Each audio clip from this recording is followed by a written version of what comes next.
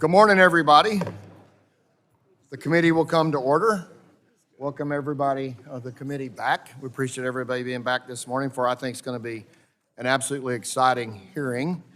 And I will recognize myself for 5 minutes for an opening statement. And I want to thank our witnesses for being here and traveling long distance to be here. This kind of came from Library of Congress, this hearing, from a presentation that Dr. Schmidt put on his book Genesis that he wrote with Henry Kissinger's last book. And I walked away thinking we needed to have the entire Congress hear your presentation. And so we're doing it with the entire Energy and Commerce Committee because I think an author always wants to know, when they write a book, will somebody read my book? And then if they read the book, then will it have an impact? Well, today, you and all the witnesses are before the full Energy and Commerce Committee, and our dear colleague and the dear husband of our colleague, Debbie Dingell, used to say that if it's moving, it's energy. If it stops, it's commerce. Something to that effect. So we have a lot of jurisdiction. I say it takes energy to move commerce. I can't improve on Chairman Dingell, but that's my version of it. And so we're having a full hearing. We typically do this in subcommittee, but this touches all jurisdictions, and I think everybody needs to hear it. If you think about, it's going to take enormous energy to beat China to AI. In doing that, we have to protect the environment. Our telecom and privacy through our commerce and telecom committees will be dealing with this. And AI has particularly healthcare applications. So it touches all of our jurisdiction. And Dr. Schmidt, when I walked away from the Library of Congress and I read your book, it gave me a sense of mission. And the mission, that a direction I want to take this committee in the time that I'm chairman. And to sum up what you said, it's the U.S. versus China, and who will win the war for AI. And it essentially, I walked away, this is as important as the dollar being the reserve currency in the world. It's that important, and that's what's before us. And what I hear from people in this space is that we have the brain power and we have the capital. What we need is the energy and the correct regulatory framework.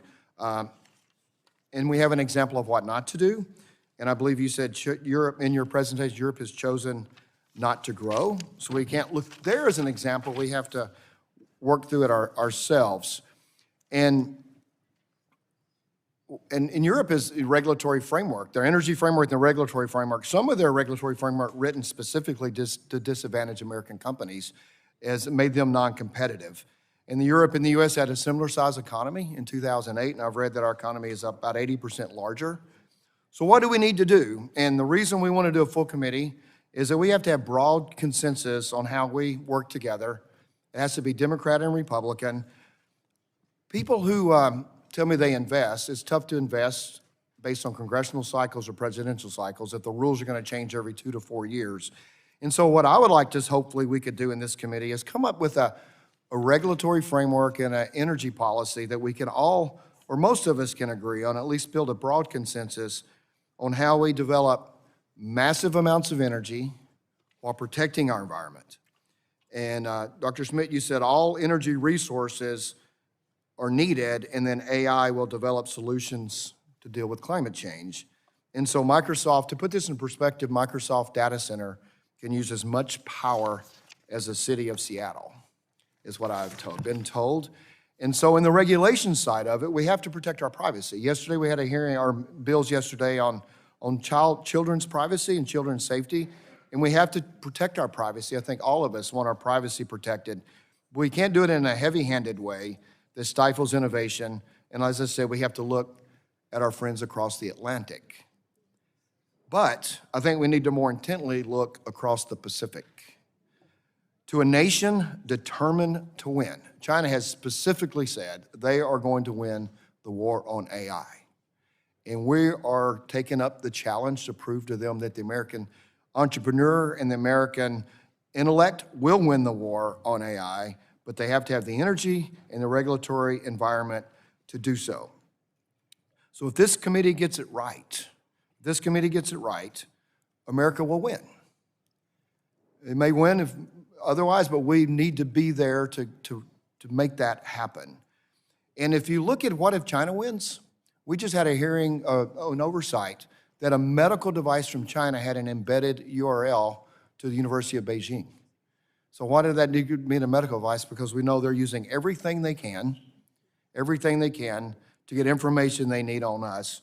So we must win, we will win, and for the sake of the world, we have to win. And I am determined through this hearing to the beginning that all of us will work together because all of us are dedicated to winning. And I will yield back and recognize the ranking member for 5 minutes for an opening statement. Thank you, Mr. Chairman. Under normal circumstances, today's hearing would be a bipartisan conversation on ensuring America continues to lead the race on artificial intelligence, or AI. However, these are not normal times. President Trump is single-handedly destroying our economy.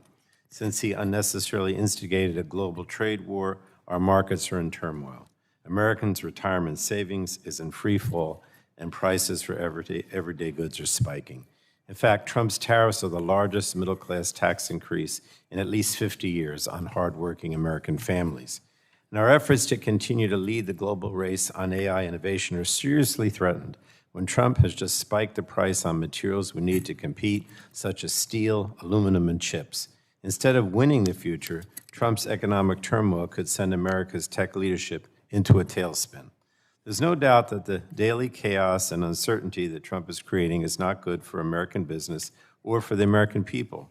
Despite the unwillingness of the president and Republicans to acknowledge any of the harm their actions are having on American families, I want to address the topic of today's hearing because it is so important.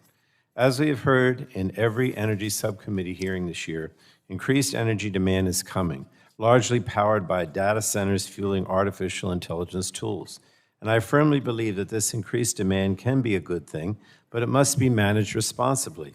We must make sure that AI-driven energy demand increases don't make electricity unaffordable or unreliable for American families. We must also make sure that consumers aren't stuck bearing the cost for infrastructure investments made necessary by private companies. And we must get a better understanding of just how much energy demand will increase in the coming years. The committee needs to be talking about all these things. But instead, this week, House Republicans are poised to vote on a budget resolution that will set the stage to repeal the energy tax credits, incentivizing well over 90% of the electricity generation poised to come onto the grid. The Trump administration and Elon Musk Doge minions are also putting together a secret list of grants and loans that they want to cancel that would modernize our electric grid and build new energy generation. Meanwhile, yesterday afternoon, Trump signed several executive orders to allow polluting coal plants to set for retirement to continue to operate, increasing prices and health risks for American families. And just last month, during a speech to the joint session of Congress, Trump threatened to repeal the Chips and Science Act, which invested $52 billion to ensure more semiconductors are produced right here in the U.S. Semiconductors are critical to the advancement of AI, but right now the overwhelming majority are produced outside the United States. And the Chips and Science Act is boosting production of chips here, and now Trump wants to repeal the law. So Republicans constantly talk about winning the AI race, but the actions they're taking make it appear as if they're purposely trying to lose that race to China. And we should also discuss the tremendous effects AI will have on our everyday lives. We've seen an explosion of AI systems and tools that have been trained on massive amounts of Americans' personal information without our knowledge and consent. Right now, sufficient guardrails do not exist to protect Americans and our data from harmful AI systems that violate our privacy, provide false information, or make unjustifiable discriminatory decisions. Because many of these systems are trained on massive amounts of data that big tech has collected on all of us. The lack of nationwide protections around what data companies can collect, use, and sell to train these AI systems should concern every American. Clearly defined privacy and data security rules are critical to protect consumers from existing harmful data collection practices and to safeguard them from the growing privacy threat that AI models pose. So I strongly believe that the bedrock of any AI regulation must be privacy legislation built on the principle of limiting the amount of consumer data collected, used, and shared. It is the best way to address the aggressive and abusive data collection practices of big tech and data brokers, ensure our children's sensitive information is protected online, and put consumers back in control of their data. So I look forward to hearing from today's witnesses and intend to continue to focus on developing policies that harness the transformation power of AI while safeguarding the rights and well-being of all Americans. And with that, I yield back. Thank you, Mr. Chairman. Thank you. The gentleman yields back, and we now conclude with member opening statements. The chair would like to remind members that pursuant to the committee rules, all members' opening statements will be made part of the record. I'd also remind members that once we get to the 5-minute questioning, we will have to strictly enforce that. We have time constraints with some of our witnesses, and I want everybody to have the chance to ask their questions. I would like to thank the witnesses for being here today. And you're taking time to testify before this committee. It's greatly appreciated. You will have the opportunity to give an opening statement, followed by a round of questions from members. And our witness, I'll read the witnesses and I'll call on you individually to read for your opening statement. So first we have Dr. Eric Schmidt, Chair of the Special Competitive Studies Project. Dr. Schmidt previously served as the Chief Executive Officer and Chairman of Google. In addition to serving as Executive Chairman and Technical Advisor, his time at Google would turn the company into the global tech giant we know it today. In 2021, he founded the nonpartisan Special Competitive Studies Project to strengthen America's long-term competitiveness regarding AI and America's future, and also the author, as we said, and a Library of Congress spokesman of the book Genesis he wrote with Dr. Kissinger. So thank you for being here. Dr. Manish Bhatia, Mr. Manish Bhatia, Executive Vice President of Global Operations with Micron Technology. Mr. Bhatia has been with Micron since 2017 and has 25 years of engineering and operations experience. He has previously held positions at Western Digital Corporation, SanDisk Corporation, and Matrix Semiconductor, to name just a few. The Honorable David Turk, visiting fellow with the Center on Global Energy Policy at Columbia University School of International and Public Affairs. Mr. Turk served as the Deputy Secretary of the U.S. Department of Energy during the Biden administration. Before his time as Deputy Secretary, Mr. Turk spent several years at the International Energy Agency. Thank you for being here as well. And Mr. Alexandr Wang, the founder and Chief Executive Officer of Scale AI. Mr. Wang founded Scale AI as a 19-year-old student at MIT, focusing on the concept of humanity-first artificial intelligence. Currently, Scale AI has a team of over 900 and is valued at nearly $14 billion. At 24, he is the youngest self-made billionaire in the world. So I thank you all for being here today, and I will call on each of you, and I'll begin with Dr. Schmidt. You have 5 minutes for your opening statement. Thank you. And you'll see, before you get started, you'll have a green light, and when it gets to 4 minutes, I think a light turns yellow, so it'll kind of give you a warning in front of you. You have a minute, and when it turns red, it'll be wrap it up so we can make sure we get all our questions in. So Dr. Schmidt, your 5 minutes, you're recognized. Thank you, Mr. Chairman, and thank you, Ranking Member. Thank you all for being here. This is incredibly important. I'm here to tell you that I honestly believe that the AI revolution is underhyped, and here's why. The arrival of this new intelligence will profoundly change our country and the world in ways we cannot fully understand. And none of us, including myself and frankly anyone in this room, is prepared for the implications of this. What's happening at the moment in our industry is that we're very, very quickly, for example, developing AI programmers, and these AI programmers will replace traditional software programmers. We're building in the next year AI mathematicians that are as good as the top-level graduate students in math. This is happening very quickly. You can look at this in a number of the products. Today, you think of AI as ChatGPT, but what it really is a reasoning and planning system that we've never seen before. The implication of this is profound. In terms of the way the algorithms work, they're going to need a lot more computation than we've ever had. They're going to need a lot more energy, and I'll talk about that. What does the industry need? We need high skills immigration. We talk to you about this every day. Light touch regulation around cyber and bio threats. We can talk about that. And most importantly, we need the energy. And the numbers are profound. What we need from you, if I may say that directly, is we need energy in all forms. Renewable, non-renewable, whatever. It needs to be there, and it needs to be quickly. I and others are investing in things like fusion, which are incredible, but they're not going to arrive soon enough for the need. And I'll frame this at the end by my comments about China. So people are planning 10 gigawatt data centers. Now, just to do the translation, an average nuclear power plant in the United States is 1 gigawatt. How many nuclear power plants can we make in 1 year where we're planning this 10 gigawatt data center? Gives you a sense of how big this crisis is. Many people think that the demand of energy part that our industry takes will go from 3% to 99% of total generation. One of the estimates that I think is most likely is that data centers will require an additional 29 gigawatts of power by 2027 and 67 more gigawatts by 2030. Gives you a sense of the scale that we're talking. These things are industrial at a scale I have never seen in my life. In the terms of energy planning, the current model is mostly natural gas, peaker plants, plus renewables, and that's probably going to be the path we're going to have to follow, right, to get there, and for all the reasons that you can imagine. We have a bunch of regulatory issues around fixing the energy grid. It takes, on average, 18 years to get the power transmissions and so forth to put these things in place. We need to find federal ways to preempt that and make it happen faster in order to deal with the needs. Many of these data centers, by the way, are in the heartland. They have a huge economic impact positively on areas that typically do not have the kind of growth that they would like. Now, why is this all important? When you build these systems, you have intelligence in the computer and then eventually human-level intelligence. Some people think it's within 3 to 4 years. Then after that, you have something called superintelligence. And superintelligence is the intelligence that's higher than of humans.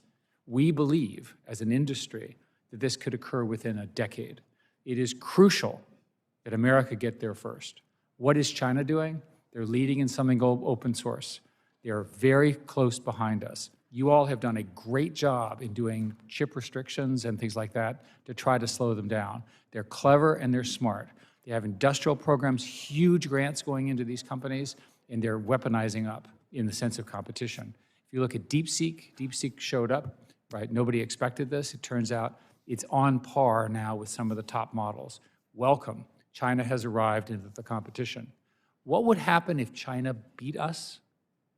Let's think about it. The path to intelligence, that's superhuman intelligence, think of the national security implications of that competition. This is why I believe, and I'll say directly to you, that although everyone is concerned about Taiwan, I'm much more concerned about this. Because if they come to superintelligence, the strong form of intelligence first, it changes the balance of power globally in ways that we have no way of understanding, predicting, or dealing with. Thank you, Mr. Chairman. Thank you. Thank you for that sober assessment. That's why we wanted to have this hearing. We appreciate that very much. Now we'll recognize Mr. Bhatia. You have your 5 minutes for your opening statement. Thank you, Mr. Chairman, Ranking Member Pallone, and members of the committee. My name is Manish Bhatia, and I serve as Executive Vice President of Global Operations at Micron. Micron was founded in 1978 in Boise, Idaho, and over the last several decades has become one of the world's most innovative companies, with more than 58,000 US patents granted. And Micron is America's only manufacturer of memory chips and the only US semiconductor company with worldwide technology leadership today. Micron is truly a national treasure. Micron has become fundamental to America's economic competitiveness because our fabs manufacture the world's most advanced memory chips and are at the heart of the AI revolution. For each AI chip that NVIDIA sells, there are 96 high-bandwidth memory chips integrated with it. Without our chips, there simply is no AI. Micron is the only company planning to invest more than $100 billion over the next 20 years to build leading-edge memory fabs here in the United States.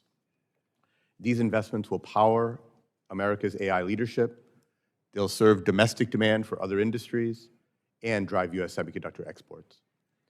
Our investments are projected to create 11,000 high-paying direct Micron jobs, 9,000 construction jobs, and ultimately, between direct and indirect, 80,000 new jobs created across our expansions planned in Idaho, New York, and Virginia. The President and Congress have made clear that the United States needs to continue to lead on AI and increase domestic manufacturing. The success of our investments will keep the US at the forefront of the AI revolution, strengthen the economy, and make America more secure. To make our historic US investments, we need reliable and affordable energy. One of the most important factors that made upstate New York and Boise, Idaho attractive for our planned investments is reliable, low-cost power. And in Virginia, where we've been operating for 2 decades, grid reliability has been critical to our operations. Each of these full-scale fabs built here will run 24/7 by 365 days a year and consume, at full build-out, about 400 megawatts of power. By 2040, we expect our U.S. energy demands to reach 2 gigawatts. This demand comes from a variety of highly complex manufacturing process steps, including using extreme ultraviolet lasers to create advanced nanoscale features on our chips. Beyond scale, we also need power to be reliable. Even fractions of a second of power loss, or even just power sag or droop, forces us to reset equipment, check for inconsistencies and deviations in the material, and ultimately can cost tens or even hundreds of millions of dollars. Reliable power is critical to our U.S. expansion. Historically, the United States has maintained low electricity prices due to the abundance of energy resources and its all-of-the-above approach, from oil and natural gas to solar and nuclear.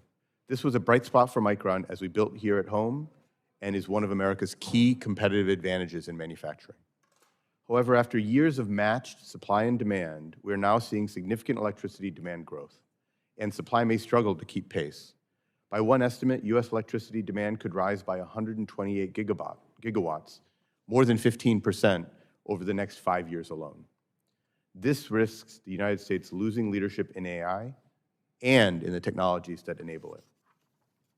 Meeting this energy demand means the federal government needs to take an all-of-the-above approach and cut through red tape to bring generating projects to life. We also need to invest in energy equipment and supply chains. When I visited the Idaho National Lab last month to discuss their cutting-edge work on advanced nuclear technologies, it became clear how much investment is needed in uranium fuel supply chains and other new technologies. Beyond generating capacity and energy supply chains, we need to ensure that U.S. transmission infrastructure is fit for the 21st century. Without new and updated transmission infrastructure, new generation won't be able to be delivered to customers like us. This is why permitting reform to accelerate transmission infrastructure is so important. Taking a step back and looking at manufacturing and AI more broadly, this also means continued investment in manufacturers that enable the AI revolution. Micron and other U.S. semiconductor companies building and operating fabs in the U.S. experience cost deltas with our Asian competitors of 35 to 45%. To ensure U.S. global competitiveness, we are calling for an extension and expansion of the expiring Semiconductor Manufacturing Investment Tax Credit. This will continue to enable the success of America's semiconductor manufacturing renaissance. Finally, to echo Chairman Guthrie's remarks, having consistent, reliable regulations, particularly in energy and permitting, allows Micron to make long-term manufacturing investments at home, so the country can lead in manufacturing and in AI. Thank you, Mr. Chairman. Thank you. Thank you for your testimony, Mr. Turk. Honorable Mr. Turk, you're recognized for your 5-minute opening statement. Chairman Guthrie, Ranking Member Pallone, and distinguished members, thank you for the opportunity to testify today. More importantly, let me thank you for this committee's concerted, sustained focus on both the opportunities and the risks surrounding artificial intelligence. As someone who spent a lot of time in windowless rooms, including given my last 4 years as Deputy Secretary of the U.S. Department of Energy, let me clearly state my bottom line up front. Housing as many AI data centers as possible, especially cutting-edge AI training models within our country, is both an economic and a national security imperative. There is no more powerful and transformational technology facing our world. I've also found that the experts who understand AI the best are the ones who most forcefully stress the need for thoughtful, effective guardrails and protections. As the title of this hearing suggests, we need to quickly and affordably convert energy into intelligence. The best numbers I've found come from Lawrence Berkeley National Lab in terms of what we need to prepare for. In 2023, data centers used 4.4% of the overall electricity in the United States. By just 2028, data centers' total usage will increase to between 6.7 to 12%. Let me share a 3-part strategy to satisfy this increasing electricity demand. First, we need to maintain the full range of tax incentives, grants, loans, and other tools in our tool belt. Now is exactly the wrong time to make it more expensive to bring online new electrons. Getting rid of just the technology-neutral production and investment tax credits, 45Y and 48E, will substantially raise the costs and delay our ability to power AI. A repeal of just these tech-neutral tax credits would also increase prices on average U.S. households between $140 to $220 each and every year. Grants and loans, including from the bipartisan infrastructure law, are also vital. Utility CEOs, developers, rural electric cooperatives are all urging Congress to retain these important tax grant and loan tools. Let us also remember that, among others, the Independent Energy Information Administration predicts that a full 93% of additional capacity added to our grids in 2025 will be with renewables and storage. Finally, uncertainty, whether caused by deliberations in Congress or President Trump's tariff policy, will also chill needed near-term investment to power AI. Second, we need to redouble all our efforts to more quickly permit new power generation and new transmission in our country without sacrificing important protections. Recent bipartisan efforts, such as the Barrasso-Manchin Energy Permitting Reform Act, provide a promising foundation for further progress. And third, we should more fully leverage public-private partnerships, including with strategic use of federal land for cutting-edge AI, something advanced by both the Biden and the Trump administrations. Ensuring cutting-edge AI data centers remain in the United States also gives our democracy a fighting chance to provide effective and efficient guardrails on AI technology. Companies by themselves simply do not have all the requisite expertise, nor do they have a perspective that takes into account all relevant considerations. We need to fully leverage our biological, chemical, and nuclear government experts to help companies red team new models to ensure they don't inadvertently empower terrorists and rogue states. We've made some progress, including voluntary cooperation with companies, but we must do more, and we must make this a requirement.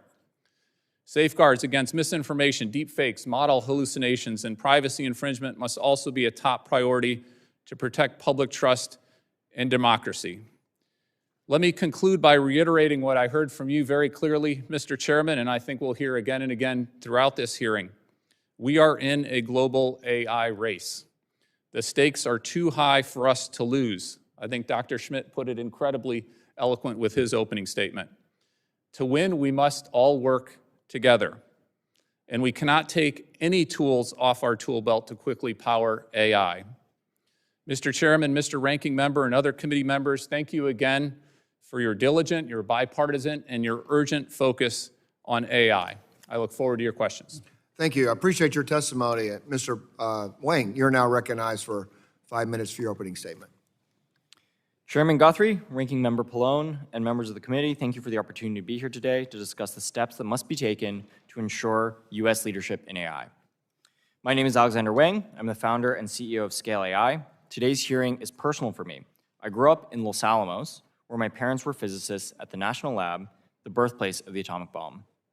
They taught me that America's leadership in science and technology is vital to our national security and global strength. At MIT, I learned that progress in AI depends on 3 key elements: data, compute, and algorithms. While most of my classmates pursued expertise in compute and algorithms, few were focused on the data challenge. That inspired me to start Scale. We deliver expert-level data and offer technology solutions to leading AI labs, multinational enterprises, and the US government and our allies. At Scale, we keep humans at the center of everything we do because AI should always work for us, not the other way around. Over the past decade, it's become clear that the United States faces intense global competition in determining how AI should evolve and who should lead. In 2018, the Chinese Communist Party's AI master plan started taking shape. They were already developing advanced AI capabilities and using that technology to surveil and suppress their people. Fast forward to today, their plan is more sophisticated and expansive. It includes 4 key areas of focus. First, the CCP is taking a whole-of-country approach, having recently launched their AI Plus initiative. Second, the CCP is out-investing us in data, spending billions on AI-ready data and unlocking vast public datasets to fuel AI systems. Third, they're finding ways to catch up on compute and building out their physical infrastructure. And lastly, they're developing leading AI models and exporting them to the world. But we are not here today to just talk about what China is doing, but to identify how the US can lead. Given how close the competition is across all foundational elements, the policies this Congress promotes could determine the outcome. Global AI dominance is not about trying to level the playing field by mimicking China's authoritarian way of government and AI adoption. Instead, the United States must chart our own course, one that is anchored in American values. This is vital to our long-term national security. This requires decisive action by the United States across 4 main themes: dominate, unleash, innovate, and promote. To dominate, we need to win on data. The US government is one of the largest producers of data in the world, but currently, most of that data is unavailable to advance American AI leadership. There are 3 immediate actions that would move us forward towards data dominance. First, establish a national AI data reserve. This resource should serve as a centralized hub for the government's AI work, housing relevant government data and allowing it to be easily shared between agencies and enabling widespread AI adoption. Second, make all government data AI ready and stand up AI data infrastructure to enable scaled implementation. And third, Congress should invest to position data dominance as a national priority. The next theme is unleash, meaning we must unleash AI technology and establish an agentic government. An agentic government is one that uses AI under human supervision to enhance its operations. For example, federal agencies could leverage AI to streamline veteran healthcare paperwork, improve fraud detection at the IRS, and boost efficiency and information sharing across agencies. This will improve the lives of public employees and the American people. Congress should require each agency to set up at least one flagship agentic government program. Next, we must maximize the ability of companies to innovate. I believe the right regulatory framework is one that allows for innovation while still creating proper guardrails. Congress should take 3 actions. First, confirm a use case-based regulatory framework and conduct an analysis to address regulatory gaps. Second, establish one single federal AI governance standard to avoid patchwork legislation at the state level. And third, implement policies that enable American workers to become the AI workforce of the future. These policies would provide the skills necessary to train, fine-tune, and evaluate AI systems. The final theme is promote, meaning we need to promote US technology globally. Countries around the world, what I call AI geopolitical swing states, will soon be forced to choose between Western or CCP-controlled technology. To help make sure they choose Western technology, Congress and the administration should empower NIST to complete all relevant measurement science for AI and export it to the world through the global network of AI safety institutes. America led the Industrial Revolution, the space race, the internet age. AI is the next frontier, and with your assistance, I'm confident we will lead again. Thank you for the opportunity to be here today, and I look forward to your questions. Thank you. Thank you for your testimony as well. We will now begin questioning, and I'll recognize myself for 5 minutes for questions. So, Dr. Schmidt, you talked about we need all available sources of energy, and I think you said in the Library of Congress and use AI to solve climate change. If we're going to try to build a broad coalition, we can't just go for energy without dealing with climate, and we can't just do climate and not have energy, because the wind, solar, and batteries are important. They won't supply the energy that we need. So what do you mean by all sources of energy, and how do you think that we can solve climate through AI? Thank you, Mr. Chairman. As we discussed, the needs of our industry are so great that we cannot cut down any of the sources of energy right now. Why does this make sense, knowing that climate change is real and knowing that it's a problem? Is that the intelligence revolution, the ability to do planning and discovery, will allow us as Americans to develop new materials, new energy sources, and so forth because of the AI data centers. So our core argument is invest in the way we can now, because the future will be so much cleaner and so much more efficient as a result of these algorithms. Thank you for that. And also, you said in the Library of Congress that Europe has chosen not to grow. As we look to our competitor across the Pacific, I mentioned we look over to the Atlantic. What lessons learned do you think we need to look, as we say, a lot of times people look at Europe and want to see what they're doing and copy it. What should we not do that Europe has done? Europe is a wonderful place to visit, but it's not growing. It has great human values, but it's not growing. As a result, everyone is unhappy. The standard of living between the United States and Europe has now diverged. The US lives much better than Europeans, which is annoying to my European friends. There are so many reasons why economic growth is important. Growth solves every problem in a democracy. Well, thanks. So we were talking about that. So what kind of things have your decisions European leaders have made that we need to avoid? Well, the primary issue is overregulation. We have a similar problem in America in that the overlapping set of local, federal, state rules, which were done with good intentions, have the property that they're slowing things down. Our competitor, China, is not a democracy, it's an autocracy, whatever you want to call it, and they just decide. In this fight, as I said before, if they get there first, we will be very upset. All of us will be alive when this occurs. Every one of you will see it. Imagine a situation where attacks that we cannot even imagine are unleashed by China in an adversarial thing. We have no concept of having a super intelligent opponent where we're not as intelligent as they are. Good, thanks. So in your article I have here on the Atlantic, or the Foreign Affairs, you wrote, essentially, technological advances in the next 5 to 10 years will determine the country gains the upper hand.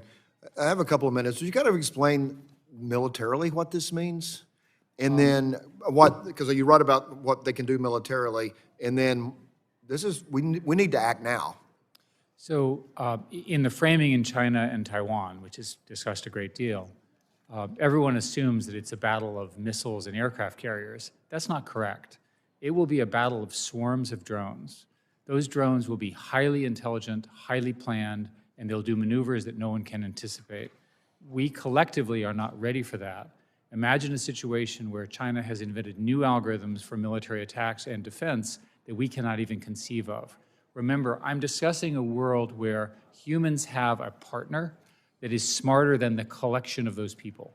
As I said, this will happen in our lifetimes, and it's important that we get there first. If you take a look at Ukraine, Russia right now, you see the future of war. I'm assuming, by the way, that China would start by cyber attacks and so forth. There's evidence that these new systems will be able to come up with zero-day exploits that we cannot foresee. A zero-day exploit is something we've never seen before and we can't anticipate. There's lots of people who were worried that biological attacks can be done, and there's a report from the Emerging Biothreats Commission this week with the great details, and there's a classified version that all of you should take a look at. There's plenty of evidence that these things are possible.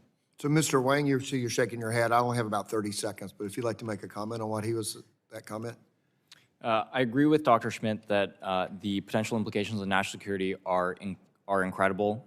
As he mentioned, I think the place we're going to see this first is in cyber. I think we're going to see agentic cyber warfare in which we will see incredibly powerful AI and large-scale data centers being utilized to hack into our systems. One of the things that we were discussing previously is how vulnerable our energy grid is. I'm at 0 on my time, and we're going to try to stick to it, so I have to hold myself to that. So I appreciate that, and we'll get more answers. I'll yield back and recognize the ranking member for 5 minutes. Thank you, Mr. Chairman. My questions are of Mr. Turk. You laid out how important it is that we keep our investment environment stable and attractive so AI, data infrastructure, and energy companies can make the large investments in America needed to build AI tools in the U.S. But unfortunately, the Trump administration is doing the opposite. Trump has frozen investments in energy infrastructure, is attacking tax credits for energy generation, and put in place tariffs that are destroying our economy. And don't just take my word for it, others are saying it too. So I'd ask unanimous consent, Mr. Chairman, to insert into the record an article from Politico entitled "Why Trump's Tariffs and Tax Policies Could Derail Efforts to Boost U.S. Power Supply." If I can give that Without to you. objection. So Thank you. So, Mr. Turk, can you talk about the harm that some of the Trump administration policies will have on our AI competitiveness? I have to tell you, I'd also like to talk about the harm that he's doing to our major universities like Columbia, but that's for another committee, so I can't issue that today. But tell us about the harm that he's doing to our AI competitiveness, if you will. Well, thanks, Ranking Member Pallone. Let me start with the tariffs, just because that's the news of the day and the week. I can't think, honestly, of a worse policy right now if you want to bring on AI power quickly in our country, power for AI in our country. Not only is it increasing costs across the board for the AI and the data centers itself, but for the power that goes into the data centers, but it's also injecting an immense amount of uncertainty. Folks who are planning data centers don't want uncertainty. They want stability of policy so they can plan going forward. So I think tariffs is absolutely the worst if you want to bring on additional data and additional energy for data centers. Secondly, the uncertainty of the incentives, the tax incentives, the grants and the loans, all that Congress has worked on in recent years, repealing that and even the uncertainty of whether provisions are going to be repealed or not is also going to have a chilling effect on the investment for this power that I think all of our panels here agrees that we need to have. We also need to be honest with ourselves. Right now, the quickest power, the most affordable power to bring onto our grids, including for data centers, is renewables and storage. 93% in 2025 will be renewables and storage. So we need to focus on a wide variety of energy sources, completely agree with folks, but if we want to put urgency to it, the last thing we need to do is repeal these tax credits, grants, loans. And then what about, I'm going to ask you to be quick, if you will, but because I have a couple questions. What about the repeal of these programs like the Inflation Reduction Act that you mentioned that was put in place by Democrats and the tax credits? How's that going to make energy more expensive for American families in an era of increased energy demand, if you would? Well, we not only have additional energy demand, electricity demand for data centers, we have it for additional manufacturing, electrification of buildings. So the demand for electricity is going up now when it's been flat for about 15, 20 years. That puts upward pressure on prices unless we have more supply coming on. And so to increase the cost of more supply, more of those electrons coming on, makes it more expensive for AI data centers, but it makes it more expensive for households. I mentioned $220 per household on average being increased with just a couple of those tax provisions being revoked. If you get rid of more tax provisions, more grants, more loans, it's just going to increase that cost for everybody. And lastly, do you agree that we need sensible guardrails to ensure that the privacy and security of Americans' personal information is not a casualty of the rapid development of these AI algorithms and leaky AI tools, if you will? Well, I absolutely agree. And certainly private companies, including those represented here, are going to be the ones who do this cutting-edge AI and bringing all these tools to help humanity. But they have a profit motive. They're companies. They are trying to make a profit. They don't have expertise. They don't have nuclear weapons experts. They don't have biological weapons experts. We need democracy to step up. That's why I'm so happy to be in front of you all, a committee that's taking this seriously, to have hearing after hearing and really looking to have that kind of sensible, thoughtful regulation, that balance that the chairman talks about. Well, thank you. And I have to say, again, I don't want to talk about Columbia and universities today because it's not in our jurisdiction, but I have to say that, cutting all these research money from major universities, trying to get rid of, today he announced, or yesterday, that he was denying all the visas for foreign students at Rutgers University in my district. I mean, I see that we're not going to have, our universities aren't going to be able to do the work that's necessary to actually keep up competitively with China. And it's just really sad. But thank you. I yield back, Mr. Chair. Thank the gentleman. Yields back, and the chair recognizes Mr. Latta for 5 minutes for questions. Well, thanks very much, Mr. Chairman. Thanks for our witnesses for being here. This is extremely important. And just a few weeks ago, the head of NVIDIA said, and I'll paraphrase, in order for us to keep the model responsive, we now have to compute 10 times faster. The amount of computation we have to do is 100 times more easily. Another report had come out saying that in 2024, that said that China is looking at about a 94.5% or 94.5% gigawatts new power coming from cogeneration. And so what we're seeing is, across everything we've been talking about in this committee for quite a while, is that we're going to have more power. And Dr. Schmidt, if I could start with you. You said something very interesting, something that's been brought up in this committee for a good number of years about light touch regulation. And I've heard it from the Internet of Things, that you named what we touch in this committee. But could you just talk a little bit about, when you talk about the light touch, what we have to be doing to make sure we stay competitive? The first thing the government needs to do is to make sure the government understands at the secret and top secret level what China is actually doing.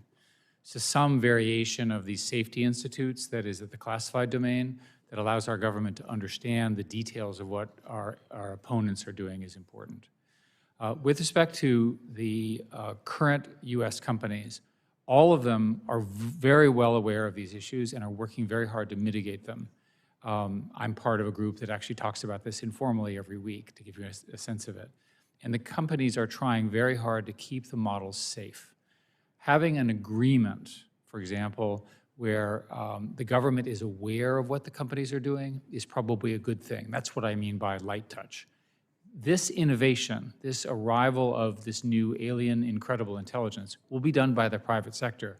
I want our US government to understand in detail its consequences and help us be successful as a nation. Let me follow up, because also you talked about, we need energy in all forms. A couple of weeks ago in our subcommittee on energy, we had the RTOs and the ISOs here in this country, about 7 different ones. They all said this exact same thing. We have to have more power, and we shouldn't be taking generation offline. Do you agree with that statement from all those companies? Well, or all of the ISOs and RTOs? I don't understand the structure of that part of the industry as well as you do, sir. From my perspective, the single most important thing to do is to have an all-energy strategy.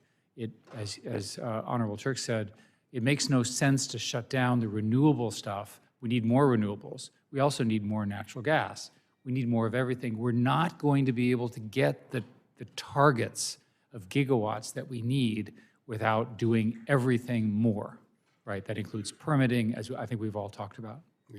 Thank you. Mr. Bhatia, you mentioned that we need reliable power, and really we can't have disruptions out there in it. And, one of the issues, again, is we've got to make sure, again, with what the RTOs and the ISOs are all saying, is we've got to have this power. Do you see us meeting that power need in the very near future? Because, again, when you're talking about, we have to have permitting reform, what's going on in this country? I think that we are behind. I think that we need to think long-term, but act now. For semiconductor manufacturing, power is essential. It's one of the highest input values, and it has incredible impact on the stability of the power, the reliability of the power has incredible impact on our ability to run efficient operations and to not have disturbances. I mentioned in my prepared testimony that even a fraction of a second of power droop, not even loss, not even a second, fraction of a second of power droop can have tens of millions to hundreds of millions of dollars of impact in our fabs. So we absolutely need to make sure that we have more power, that power transmission lines are built for the 21st century. And in fact, everywhere where we operate our fabs, power reliability is absolutely at the very top of our list, and we do site selection. Well, in my last 37 seconds, because you also mentioned we need to cut through that red tape, how would you recommend to this committee that we cut through that red tape? I think one of the ways is making sure that we reduce the duplicative regulations that are in place between federal and state. In one of our projects in New York right now, we have to do similar filings at both the federal and state level, even though the state level regulatory requirements match the federal ones. And so that just extends the timeline, creates more effort, and creates delays. And I think the same thing can be true for many, many different energy projects and transmission projects around the country. Well, thank you, Mr. Chairman. My time has expired right on the button, and I will also submit my other questions to the witnesses. Thank you. The gentleman yields back, and the chair recognizes the gentlelady from Colorado, Ms. DeGette, for 5 minutes. Thank you so much, Mr. Chairman. And my questions follow very closely on what Mr. Latta was just talking about. I want to thank you for having this hearing. We had a hearing in the Energy Subcommittee in 2023 about AI and energy, and many people hadn't even been thinking about the tremendous use of energy by AI up until that time. I think that this issue is a really ripe issue for bipartisan solutions. However, I'm concerned sometimes when we talk about cutting red tape or eliminating these proposals, sometimes that's a code word for partisanship. But we have had, as several people have pointed out, we've had bipartisan suggestions. Mr. Peters from this committee has worked on some with people from your side of the aisle. They've had them in the Senate. So, you know, if we try to, if the Republicans on this committee try to go this alone, then I think this is going to run into trouble. But I think there's tremendous potential for us to work on this in a bipartisan way. I want to talk about an issue, though, that Mr. Pallone raised, which is, and also Mr. Turk raised, which is really a concerning issue of today, and that's these tariffs. All of the witnesses here today can stipulate that we're going to need a large increase in all types of energy to not just deal with current demands of consumers, but AI. Does anybody disagree with that? Well, no one disagrees with it. So, Mr. Turk, so if we're going to build more transmission infrastructure, we're going to have raw materials like steel and aluminum. Is that correct? Yes. And if these tariffs actually go into effect, which it seems like it might, won't those raw materials needed to add transmission capacity be more expensive? Yes. And Mr. Bhatia, just yesterday, in fact, Micron announced that they're going to have price increases on some products today, starting today, due to President Trump's tariffs. Isn't that correct? Memory market is No, determined I by mean, many didn't you different announce factors. yesterday that Micron is going to impose tariff-related surcharges on some products from April 9th? The tariffs are an evolving situation, and we are communicating Okay, with our customers. well, Mr. Chairman, I ask unanimous consent to put into the record a Reuters article which says, quote, Micron to impose tariff-related surcharge on some products from April 9th. And without objection, so ordered. Thank you. Now,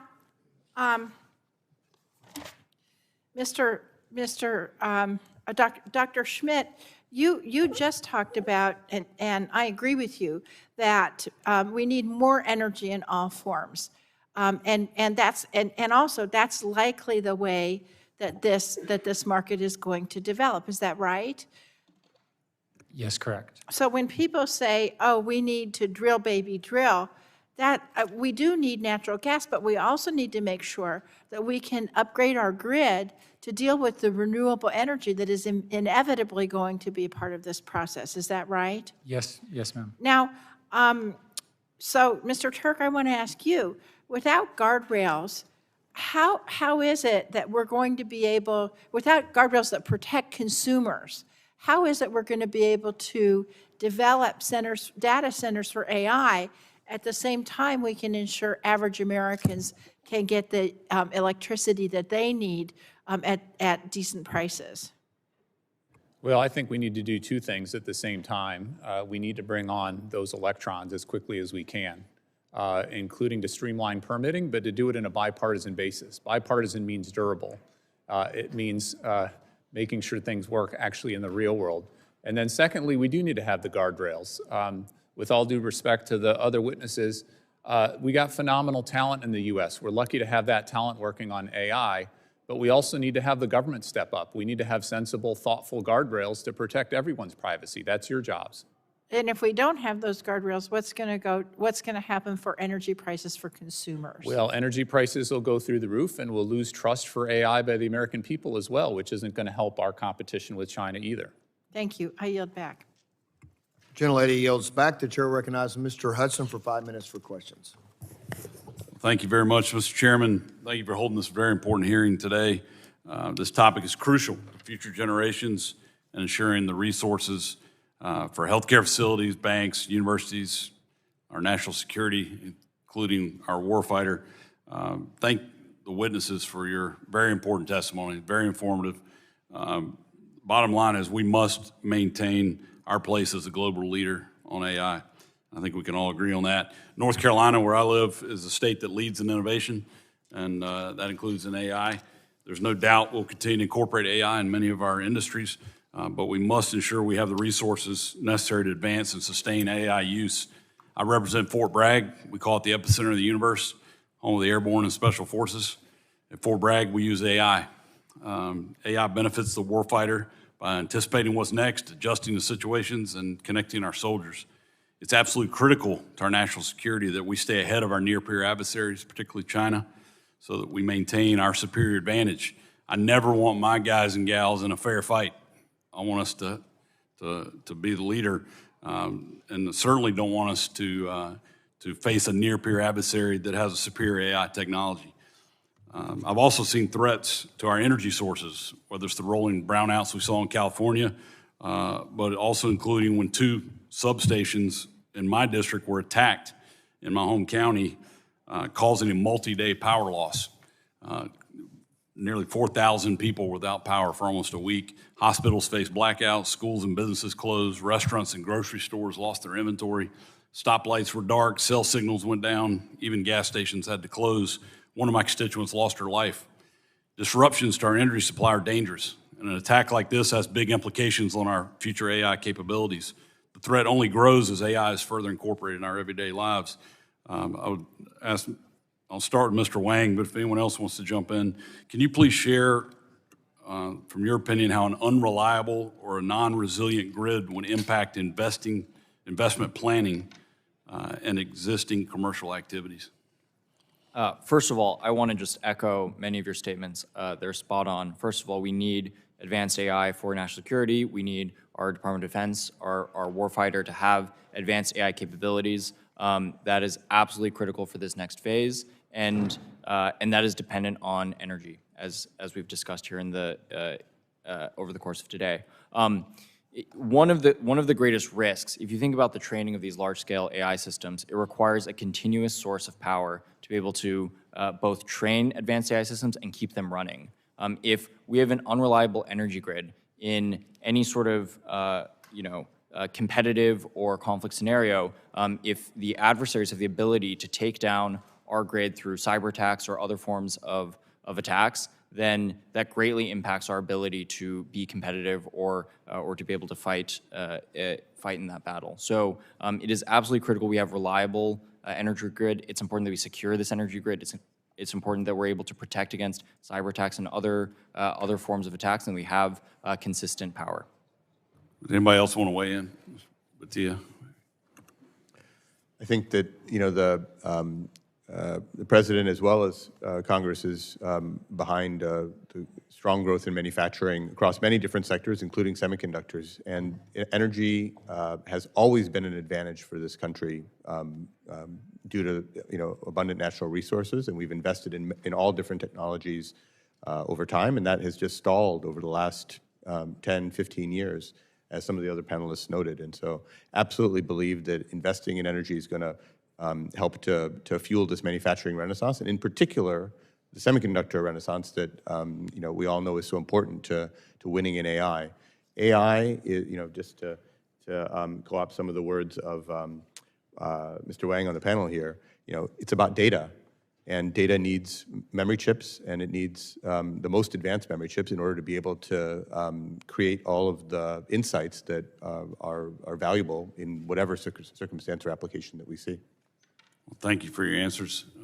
Mr. Turk. Just Congressman, if I could just say a word on grid, and I'm just so pleased you mentioned the grid. It's just such a fundamental backbone of all our infrastructure for military bases, but for everybody else in industry. This is where I think it's so important to have all the tools in the tool belt. You all provided, through the bipartisan infrastructure legislation, $10.5 billion to improve our grid through a program called the GRIP program. We have $23 billion in our loan program right now, with a whole bunch more in the pipeline to help utilities to strengthen the grid going forward. That's what I'm talking about, keeping all these tools in the tool belt. Thanks. Appreciate that. Mr. Chairman, my time has expired, so I will yield back, but thank you to the witnesses for those answers. Thank you. The gentleman yields back. Chair recognizes Ms. Zukowski for 5 minutes for questions. Thank you so much. Mr. Perk, did I do that wrong? No, okay. I have questions for you. Some go way back. We're talking about AI today, but I have to tell you that I and Gus Bilirakis on the Republican side have been working on the issue of privacy for a very, very long time.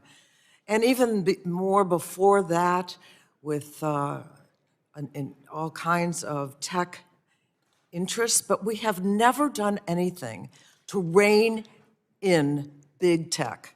Nothing whatsoever. So we see families that have to give all kinds of information, which they do, all kinds of, I think, risks that go on. So, of course, we're talking about AI, but in the meantime, we have seen tech leaders apologize to consumers. Oh, we didn't mean to put children at risk. We didn't mean to do this or that, and yet we have done nothing at all. So what it seems to me is now we're talking about AI, and you talk about risk. You use that word, risk. So do we have to go back further, or if you want to just talk about risk with AI, what exactly are we talking about? You mentioned that in your written statement, but I'd like to know who, and we can start with how, do we address the issue of risk, but who should be addressing the issue of risk? Well, thank you, Congresswoman, for that question, and thank you for your focus on these issues for years and years. Your leadership has just been tremendous. I completely agree with something Dr. Schmidt said at the beginning in his opening statement about AI being underhyped, if anything. This is an incredibly powerful technology. What that means to me is, and I've had the chance to work with a lot of our experts in the government, and we need to make sure that we keep those experts in the government. We need more AI experts in the government, not letting AI experts leave, which gives me concern with some of the firings and some of the other things that this administration, the Trump administration, is doing. But powerful technologies can not only be used for good, powerful technologies, especially in terrorist hands and rogue states' hands and other hands, once you get these models out there, it's incredibly difficult to bring them back in. So I'll give you a specific example of a risk. And I know this is an unclassified setting, so I'll just talk a bit in generalities.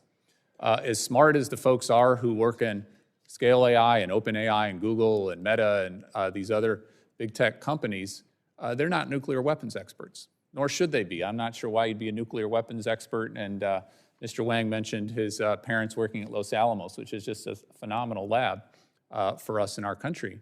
We need to make sure that before a model goes out there in the public, that there's some red teaming, there's some vetting by nuclear weapons experts to know what to look for, to make sure that terrorists can't take these models and help them develop nuclear weapons or biological weapons or chemical weapons. That's where I think just as you suggest, it's who and how. The private sector will need to lead. They have an incentive to make sure that their models are safe, but they don't have all the expertise they need to red team and make sure that those models are safe. I would prefer that not to just be a voluntary kind of understanding. I think it should be a requirement that before models come out, there needs to be some vetting. Now, that has to be done efficiently. It has to have the right balance that the chairman's talking about to make sure that the broad expertise that we have, the nuclear weapons experts, the chem weapons experts, are poking and prodding and making sure that these models aren't going to cause us harm. So that's one particular example. The other one that you mentioned, which I think is incredibly important as well, is privacy and making sure that information is not sucked up inappropriately to go into these AI models in the first place, and that these models aren't going to infringe on the privacy. I absolutely think consumers, citizens, Americans should control their information, and we should have guardrails, we should have regulations in place to ensure that that's the case. Again, this should be thoughtful, this should be efficient, this should be in a way that allows our companies to push the boundaries. I completely agree with everyone who's spoken that we need to win this AI race, but we need to do this thoughtfully and make sure that the democracy, the people's representatives have some say here too. So as part of the who, you're saying that the Congress of the United States should play a role. Absolutely. That's why I'm so pleased that this committee's having multiple hearings, not just one-off. Thank you. Well, thank you so much. I appreciate it. I yield back. Thank you. The gentlelady yields back. The chair recognizes Mr. Billerica for 5 minutes. Thank you, Mr. Chairman. I appreciate it. Thanks for holding the hearing. I thank the presenters. Mr. Wang, to win the race against China, American AI companies need to succeed at home and abroad. However, We've seen our largest foreign trade partners, especially the EU, enact sweeping new AI data regulations that could be used to target U.S. companies. How can we address new and emerging digital trade barriers to ensure American AI companies can outcompete their Chinese competitors, again, on an even playing field? Thank you for the question. It is certainly true that China in particular and the Chinese Communist Party has a strategy to win on data. This includes some of the things that you mentioned around, being more loose around data privacy, both domestically and internationally, as well as explicit programs that they have within their country to create tax incentives, vouchers and other forms of large-scale government programs to win on data. That's why I actually think it's critical in the United States that we focus on exporting our technology globally as well as exporting our standards globally. So one of the avenues that we have as a country to be able to do this is through NIST. As the United States, we have an opportunity to really define what are the standards for AI that will be adopted globally. And other countries are listening, and through the global network of AI safety institutes, there is a global coalition of countries who are looking to us to help define what are the standards for safety and other provisions that we will all collectively utilize to define how we govern AI in the future. So we have a golden opportunity as a country to help set the global AI standards, and we need to take that and be very thoughtful about what we present. Thank you.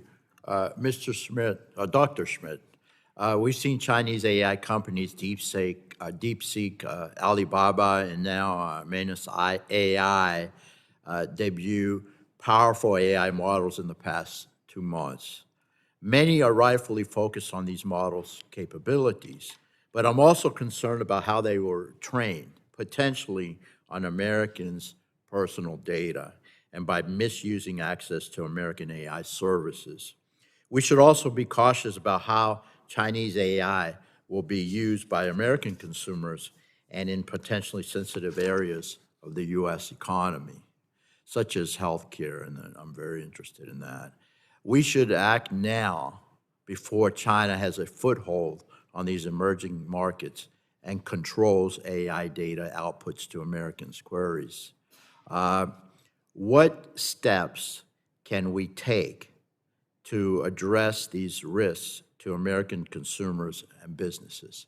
And first, I want to talk to if Dr. Schmidt can answer, and then if anyone else wants to chime in and I have some time, please don't hesitate. Not only is your question great, it's worse than you said. Sorry. The Chinese models are released in open source, which means that you can see how they work and they're easily spread and they're free. It's highly likely that the US companies will be, by the time we're done, pretty well regulated by you all because of the importance of what they're doing. This is my personal opinion. I'm not calling for it, but I think that's what's going to happen. It's very hard to regulate the open source movement coming out of China. We need to make sure we deal with that. The industry is struggling with your question because we've not figured out a way to deal with what is called distillation, where distillation is where you take one model and you ask it questions and you get the answers. And there's lots of evidence that the Chinese did exactly what you said in your question using this distillation mechanism, so we don't really know. My own view is that the best answer is more offense, not more defense, and simply invest, invest, invest to stay ahead. In order to invest, as I mentioned in my opening statement, we need high skills immigration of key people because these things are essentially math problems. We need all the energy that we discussed. I think the American innovation system, which is the combination of the government, the venture capital industry, the private sector, universities, is phenomenal. It's important we not in any way slow down the universities and AI research. We can win this. It has to be an all-country effort. My personal view is it's a national security issue for America against China. Agreed. Yeah, I don't have any more time left, so I'll yield back. Thank you, Mr. Chairman. Thank you. The gentleman yields back. The chair recognizes Ms. Matsui for 5 minutes for questions. Thank you very much, Mr. Chairman. I want to thank all the witnesses for being here today. This is a critically important issue for the future of America and really for the future of humanity at large. Now, as co-author of the original CHIPS Act, I know how critical this policy is to strengthen our national security and technological leadership. The CHIPS and Science Act is working as intended, leveraging its $50 billion of government funding to spur a nine-fold investment of $450 billion from the semiconductor industry.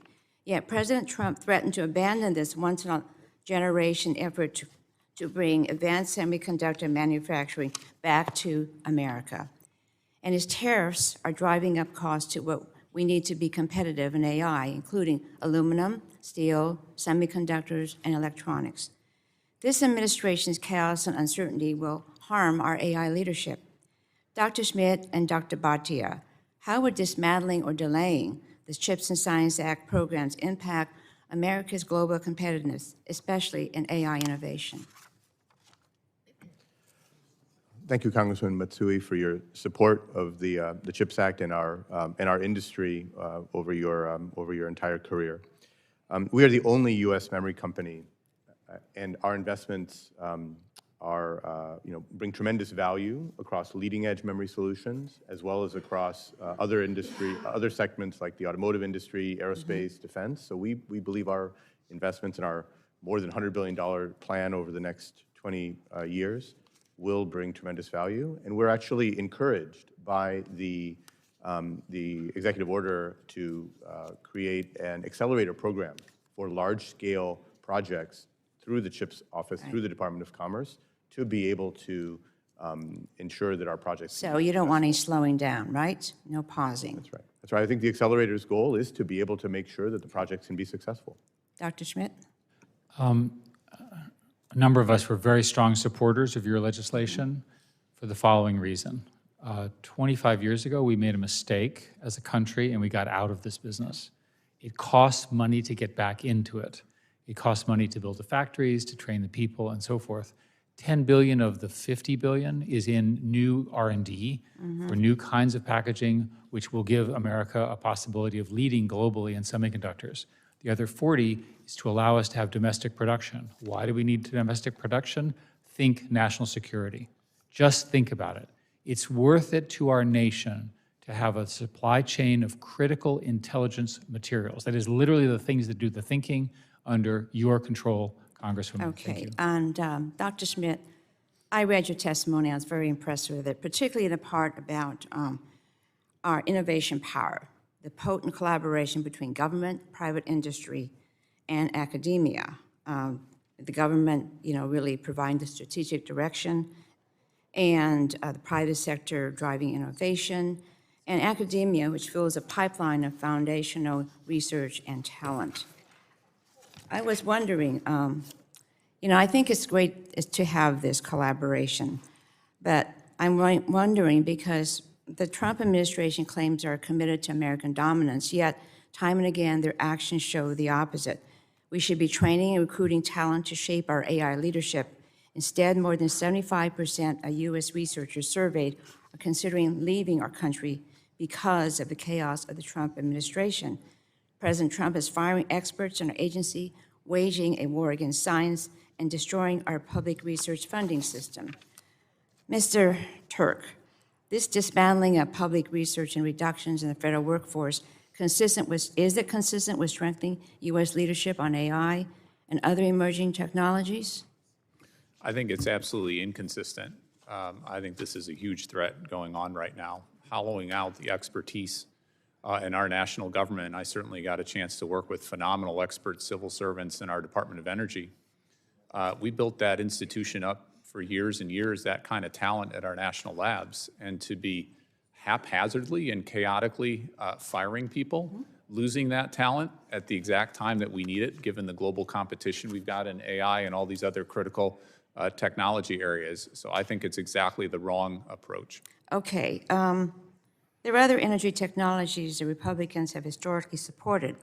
The bipartisan infrastructure law, we created the Office of Clean Energy Demonstrations to help develop advanced nuclear, hydrogen, carbon capture, and long-duration energy storage. Mr. Turk, what's happening to the Office of Clean Energy Demonstrations under President Trump? So it is one of the offices that's been decimated the worst. And you just mentioned the incredibly important areas that they're working on. Funding that's been need- provided on a bipartisan basis from Congress. time- To see yeah. that Sorry, being we're gonna have to- dismantling is just a We have to travesty. move on. My time has, I have other questions I'll submit for the record. Thank you. Thank the gentlelady yields back. The chair recognizes Mr. Palmer for 5 minutes for questions. Thank you, Mr. Chairman. Always. Dr. Schmidt, I read your book, and I have one of my favorite quotes is from Henry Kissinger. He said, "The absence of alternatives clears the mind marvelously." I say it another way, nothing brings clarity and focus quite so well as the absence of alternatives.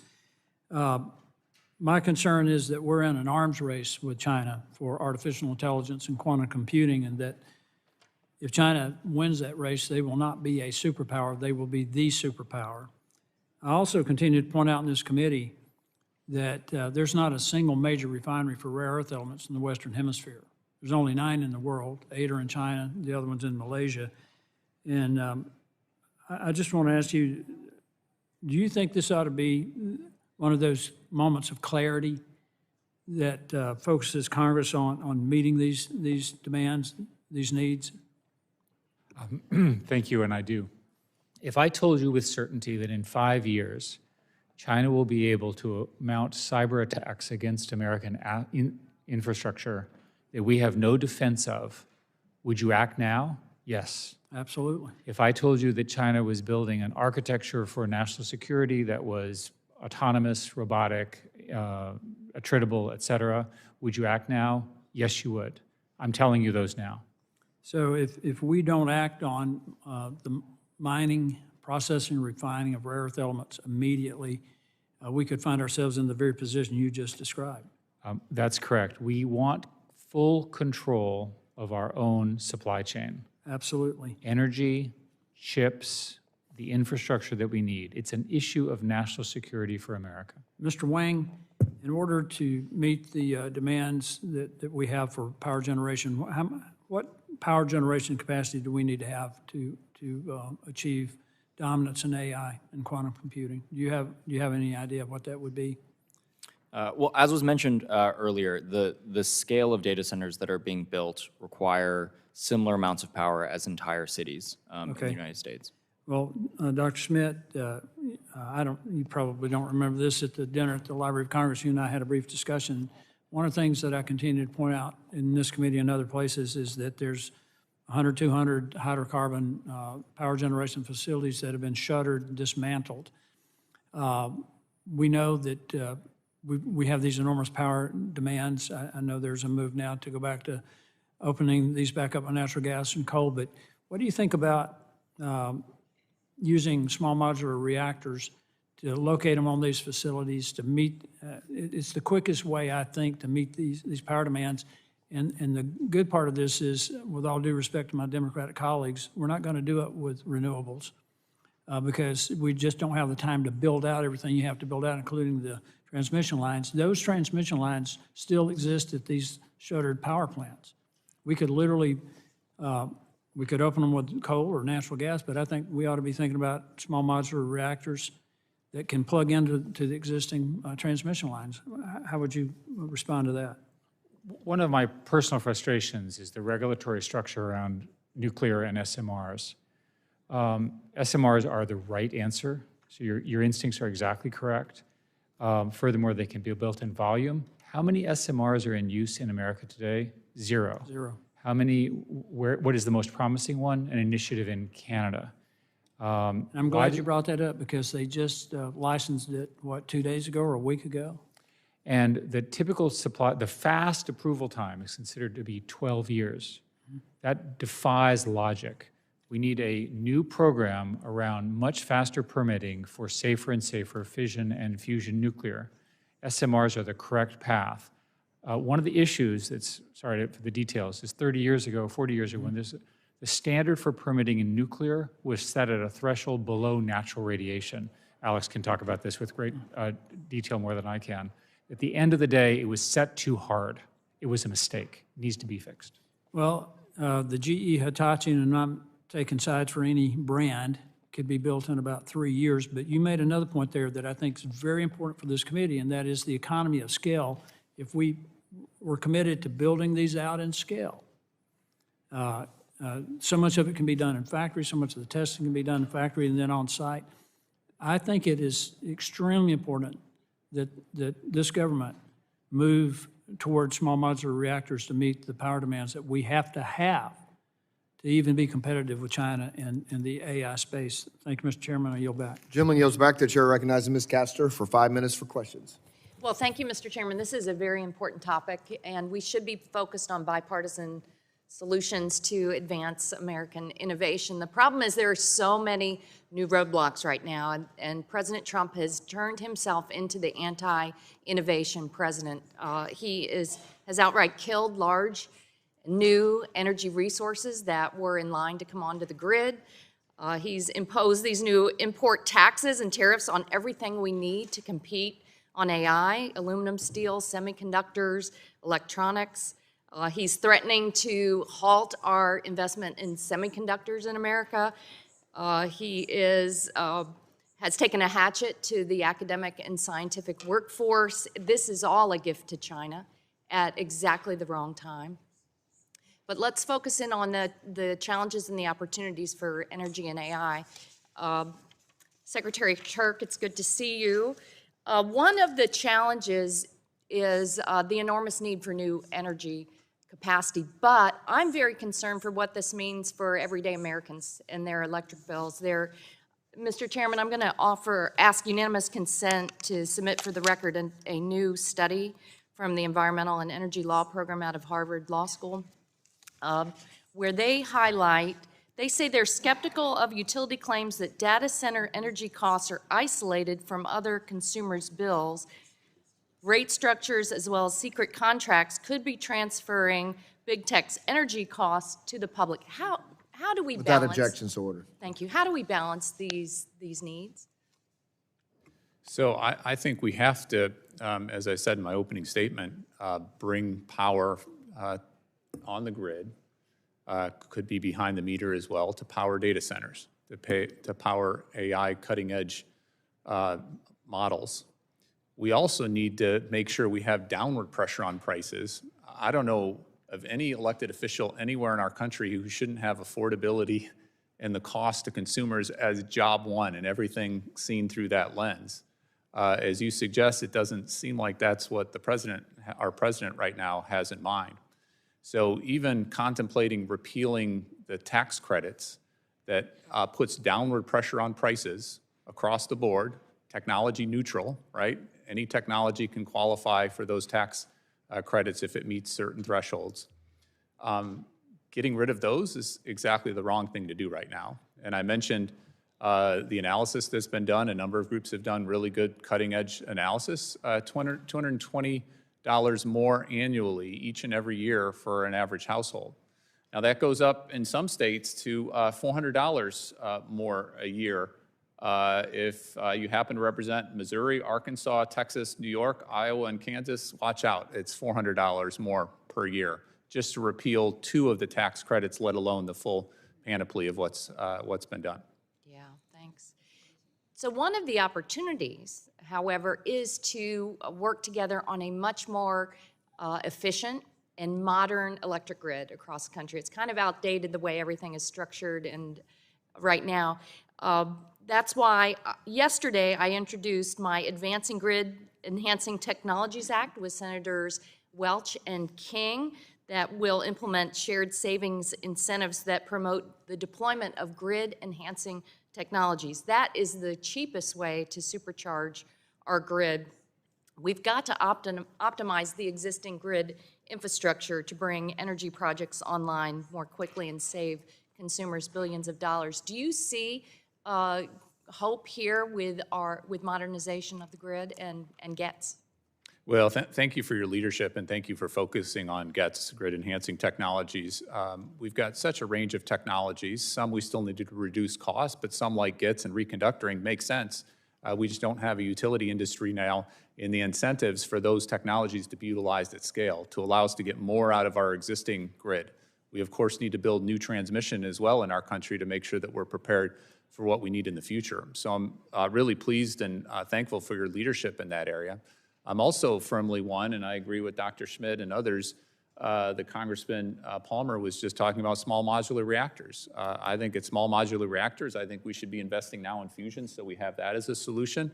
Enhanced geothermal is such a phenomenal resource in our country, taking advantage of the drilling expertise and the workers to drill 24/7 clean power, including for data centers. We should be investing even more now to try to bring that technology online very quickly.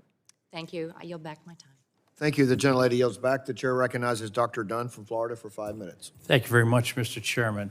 So exciting topic, from tech startups to energy, grid operators, internet service providers. Everybody is working to develop these new AI technologies, and America has always been at the forefront of technological innovation. But with AI, we're not untouchable. We have competition. We're in a race with China to lead in this field, and it's promising to have two major American companies sitting before us today, Scale AI and Micron, who are leading the way.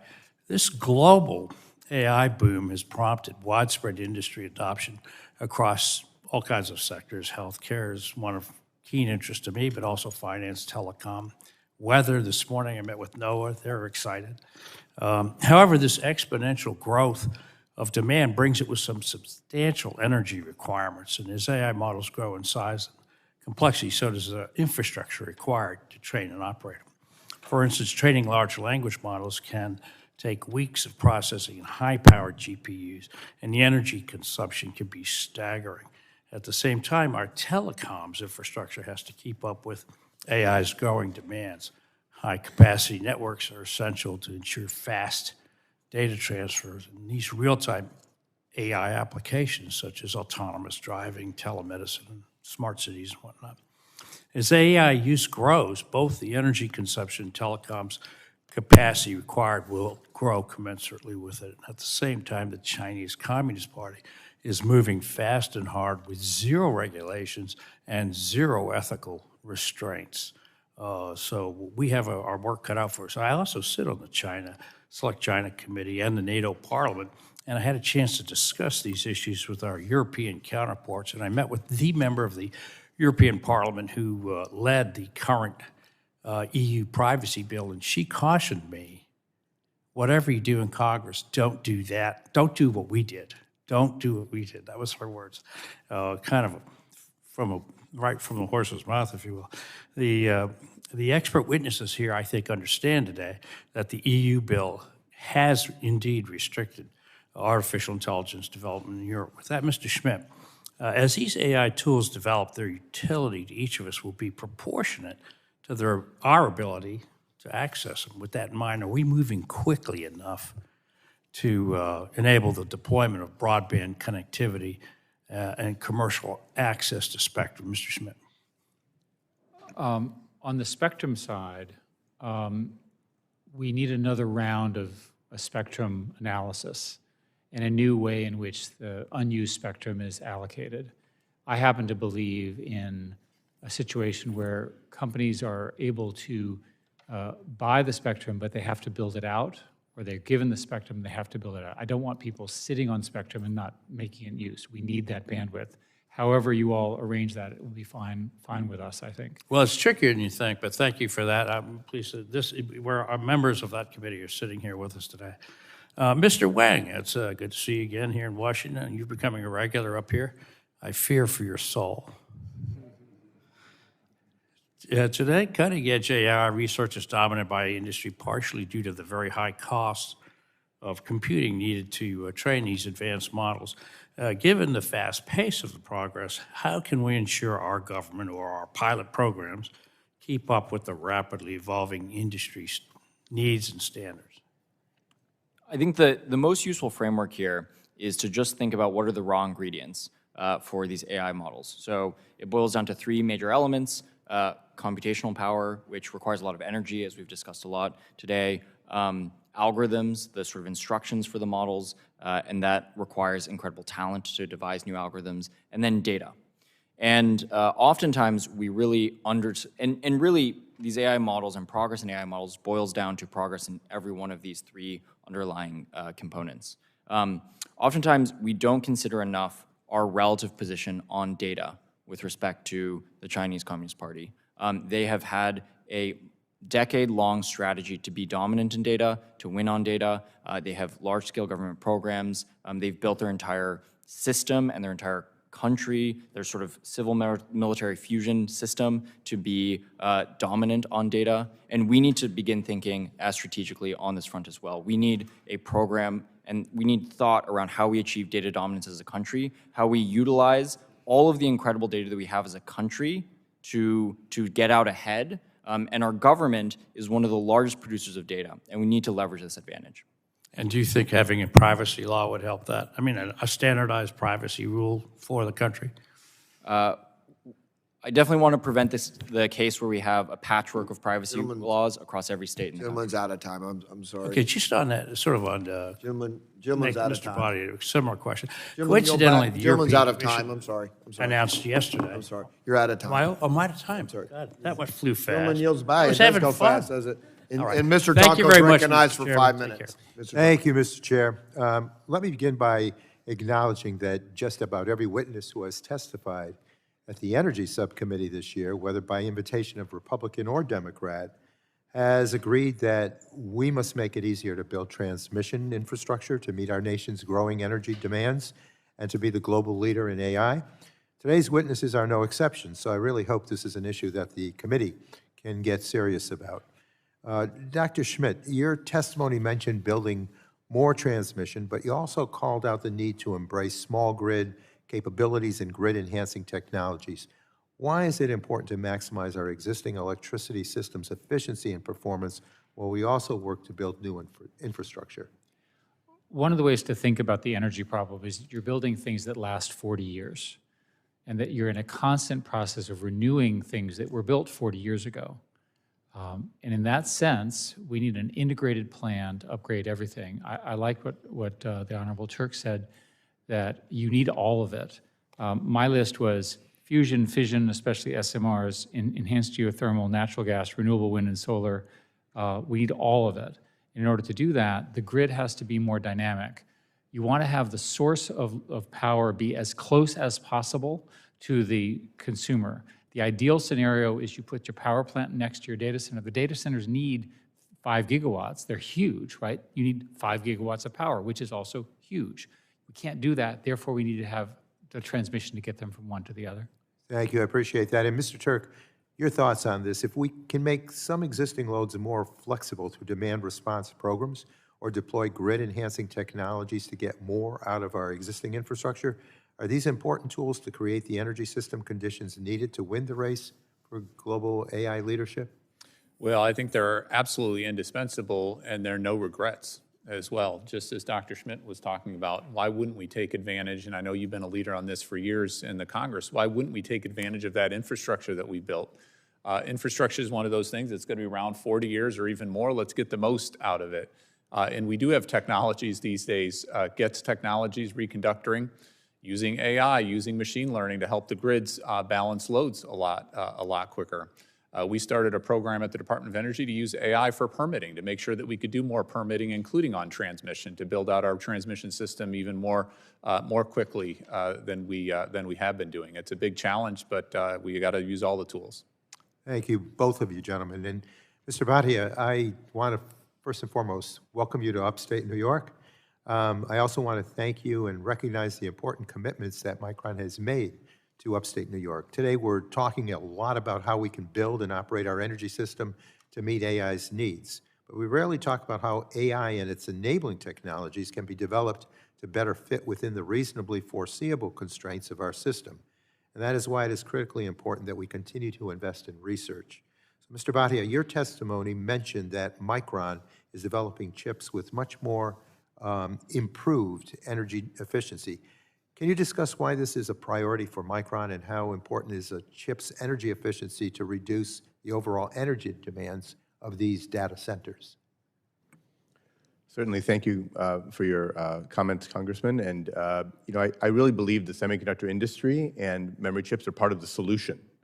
The brilliance of Moore's law, which is the governing law for the industry since its inception 50+ years ago, is that with every generation of technology that we introduce, every 18 to 24 months, we are taking the same operation and doing it with higher performance, lower power, and less resources utilized to build that device, whether in our case, memory cells. And so that scaling path by itself is part of the solution to being able to make all these tremendous AI innovations, these data-driven AI innovations come to life using lower and lower power as we progress through time. And Micron has actually been very focused on leadership in that way. For the last 4 DRAM generations, Micron has been first to market by several quarters ahead of our Asian competitors. And that allows us to build chips that are lower power than those competitors. So for example, I mentioned in my prepared remarks that every one NVIDIA GPU has 96 high bandwidth memory chips integrated with it.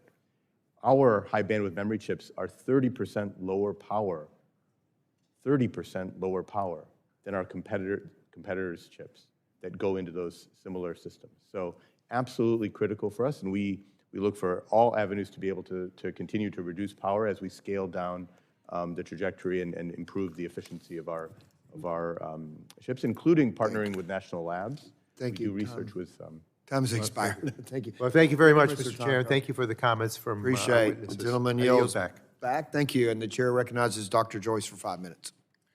First, I want to thank Chairman Guthrie for holding this critical hearing on the future of artificial intelligence.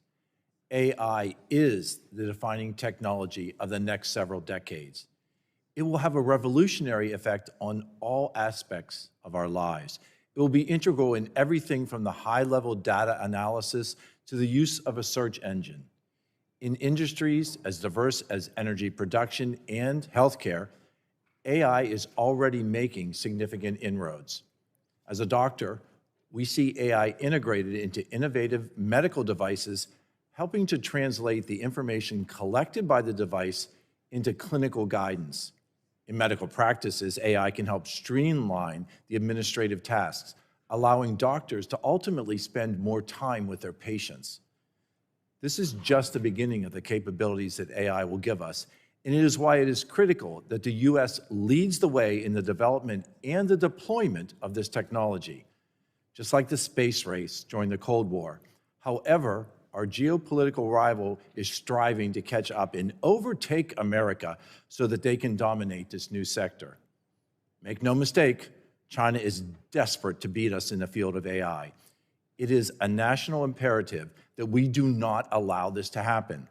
America and the free world can't afford to let the Chinese Communist Party win the race with AI.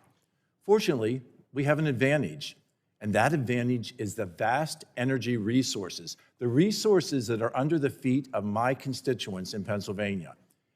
Energy is now the limiting factor for building the data centers that AI uses, which is why to win the race for AI, we need to unleash American energy. We've already begun to see the new project development with data center agreements between AWS and Talen Energy at the Susquehanna Nuclear Generation Facility and the reopening of 3 Mile Island thanks to the power purchase agreement between Constellation Energy and Microsoft. Another project in Indiana, Pennsylvania, was the announcement to repurpose the retired coal-powered Homer City Generating Station.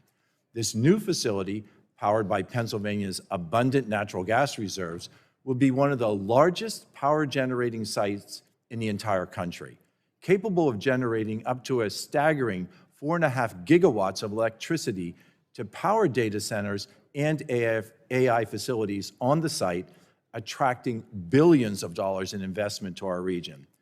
These projects show that America's ability to lead the world in AI is directly tied to our nation's energy production. We must continue to use our energy advantage in this global competition. Dr. Schmidt, in earlier public statements, you had supported moving away from fossil fuel baseload power. Today, it seems that you have a different view on the energy industry. Can you please explain why your views have evolved and what that connects with your views on AI development? Let me also mention that 35 to 40 years ago, Carnegie Mellon in Pittsburgh invented a great deal of the world that we're talking. So thank you to your state and to what they were able to do. We need all sources of power to accelerate because we don't have a choice. If you just assume that you can get there with baseload power with renewables, you can get there maybe 25, 30%, we can debate it. You can't solve the whole problem as we're laying out without an all-power solution, and that's why I'm taking the position that I have today. Well, you mentioned renewables, but renewables do not provide that baseload power that is so necessary in the data centers, correct? Not correct. I'm sorry, sir. Renewables plus batteries are now roughly competitive with the price of new natural gas, partly because the natural gas demand is gone so much. And so, again, from my perspective, the answer is yes to all. Let the market sort it out. Let everybody build everything. We need it all now. And I think ultimately we need the nuclear and the natural gas to be able to allow those data centers to continue to develop and continue to grow. Yeah, and let me, sir, may I just emphasize the importance of baseload power, which I think is what you're getting at. We need continuous, if you listen to Micron, these guys are superhuman. What they've done in America against the Chinese and the other Asian manufacturers is enormous. They need that baseload power. That's why your premise is correct. Thank you very much. I think we can all agree that the baseload power is truly the key to moving forward with the development of AI in the United States. Mr. Wang, as I mentioned earlier, there are 2 data center projects in Pennsylvania that are co-locating with nuclear power stations. I'm sorry, we're beyond time, sorry. Thank you. I that will for the issue my record. questions for follow-up. I thank you again, Chairman Guthrie, for holding this important hearing today. Thank you, the Vice Chair of the committee. Appreciate it. Yields back, and the Chair recognizes Ms. Kelly for 5 minutes for questions. Thank you, Mr. Chair. As my colleagues have noted, this hearing comes at a pivotal time. The Trump administration, led by Elon Musk and Doge, are working to rescind key investments made under the Inflation Reduction Act, which you've heard, that have spurred unprecedented growth in clean energy generation while expanding domestic manufacturing opportunities. These investments have made a major difference in my district, which is urban, suburban, and rural. I go from the city of Chicago to downstate, where I have 4,500 farms. Mr. Turk, given the expected growth in demand and significant investments that will be made to our grid's infrastructure, can you discuss the different responsibilities between states and federal governments in regulating how these improvements will be paid for? Yeah, absolutely. Luckily, we've got policies in place, tax incentives in place, grants in place, loans in place to make it more affordable for us in our country to build the kind of power that we need, not just for data centers, but for the rest of our economy as well. Repealing those tax credits, I hope I've been incredibly clear here at this hearing, repealing those tax credits, those grants, those loans will raise the price, will raise the costs, and will delay how quickly we can bring electrons onto our grid. So I think it's incredibly important for the federal government to play a strong role. Luckily, we've got those incentives in place. It's just a question of whether we take those off the table, take those tools off the table. And I just couldn't agree with you more strongly. We need those tools on the table. Well, thank you. I hope everyone's listening. Alongside the provisions in the IRA, it's imperative we continue working to invest in our nation's critical supply chains, supporting our capacity to develop and produce the high-tech revolutions essential for prosperity in this modern economy, which is why I was proud to join my colleague, Rep. Dingell, in leading the Democratic Supply Chains Act last Congress. Vital provisions from this package were included in the Promoting Resilient Supply Chains Act, which was passed by this committee yesterday. Efforts like these, not unpredictable, unlawful funding cuts and across-the-board tariffs on our allies will help the U.S. lead the way on AI while ensuring innovation continues to thrive in communities like mine. Mr. Turk, during your time as Deputy Secretary, how has the rapid growth of AI transformed future planning and considerations around grid reliability and resilience? So AI is an incredibly powerful technology. It can help on the grids. The grids are becoming increasingly complicated. We've got a complicated patchwork in our country. We need to not only have the local grids and the regions work, but we need interregional communication, interregional flows if we're going to be effective in terms of dealing with the challenges that we've got in front of us. So AI can be an incredibly powerful tool there. We also need an independent FERC to make sure that we've got good regulation, predictable regulation, regulation that has the certainty that folks can plan for going forward. So we need to have that regulatory environment in place too. Thank you for your response. My district is poised to lead the charge by building an innovative quantum computing campus right in Chicago's southeast side. I'm encouraged by the promise of world-class collaborations, exciting new technological advancements, and ensuring economic development returns to this community. With major projects like the Illinois Quantum and Microelectronics Park and other large-scale data centers coming to the area, we must also work to bring new clean energy generation online to help meet the projected load growth in the coming years. We could not simultaneously pull back from these critical investments while trying to lead on AI and critical manufacturing here in the U.S. Last question, Mr. Turk. What critical supply chain investments need to be made to ensure that we meet projected demand while ensuring reliability and affordability? So again, we've got a whole panoply of tax incentives, grants, and loans. Let me give two specific examples. We talked about critical minerals earlier in this hearing. Because of those tax incentives, because of the grant money that we've been given, thank you for giving us that from the Congress, from the Department of Energy perspective, we've now made a real dent. We're on a pathway to diversifying supply chains. China holds 80% of the processing for critical minerals in our world right now. Because of the grants, because of the loans, because of the tax incentives, we're on a pathway to increase in the U.S. alone, of course, working with allies, 2,100% lithium increase. I could give you a statistic for cobalt and other kinds of things. So we're on a pathway, but this is not the time to lean back, to take these tools off the tool belt. We need to lean in on that front. I'm going to have to cut you off out of respect for my time, so I yield back, Mr. Chair. Gentlelady yields back. The chair will now recognize Mr. Weber from Texas for 5 minutes. Thank you, Mr. Chairman. Mr. Schmidt, I'm going to come to you, and then Mr. Wang, you next. When discussing the power needs of the AI industry, it's important to look at the recent track record of investment decisions in generating facilities. Constellation Energy is investing $1.6 billion with the B dollars to restart 3 Mile Island nuclear plant. Amazon Web Services paid $650 million to house a data center facility next to a nuclear plant. The Homer City Generating Station in Pennsylvania is investing $10 billion with the B dollars to convert a natural gas plant. Billions of dollars of investment have gone into AI, and barely any is going to wind, solar, or battery storage. So I've got kind of a two-pronged question here. First of all, we'll start this way. Can you discuss, let me make this statement. Is it possible that those investment companies used AI in their decision on how to invest in energy? Let that sink in for just a little bit, okay?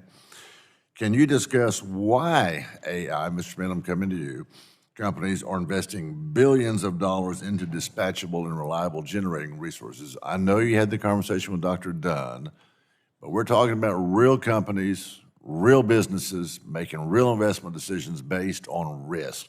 Your thoughts? So all of the data I've seen indicates that it's a fair choice now between renewables and batteries and essentially natural gas and so forth. In other words, the answer is you want both. How they make those decisions are highly local, involving funding, permitting, processes, and so forth. Texas and what you're doing is phenomenal. If you look at many of the new data centers are being built in Texas because of the environment that you all have created, and some of the largest ones are being created there. Bigger than the country today. I'm sorry, I'm getting invaded over here by a friendly fire. Keep going. Texas is a really good model of, as you know, you have your own electric grid, and it's highly unregulated. What I like about the Texas grid is that you see real power, real pricing power on essentially a microsecond level. With respect to how people make these decisions, I hope that every company in America uses AI tools to make important strategic decisions. They are natural allies in the business decision process. Okay, I'm going to actually jump off the question line I had. So AI. So what happens if China, who is so far ahead of us because we don't have our permitting process lined up right, we're so stupid that it takes so long to permit stuff that China doesn't have that problem. What happens if they intercept and take over our AI? What happens then? Well, I'm not suggesting they'll take over our AI. Our analysis is that China has very large power supplies compared to the United States. They do not have the power problem that we see. So they can't hold our AI hostage? As a technical matter, no. What they can do is they can do, there are what are called adversarial attacks, where they can essentially go in and screw with the model, excuse the term, and basically screw it up. What if they have better AI than we do? That's a competitive issue, and the issue, one way to think about it is, and I'll make an argument, if you and I are competitors, you're the good guy, I'm the bad guy, and I'm ahead of you, and I'm 6 months ahead of you, you say, oh, it's only 6 months. But if the slope of innovation is near vertical, it's almost impossible for you to catch me up. It is a dynamically unstable And that doesn't work when you're talking about America's security at risk. It puts That our analogy core doesn't work. national security. I got you. Let me move on. Mr. Wang, the Energy Subcommittee held a hearing on the role of AI in Power America's energy future, October 19, 2023. During that hearing, we discussed how AI can be used to improve the performance of the grid, used in oil and gas production, and also some of the vulnerabilities of AI, like kind of you're alerting to, Mr. Schmidt. I have no doubt that there have been major advances in AI since that hearing. So I've got a couple questions from you. What benefits would there be from integrating AI into our nation's energy sector, and would you want that sooner rather than later and all the permitting to be reasonably quick? I think what you've been alluding to through all your questions is a very important point, which I think have been grappling with in the AI industry, which is that AI has the ability to transform nearly every industry. What we refer to this in the industry is how do you move towards more agentic systems? How do you move towards systems where AI are able to make more decisions more quickly and result in an overall dramatically more efficient, more effective system? This will tackle every industry over time, but particularly in the energy sector, it's critical. And the last answer is sooner rather than later. Gotcha. Mr. Chairman, I yield back. The gentleman yields back. Chair recognizes Dr. Ruiz for 5 minutes. Thank you, Mr. Chairman. Consumer protection, data privacy, and artificial intelligence impact every American. But for me, I feel a deep responsibility to ensure that our nation gets this right, not just as a lawmaker, but as a father of 2 young daughters. I see how kids today are shaped by AI-powered platforms and digital relationships like never before. While tech can inspire creativity, it also poses real risks. Studies link heavy social media use, especially for young girls, to anxiety, depression, and low self-esteem. Too often, AI algorithms promote harmful content over healthy self-worth content. Dr. Schmidt, you've often cited the example of an AI-enabled teddy bear that learns and evolves with a child, highlighting the potential risks of such intimate AI relationships. As this scenario becomes increasingly plausible, what steps are companies taking to design systems that protect rather than exploit young users? So thank you. Every company is very concerned about the point you're making, and every company is trying to address this question of, let's call it a rogue AI that comes out of themselves, partly for moral reasons, but also it's just bad for business. As to whether the government will ultimately regulate that area, it's not clear to me. You do have some things that you could do right now. There's a law called COPA, which has a 13-year, you have to be 13 to be online. I have strongly recommended it be raised to 16 for that reason. You can also look at Section 230 and try to reduce some of the most egregious harms, and that has been discussed for some time in Congress. Those small changes would take the most extreme examples of harm and take them out of the market, which is probably a good thing. Thank you. You know, too often systems are designed to keep kids online longer, to collect their data and serve them ads for profit. They're not designed to keep them safe, respect their privacy, or ensure age-appropriate content. That's why we need action. We need enforceable privacy safeguards and clear rules on how AI interacts with minors, because no algorithm should decide what's best for our kids without oversight. But we must also be honest about what could stand in the way. The sweeping tariffs proposed last week by the Trump administration risks slowing innovation, raising costs on the very tools needed to build safer online spaces, and delaying efforts to hold tech companies accountable. They risk putting petty politics ahead of public good, and in doing so, they leave our most vulnerable, our kids, exposed. Dr. Schmidt, as efforts to strengthen data privacy and AI safeguards move forward, how do you anticipate the 2025 Trump administration's tariffs will affect our ability to develop and deploy privacy-first technologies designed to better protect young users online? I don't know that I can make the combination in the question. I'll have to think about it. I will tell you that tariffs are tax increases. Tax increases slow down progress, increase costs, lead to inflation, are generally bad.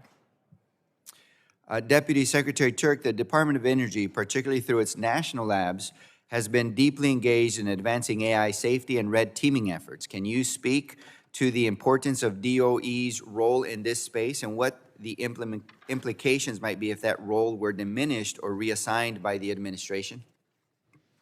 Absolutely. We've got world-class experts at our national labs, nuclear experts, bioweapons experts. We need to make sure that that expertise is tapped into. Those individuals are utilized for this red teaming, right? So before a model comes out, have those folks with their expertise working with the companies to make sure that those models, not purposefully, I don't think any company certainly here would purposefully put out a model that allows a terrorist to build a nuclear weapon, but they don't have the nuclear expertise to ensure that that's the case. That's why having these experts, these government experts, these independent experts are so important as part of that red teaming. Getting rid of those folks is absolutely a national security concern, would have serious national security implications, not just for AI, but for everything that we need those experts for. Thank you. You know, we have the opportunity and the responsibility to get this right. We cannot afford to wait until we see another crisis in youth mental health, another generation struggling with digital addiction, or another data breach exposing millions of children's personal information. So I urge my colleagues, let's put families first. Thank you, and I yield back. Thank you. Dr. Ruiz yields back. Mr. Allen's recognized for 5 minutes. Thank you, Chair Guthrie, for hosting this full committee hearing examining AI and impacts, how it impacts development with an all-out energy approach and the technology, and certainly we've got to be competitive globally. In fact, you know, we wouldn't be having this hearing if President Trump were not in office, because he has said that part of his agenda is an all-out energy program. We need to dominate energy in the world. And of course, AI, we understand that race. And and everything that we're doing, our conference is doing, is to provide every opportunity for us to be the energy dominant country that we were just 6 years ago. And so that's what's so critical. And that's why we're having this hearing today, to find out, okay, what do we need to do to make that happen? I'd like to thank you for being here, our witnesses. You know, with the emergence of AI, the U.S. Has to be a global leader. To be a leader in AI, it is critical that our energy sector is equipped to meet the demands that AI poses. Dr. Schmidt, in by 2030, data centers can consume upwards of 9% of total U.S. Electricity, at the same time as we're seeing historic projections of electricity demand because of AI developments, and the nation's bulk power system is already under incredible strains. In fact, the North American Electric Reliable Corporation, or NERC, found in their last long-term reliability assessment that half the nation is at risk of resource adequacy. We know in some states we're having brownouts. That is, half the nation is at risk of blackouts during times of extreme weather. In my opinion, our nation will need significantly more power to meet these demands, and fast. How can we balance the needs of everyday Americans to keep the lights on while simultaneously powering developments in AI models? The answer, of course, starts with our overall premise, which is more of everything. It also includes a more intelligent grid that is more flexible when bad things happen, that is now possible with AI and with grid modernization. You need both. Mr. Bhatia, last month we heard directly from the grid operators talking about grid, who are charged with overseeing the reliability of our electric grid. And they highlighted one of the biggest issues facing the bulk power system is the premature retirement of baseload power plants, which has been mentioned quite often in this hearing. We also heard that places like New England, who do not have sufficient natural gas capability, and longstanding opposition to nuclear energy are not seeing the same uptick in new investments or data centers and manufacturing facilities. My home state of Georgia, which has been the best state to do business in 12 years in a row, has been a leader in investment in job-creating industries, largely because of our pro-business environment and diverse slate of baseload generating resources. In fact, now we have just added to Plant Vogtle 2 more units, and it is the largest clean energy facility in the United States, built in the last 30 years. Given your company's energy-intensive nature, how important is access to reliable, affordable electricity when deciding where to invest in U.S. manufacturing facilities?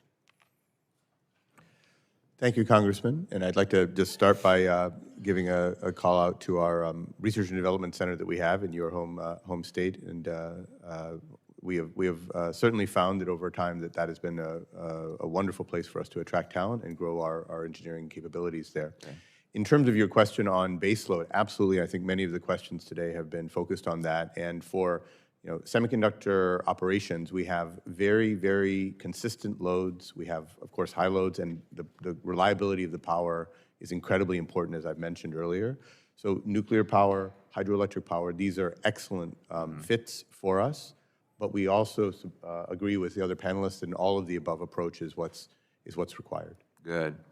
I have a few, Mr. Bhatia, I have a few yes or no questions I'm going to ask you. Do you agree that permitting reform is needed to meet, as you discussed in your testimony, our rising energy demand? Yes. Do you agree that it includes air permitting? Yes. The National Ambient Air Quality Standards implemented by the Biden-Harris administration's EPA, for example, have proven to be a significant burden on the U.S. manufacturing base. These stringent regulations have made it difficult to permit and develop many of the facilities needed to support our next generation of industrial base. Whether it be PM 2.5 or ozone, EPA needs to be more flexible, no question about it. Your time's... My time has expired. I have an additional question for you. If you would answer that for the record, I would appreciate it, and I yield back. Thank you. Gentleman yields back. Chair recognizes Ms. Clark for 5 minutes for questions. Thank you very much, Chairman Guthrie, Ranking Member Pallone, and to our panelists for today's hearing. Thank you to our witnesses for being here to testify. And let me just say that it is a pleasure to see Micron represented on this panel, as Micron is making historic investments in New York that will transform our state and the semiconductor industry more broadly. Members of this committee are well aware that generative artificial intelligence has proven to be one of the most impressive technological advancements of this generation. But with a tool so expansive, it is up to us to ensure that AI systems are developed and deployed responsibly and with consumers in mind. Last Congress, I had the honor of being appointed to the Bipartisan Task Force on Artificial Intelligence, which was established to ensure that the United States continues to lead in AI innovation, as well as examine appropriate guardrails to protect against emerging threats, like those outlined in the 2023 GAO report on the rapid use and growth of AI. I've been sounding the alarm on issues related to AI and algorithms for years, namely the potential for algorithmic bias. AI has only gotten smarter, and with its rapid development, consumers are faced with the increasingly acute potential for harm caused by algorithmic discrimination. For example, facial recognition technology, a tool used by both retail stores and law enforcement, has repeatedly shown an inability to accurately identify people of color, which has led to multiple instances of false identification and unwarranted harassment. And when it comes to home ownership, Black applicants are denied mortgages at higher rates, a decision that is increasingly made based on algorithms. In healthcare, algorithmic bias can lead to misdiagnosis, as the people of color are historically underrepresented in existing data sets, and algorithms are improperly tested for accuracy. My top priority with respect to the growing use of AI is simple: We need to make it abundantly clear to developers and deployers of algorithmic systems that Americans do not forfeit their civil liberties when they go online. That is why I've prioritized algorithmic accountability and have fought to codify and make explicitly clear that civil rights protections still apply in the digital realm, especially when AI is used in critical decision-making. Lines of code remain exempt from our anti-discrimination laws and too often go unchecked. Every algorithm has an author. Every bias has an origin. Through proper regulation, we must ensure safety, inclusion, and equity are top of mind in the deployment of automated critical decision-making systems that affect Americans' lives. And while I'm pleased with the final report of the bipartisan task force on AI and find that it serves as a productive framework to set guardrails on AI that includes civil rights and liberties, the conversation does not end there. It is up to this committee, my Republican colleagues who seemingly have an aversion to the word civil rights, to properly protect all Americans when they either electively or unknowingly use AI to make critical life decisions. I have one question. Mr. Turk, do you agree that it is important to ensure that AI systems are rigorously tested for bias before they are deployed and on a regular basis thereafter? Well, let me first thank you for your leadership on the bipartisan task force and more generally. And I completely agree. We need to have those kinds of protections in place. This is a powerful technology, incredibly powerful technology, and we need to get this right. Yeah, I'm just concerned that, some biases get baked into our systems, and that inaccuracy can be detrimental, not only to communities, but to our ability as a nation to be as strong as possible, particularly when guarding against adversaries that seek to do us harm. So thank you for your work, gentlemen. I appreciate all that you're doing. Young man, Mr. Wang, you're making it happen. We're proud of you. Much continued success, and I yield back the balance of my time. Thank you. The gentlelady yields back, and the chair recognizes Mr. Balderson for 5 minutes. Thank you, Mr. Chairman, and thank you for holding this hearing today, and I'd like to thank all the witnesses for being here also today. Let me start with you, Dr. Schmidt.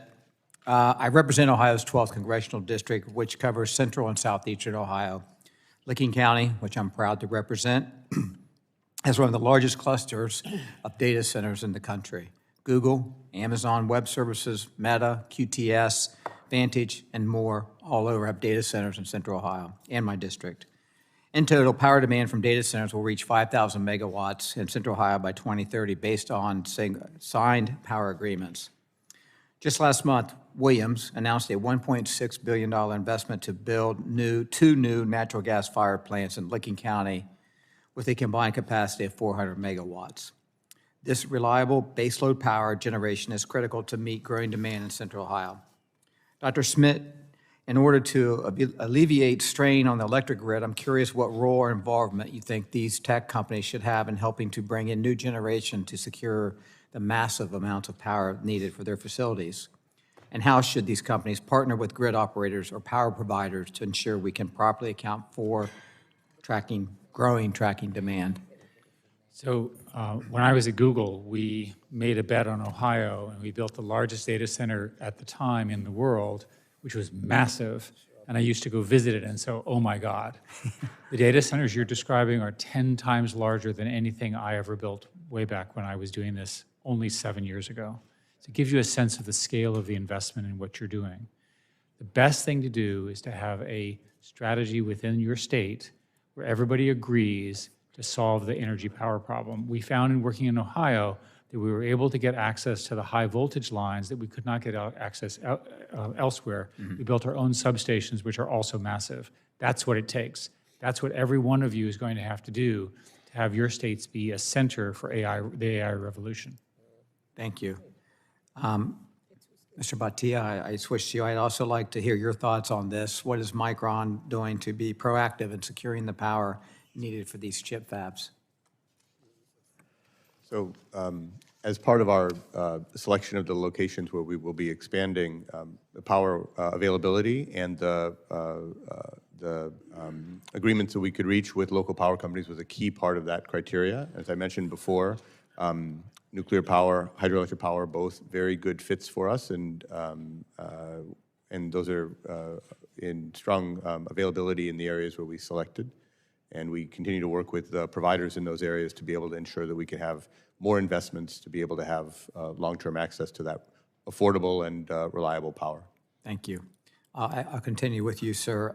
You note that one of America's strongest competitive advantages compared to markets in Asia is our reliable and affordable energy supply. I strongly agree with you with this assessment that we must maintain this key competitive advantage by building out generating capacity to meet the expected short-term surge in energy demand after years of flat growth. However, right now, we're seeing massive backlogs of generation project and grid operators, interconnection queues.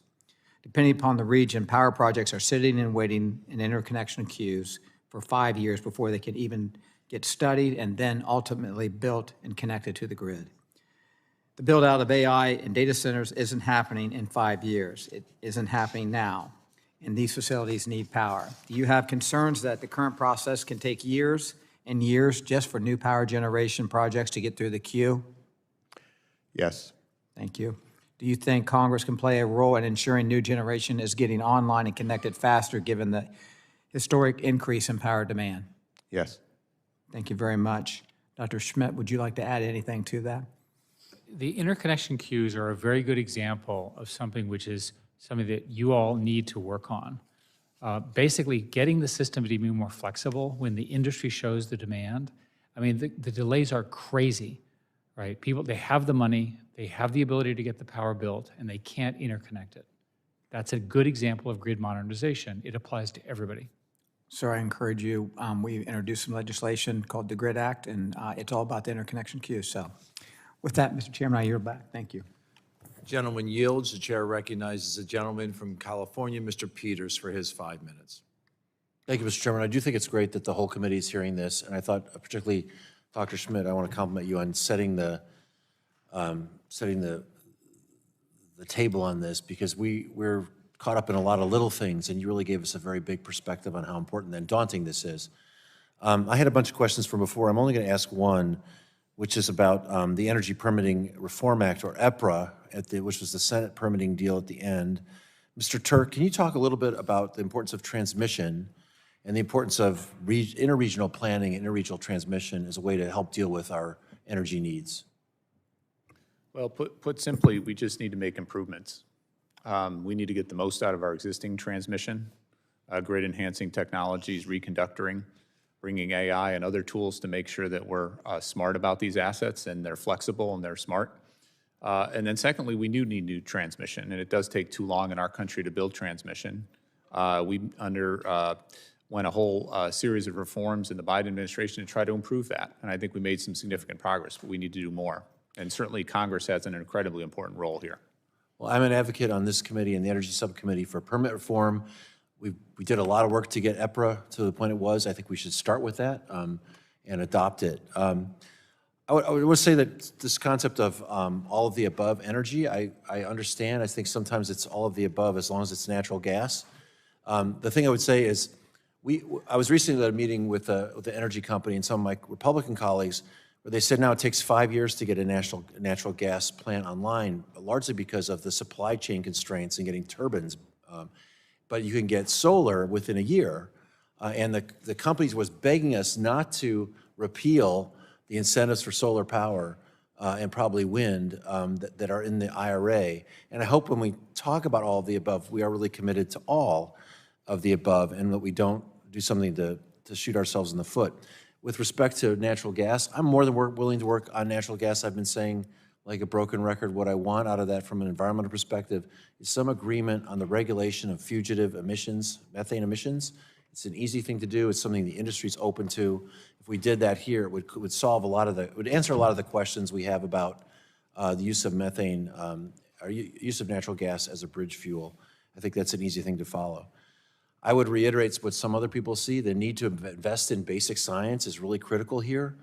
China is more than keeping pace with us. They're out investing us by quite a bit. In my district, a lot of that is in biotechnology, but a lot of it is in fusion. And I think that's something that we have to continue to invest in. It would really solve a lot of problems, but it takes investment. And I think investment in energy in our universities, the best university system in the world, best set of universities in the world, is really critical for this country. I agree that our data is ridiculously unmanaged and uncoordinated. We saw this in COVID. I tried to deal with it in COVID. You can't draw conclusions from a data set that's so disparate and unorganized. I think that your comments were really wise about that, sir. And I think that Congress has a role in making sure that we get on top of that. I don't want to overlook the role of imports in this. I mean, we do not make solar panels here.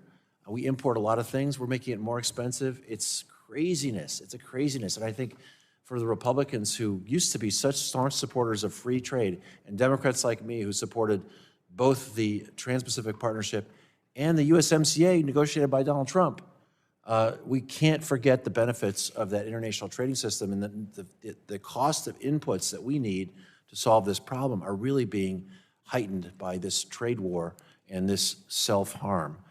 I do want to say, too, that I think we should think hard about whether some of the calculations can be decentralized. We've taken for granted, we've taken as a given that there's a certain amount of energy we need. I have no doubt that it's a lot. I'd actually heard 5 gigawatts for a data center. Now I hear 10. That's a massive challenge. We ought to think about whether, systemically, some of those calculations could be done on these handheld devices. It would take some of the power requirements away from those big facilities. And finally, the other thing I would observe as a Californian is we can't let ourselves get into the situation we're in with privacy, where we have 38 different standards across the country. This committee's got to come to grips with the notion we have to do preemption. There's a federal supremacy clause for that reason. This has got to be a national policy. We've got to set national standards. We've got to do it on privacy. We've got to do it on AI. And we can't be scared of using our power here. Thank you very much. We have a lot of work to do. Again, thanks so much for the witnesses, and I yield back. The gentleman yields. The chair recognizes the gentleman from Texas, Mr. Pfluger, for 5 minutes. Thank you, Mr. Chairman. Dr. Schmidt, Mr. Bhatia, what role will LNG play in providing the power that's necessary for AI and data centers? I'm sorry, LNG? Natural gas. So natural gas. It sure looks like natural gas is needed in most renewable scenarios because of essentially as a peaker plant. It also looks like we just need more natural gas generation kind of everywhere. Mr. Bhatia, you mentioned in your testimony earlier today about concerns with intermittent power. So when we're looking at sourcing, what do you need? Intermittent, or do you need a reliable baseload capable? Well, so we have obviously we need reliable baseload power. Natural gas has the ability to be able to be a really good smoothing capability for and buffer basically for the ups and downs of the overall grid, and that's why I would agree with Dr. Schmidt that it's an important area, and it's an area that the United States has a tremendous amount of capability in. The power providers were here. ERCOT testified last week, and they said that Texas alone is at a peak demand of about 80 to 85 gigs right now, and that's going to increase in the next 4 to 5 years to 150. So, Mr. Turk, are you familiar with the study that DOE did last year, actually started in 2023 on LNG? I am. What was your role in So I was Department of Energy? I was at that time the deputy secretary, the #2 official. Okay. And I was very involved. You were involved with that report? I was. What was the title of that report? I don't remember what the title of the report was. What we did is we asked a number of our national labs to give us an independent assessment. Okay. When was that report released? We pushed our national labs to do it as quickly as possible, and When did was Department of released, Energy release the report? I think we ended up releasing it late last year or early this year. Okay, so you actually did release it? We did release it. Were there sections that were redacted? Not to my knowledge. We That's believe what very was strongly, reported. we wanted an independent analysis to look at the cost implications, the environmental implications, and we did not suppress any information whatsoever. Were you aware of the 2023 study's findings prior to the January 26th decision to indefinitely ban new export authorizations under Section 3 of the Natural Gas Act? So we didn't ban any we did the study in order to take a step back because we've authorized so much. Up to half of our natural gas production right now is authorized to actually go abroad and to be sold, including to China. Why So what we was did it- was take a pause, I'll reclaim my did the time. study, I'll reclaim and my Mr. Turk, thank you. Thank you. Pause, ban, we can debate this all day long. But why was the study not released immediately after it was done? so it was. So We released the study so once the do you- experts finished the Do study. you disagree that the study was more favorable to LNG than the Biden administration would have liked, and that's why there was a pause put on LNG exports? The pause was so that we could do the study before making decisions. So- And to actually have our independent experts. And the independent experts in our national labs were the one who did the study. Okay. So the study actually came out, was released by Secretary Wright, and So we released the study. The Biden administration in released December the of study. 26, or December of 24, excuse me. And it came out as a pretty favorable with regards to emissions. But it was delayed by the Biden administration for months. It wasn't. On being released. Well, that's. It wasn't. I was there. It wasn't delayed. That's how long it took because we wanted a thorough, independent analysis by several of our national labs. So do you agree that the emissions of natural gas were better and more consistent and actually more favorable than what you claimed and what Secretary Granholm claimed in the attempt to ban natural gas exports? So LNG exports have a very, very significant, very significant greenhouse gas footprint. So just one project, we're talking 4 BCF per day. That project itself has more emissions throughout the life cycle, methane emissions, but CO2 combustion when that gas is burned, than 141 countries in our world. You haven't It's answered one the question, facility. so. 141 countries in our world. That's a pretty significant So you stand by footprint. your decision to ban LNG exports? Again, we did a pause so we could do the study, stand and so by that that? any Secretary of State could have good independent analysis. Your to make a- decision to do that is going to impact these guys right here. It's going to impact our ability to provide power for the AI data centers. So again, that's LNG, that's being exported. This had nothing to do with domestic use of gas here. Yield back, In Mr. fact, Chairman. Thank you. In The fact, the more gentleman- we export, the more price pressure for our The gentleman our yields. domestically. The chair now recognizes Mr. Soto from Florida for his 5 minutes. Thank you, Mr. Chairman. You know, listening to this hearing, I feel like we're in a time warp back to 2024. Biden was president, we had the strongest economy in the world, and we were free to debate the finer points of AI regulation, the IRA, and data centers. But it's April 9th, 80 days into the Trump administration, and Trump's tariffs, chaos, and deportations have sent our economy into a freefall. Will our friends across the aisle just bury your heads in the sand and pretend this isn't happening? Or will you join us to help fix it? Speaker Johnson just today blocked any consideration of tariffs until September 30th. He put a straitjacket on the U.S. House of Representatives to even try to address this issue. Meanwhile, AI data centers could see an estimated 30% increase in expenses to build, according to Fortune magazine this week. Air conditioning, liquid cooling systems, transformers, circuit breakers, cabling, routers, switches, construction materials, battery systems will all go up because of Trump's tariffs. So is the biggest threat to AI overregulation? Or is it the tariffs? Duh. Mr. Turk, what do you think is the biggest threat right now to AI development? Is it the overregulation, allegedly, or is it tariffs? I think tariffs increase costs and they increase uncertainty. And that is damaging for AI being built in our country, but it's damaging across our economy.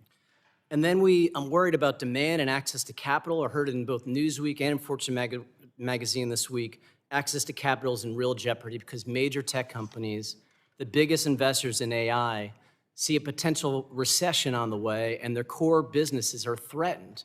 Ad spending drops, the capital drops during a recession. Dr. Schmidt, we saw that the Google shares were at $200 a share when Trump took office, and now they're at $146, a 27% drop in 3 months. No one celebrates that. That's awful. That would have a negative effect on future AI investments for Google right now. Isn't that true? Don't remind me the stock price. Yes, I didn't mean that. I'm not here to attack anybody. But how does that affect Google's investment in future AI? I can't speak for Google, but I can say in general, the genius of the American financial system, aside from the fact that we're a reserve currency, is that crazy entrepreneurs can raise billions of dollars on a whim and on a risk. That's why we're leading. If that system breaks, the system that is the unification of the government, the private sector, and academics, and that money is not available, we're toast. Yeah, we're the world's currency right now, but you know that's in jeopardy as we speak. Mr. Bhatia, we saw Micron take a thump too, from 109 per share when Trump took office to 65 today, a 41% drop. Again, no one likes this or celebrates this, but how does that affect your access to capital and the ability for you to continue to develop AI chips, AI microchips and technology? So, we take a long-term view, and the demand for memory, the demand for data, therefore the demand for memory continues to grow. It's a secular trend, and so we intend our investments to be for the long term, but we have to bring them online in line with the demand trends that we see, and so we continue to expand in that way. But that shows the importance of, and these kind of volatile events will happen from time to time in our industry, and that shows the importance of us having a durable, predictable investment tax credit to be able to support our continued expansion here in the United States, where we're committed to building. We all want to make sure these stocks go back up and people's retirements are protected, and that's why this Congress needs to work together. We did work together on the Bipartisan Advance Act, which boosted nuclear, signed by President Biden, bipartisan product from this committee. Mr. Turk, how does the speeding up of deployment, licensing, and new reactors and fuels help through nuclear, the future of AI? So I think it's a big deal, and thank you for the leadership on the Advance Act. We need to not only get the most out of the resources that we've got, including those resources that can be brought on quickly to our grid. Right now, that's solar and storage and wind. Those are the resources that allow us to bring electrons on quickly to power these AI data centers. But we absolutely have to work on clean baseload power. Nuclear is an incredibly important part of that equation. Enhanced geothermal is another incredibly important part. And so we need to have the research, we need to have the investment, and we need to have those tools as quickly as we can. Thanks. I yield back. Gentleman yields. The chair now recognizes the gentleman from Idaho, Mr. Fulcher, for 5 minutes. Thank you, Mr. Chairman. Mr. Bhatia, in a different era, back years ago, I was privileged to work for Micron Technology. Technically, I began with the startup phase. It was still in startup phase, spent 15 years there. I cannot tell you how proud I am of that. And the education that I received personally, and the experience, life experience, that was truly unique, and I could not have higher regard for your company. And so please know that. At that time, as I say, things were different, but we sold ourselves. We positioned ourselves with customers and potential customers that most of our costs were fixed. And whether we produced 1 die or 1,000,000 die, the costs were largely the same. And that gave us the ability to sell ourselves as American supplier. Now, today, you discussed how energy is one of the factors that's changed that business model. Back in those days, it was all about die size and could we stack the capacitors and make it efficient. And that was the secret sauce. And if we got that, we won. What's changed in today's business model other than the energy that you correctly spoke about to change that strategy and business model in the framework that you're operating in today? Thank you, Congressman, and thank you for your time in the early days of Micron and helping put the company on the track to where it is today. I think the biggest thing that's changed is the cost competitiveness of building and operating fabs in the United States over this last 25 to 30 years has become a widening gap between doing that in the United States versus Asian countries where we operate and where our competitors. Construction costs, just to be clear, construction costs is one of the biggest gaps. It's probably the biggest gap between the Asian countries and where our competitors are versus the United States. In fact, the energy is an area that has been a bright spot for the United States. It's an area that the focus of this hearing is to make sure that it continues to be an area of advantage. for semiconductor industry, for Micron, but also for many other industries, so that we're able to make sure that all of these projects can come to fruition. And workforce? And the investments we're making in workforce, we certainly believe that in partnership with the many different universities that we're working with across the country, that we're going to be able to redevelop a pipeline of skills and capabilities that have been lost over the years as manufacturing left the country. We're also working with various different military exit organizations to be able to train veterans to come and work, because we think there's a really good overlap between the skills that they have from the military and the skills that they have to be able to operate and maintain fabs. And I think, as I've mentioned before, expanding and extending the currently expiring investment tax credit for semiconductor projects is really, really very critical. Got it. I'm going to come back to you if I have time. Mr. Wang, I want to ask you a question. In your testimony, you said there's 3 things Congress should do in order to move forward regarding AI. The second point you made was one federal AI standard. We've had discussions about that on the committee. Dig that a little deeper, peel that onion back. Specifically, what should those standards be, to the best of your advice? Yes. So first of all, just speaking as an AI company and being able to operate and innovate effectively, we need one federal standard. We cannot afford a patchwork of 50 different state standards that we have to execute against. Then peeling the onion back, we believe that we need to create this, a regulatory framework that enables innovation while still adding some level of guardrails. So our view is we need a use case, sector-specific regulatory framework where in certain industries like medicine or financial services or insurance or others where there should be heightened levels of scrutiny or heightened levels of controls for what AI systems can and should do, we should put those in place. But in other industries where we want the core technology to advance more rapidly and more effectively, we need to allow that to happen. Okay, I'm about out of time, and I'm going to submit some questions for the record, Mr. Chairman. But Mr. Wang, I do think you're a wealth of knowledge. And I would just say to you and the rest of the committee, as we go about forward in setting or trying to set some federal standards, please be careful what you ask for, because you just might get it. And we can be a friend or we can be a very ugly big brother. And I say that because it's very difficult to identify the proper role of the federal government with these things. So thank you to all those who testified. Mr. Chairman, I yield back. Gentleman yields. The chair recognizes the gentlelady from Michigan, Mrs. Dingell, for her 5 minutes. Thank you, Mr. Chairman, and thank to Chair Guthrie and Ranking Member Pallone for convening this hearing. AI, as has been discussed today, is transforming every sector, from healthcare and transportation to manufacturing. But with rapid advancements come serious challenges, such as data privacy risks, algorithmic bias, and the growing threat of foreign adversaries exploiting our vulnerabilities.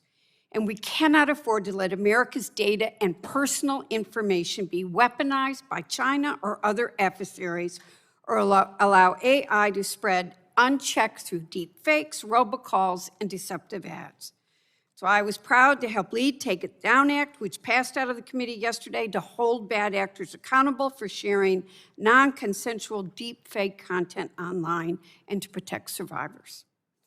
AI, when paired with 5G and emerging technologies, is already transforming lives, streamlining public services, modernizing transportation, and improving healthcare outcomes. But to lead, we have to invest. That's what we were doing during the Biden administration, and quite frankly, I'm very worried that we are now witnessing efforts to undo that progress. Programs that were signed into law through the Bipartisan Infrastructure Law, the CHIPS and Science Act, the Inflation Reduction Act, all of which provided funding that is crucial for the AI ecosystem, are being dismantled. These investments aren't just about clean energy. That's what people don't understand. They're about global competitiveness, job creation, and securing the future of the American industry. The IRA has been critical to accelerating domestic manufacturing, especially in the auto sector. I admit that's one I care about deeply, which remains the backbone of the American economy. My Republican colleagues say we must outcompete China in AI. They're right, we must. I agree. But you don't win it by slashing your own tires. You can't lead by cutting funding, firing experts, and abandoning the public-private partnerships that fuel innovation. Secretary Turk, does cutting funding from agencies like the Commerce Department's Bureau of Industry and Security, holding up CHIPS investments, threatening that they may not happen, firing technical experts and NIST keep the U.S. competitive in the global AI race, especially as China ramps up its investments? And what happens if we walk away from CHIPS and the IRA incentives? I think this is exactly the wrong time to walk away from those incentives. Okay, short. Mr. Bhatia, what are I like it, it's wrong. What are the consequences of repealing the tax credits and public investments that are driving domestic industry growth in clean energy and advanced manufacturing? Well, Congresswoman, first I'd like to just comment that I'm proud of being born and raised in Michigan. My first job in manufacturing was more than 30 years ago in the body shop, and that created my love of manufacturing. And a thriving automotive industry, as you said in your comments, is I think critical for the country's economic health as well as for national security. Absolutely agree that we need to have continued support for investment tax credits for areas that are critical to AI, including, of course, semiconductor manufacturing. The tax credit that was passed is expiring, and this will create a challenge for continued investment, especially long-term investment, because this is not just a 5-year race. This is a 15, 20-year race that we're getting into, and we want to make sure we have leadership in technology and capacity together to be able to lead in enabling the AI revolution. Thank you. Dr. Schmidt, do companies operating in the U.S. currently have meaningful incentives to protect consumer data and privacy? Are the current patchwork of state laws and voluntary standards sufficient, or would a comprehensive federal privacy law with strong data minimization provide greater clarity and consistency for both consumers and the industry? I think there's a general view in the industry that a single privacy law would be a good outcome. I think it'll be very hard to achieve. My own opinion is, given that's hard to achieve, you're better off working on the most extreme cases, such as I fully support the bill you did yesterday. That's a good example of an extreme case. Maybe there's some other extreme cases that we could also handle through your good work. Well, more questions, and I want to dig into that too, Mr. Chairman, because I'm going to have questions for the record, as some of my other colleagues do, but this is a very important issue. All of them are. Thank you, Mr. Chair, and I yield back. The gentlelady yields. The chair recognizes the gentlewoman from Tennessee, Dr. Harshberger, for her 5 minutes. Thank you, Mr. Chairman. Thank you to the witnesses for being here today. I'll start with you, Dr. Schmidt. When tech companies are building the future of AI in the United States, we know these data centers use massive sums of energy, and for the most part, they're going to be running at maximum capacity 24/7. And this technology requires more baseload power production rather than renewables like wind and energy, where that production fluctuates. And my question is, how would it strengthen America's bid to lead the AI economy if we adopted a more friendly environment for natural gas and build out additional pipeline infrastructure? I agree with the need for more natural gas in the United States, more pipelines. I'd also point out that you can achieve the same baseload goal with a combination of batteries and renewable. I think that the industry and the energy suppliers should make those on an economic basis. And I think the collective panel here is telling all of you, all of more is better. Yeah, all of the above. Yeah. Mr. Bhatia, your testimony goes into great detail about the difficulties of navigating U.S. permitting law. Does the challenge Micron faces when building a facility like the one you're working on in New York, chip makers, would it make the chip makers reconsider the United States? And if so, how could the U.S. could it be leaving opportunities on the table by failing to update NEPA? So certainly we have experienced delays and the duplicative nature of the process has been a challenge, and it's a challenge for I think any company who has to go through the NEPA process, whether in semiconductors or in other areas, and there will be other NEPA projects, including in potentially in energy and other sectors where, I think that there is a potential for some streamlining to have federal and state processes to be harmonized so that we don't have to go through the extended time. Yeah, it is duplicative. I mean, very much so. Thank you, sir. Mr. Wang, one thing I really love is government efficiency. And I was inspired by your testimony, by your recommendation that implementing AI applications for the government could free up public employees to think more strategically and could reduce regulatory backlogs. So how could the administration use AI to lower taxpayer burdens and increase government efficiency? The opportunities for AI to aid in government efficiency are immense, and this is one of the areas where I think AI can have tremendous impact very, very quickly, actually. This goes to one of the things that we're talking a lot about in the industry, which is moving towards an agentic government. So how can we enable AI agents to start speeding up and streamlining a lot of the processes that we have within the government so that they go from years to weeks or potentially even days. So a few examples of that, I think about how we can use AI to cut down the time it takes to handle veteran healthcare paperwork, or an AI system that could vastly improve fraud detection at the IRS. And then, I think the combination, if you look at every single agency, there's immense opportunity. Yeah. And you can go across, we see this in the DoD, who we work very closely with. We're working with them. Recently, we've been deploying a system called ThunderForge, which is a system for using AI for military planning and wargaming, a process that currently is extremely manually intensive, and we all know that to be competitive in the future, we need to be more efficient. So there's just a wealth of opportunity, which is one of the reasons why we recommend that ideally every federal agency should have some flagship AI programs to start implementing and getting into the process of utilizing AI and AI agents to streamline more of their processes. And ultimately, if we do that today, we'll reap the benefits in the years to come. You're right. I see that already in some of the things we've already found with fraud, waste, and abuse and some other. Man, we don't even communicate within an agency, for heaven's sake. So AI would absolutely benefit. You keep doing your work, young man, okay? All right. With that, Mr. Chairman, I yield back. Gentlelady yields. The chair recognizes Mr. Vesey from Texas for his 5 minutes of questioning. Thank you, sir. And I think this is amazing that we're here having this conversation today.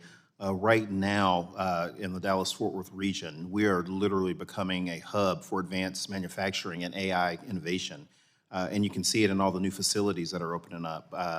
We've had the Facebook data center for a long time now, but we have groundbreaking on several other new centers in the Alliance Corridor, near Crowley, near Benbrook and Fort Worth. And this is really amazing because you can see the new facilities going up and the jobs that they're bringing along with them, which is very, very important. It's generational, and it's really helping the DFW area lead the charge in this area. But as we lean into the future, we have to be clear-eyed about what comes with it, because AI just doesn't run on code, and it runs on power, something that we talk a lot about on this committee. And with the massive growth of data centers and AI infrastructure that is happening right now, it's putting a tremendous strain on the grid, and we have to get ahead of this, or consumers could end up footing the bill on this through higher prices and tighter capacity and more volatility. And so we can't treat energy demand from AI like an afterthought. We got to be smart. We got to keep the lights on. We got to keep the bills affordable, and we got to keep the grid resilient, especially in places like Texas. That's a huge part of our country's economy, but also because we've already seen by what not investing in the grid can look like in 2021 during Winter Storm Uri. Because if AI moves forward without guardrails for jobs, for privacy, and for families, we really risk turning a lot of this promise into disruption. And I had a question for Mr. Turk.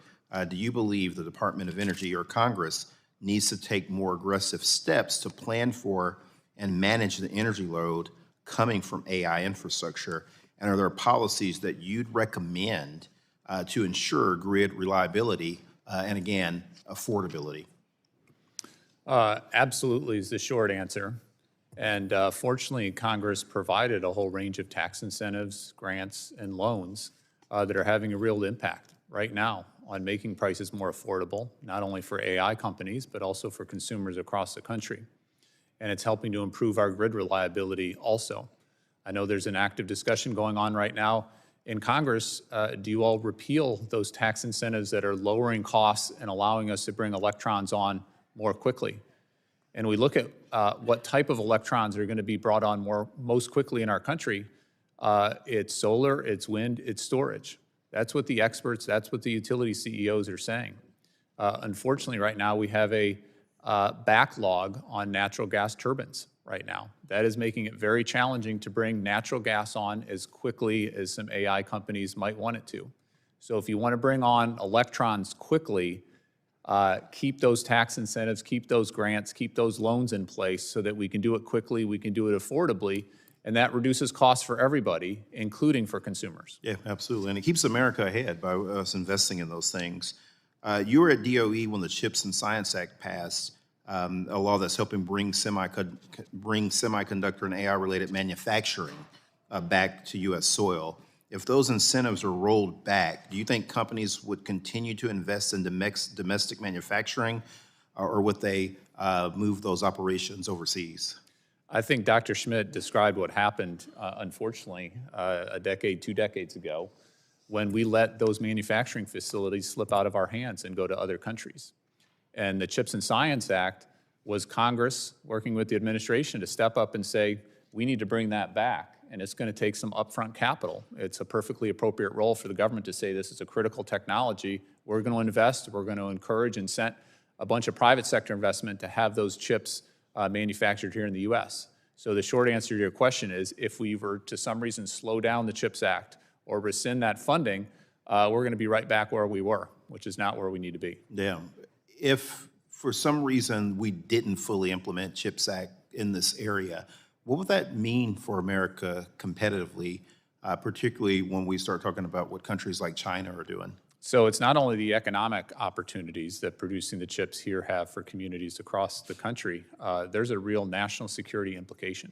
Yeah. Chips, along with data and power and human intelligence, fuels this AI revolution we're in the midst of. If you don't have those chips and you're beholden to other countries and other supply chains, that's a real vulnerability. Yeah, which means China rules the world. Very scary. Mr. Chairman? The gentleman yields. The chair recognizes Mr. Bentz from Oregon for his 5 minutes of questioning. Thank you, Mr. Chair, and thanks to all of you for being here. Is there a reason that we should have a more organized approach, Mr. Wang, to the approach that we're using to try to achieve this win in artificial intelligence? And before you answer that, tell me what a win is in artificial intelligence. I know when I was reading the Oppenheimer book and Turing's Cathedral and other such literature, well, more Oppenheimer, the goal was a bomb. What's our goal in AI?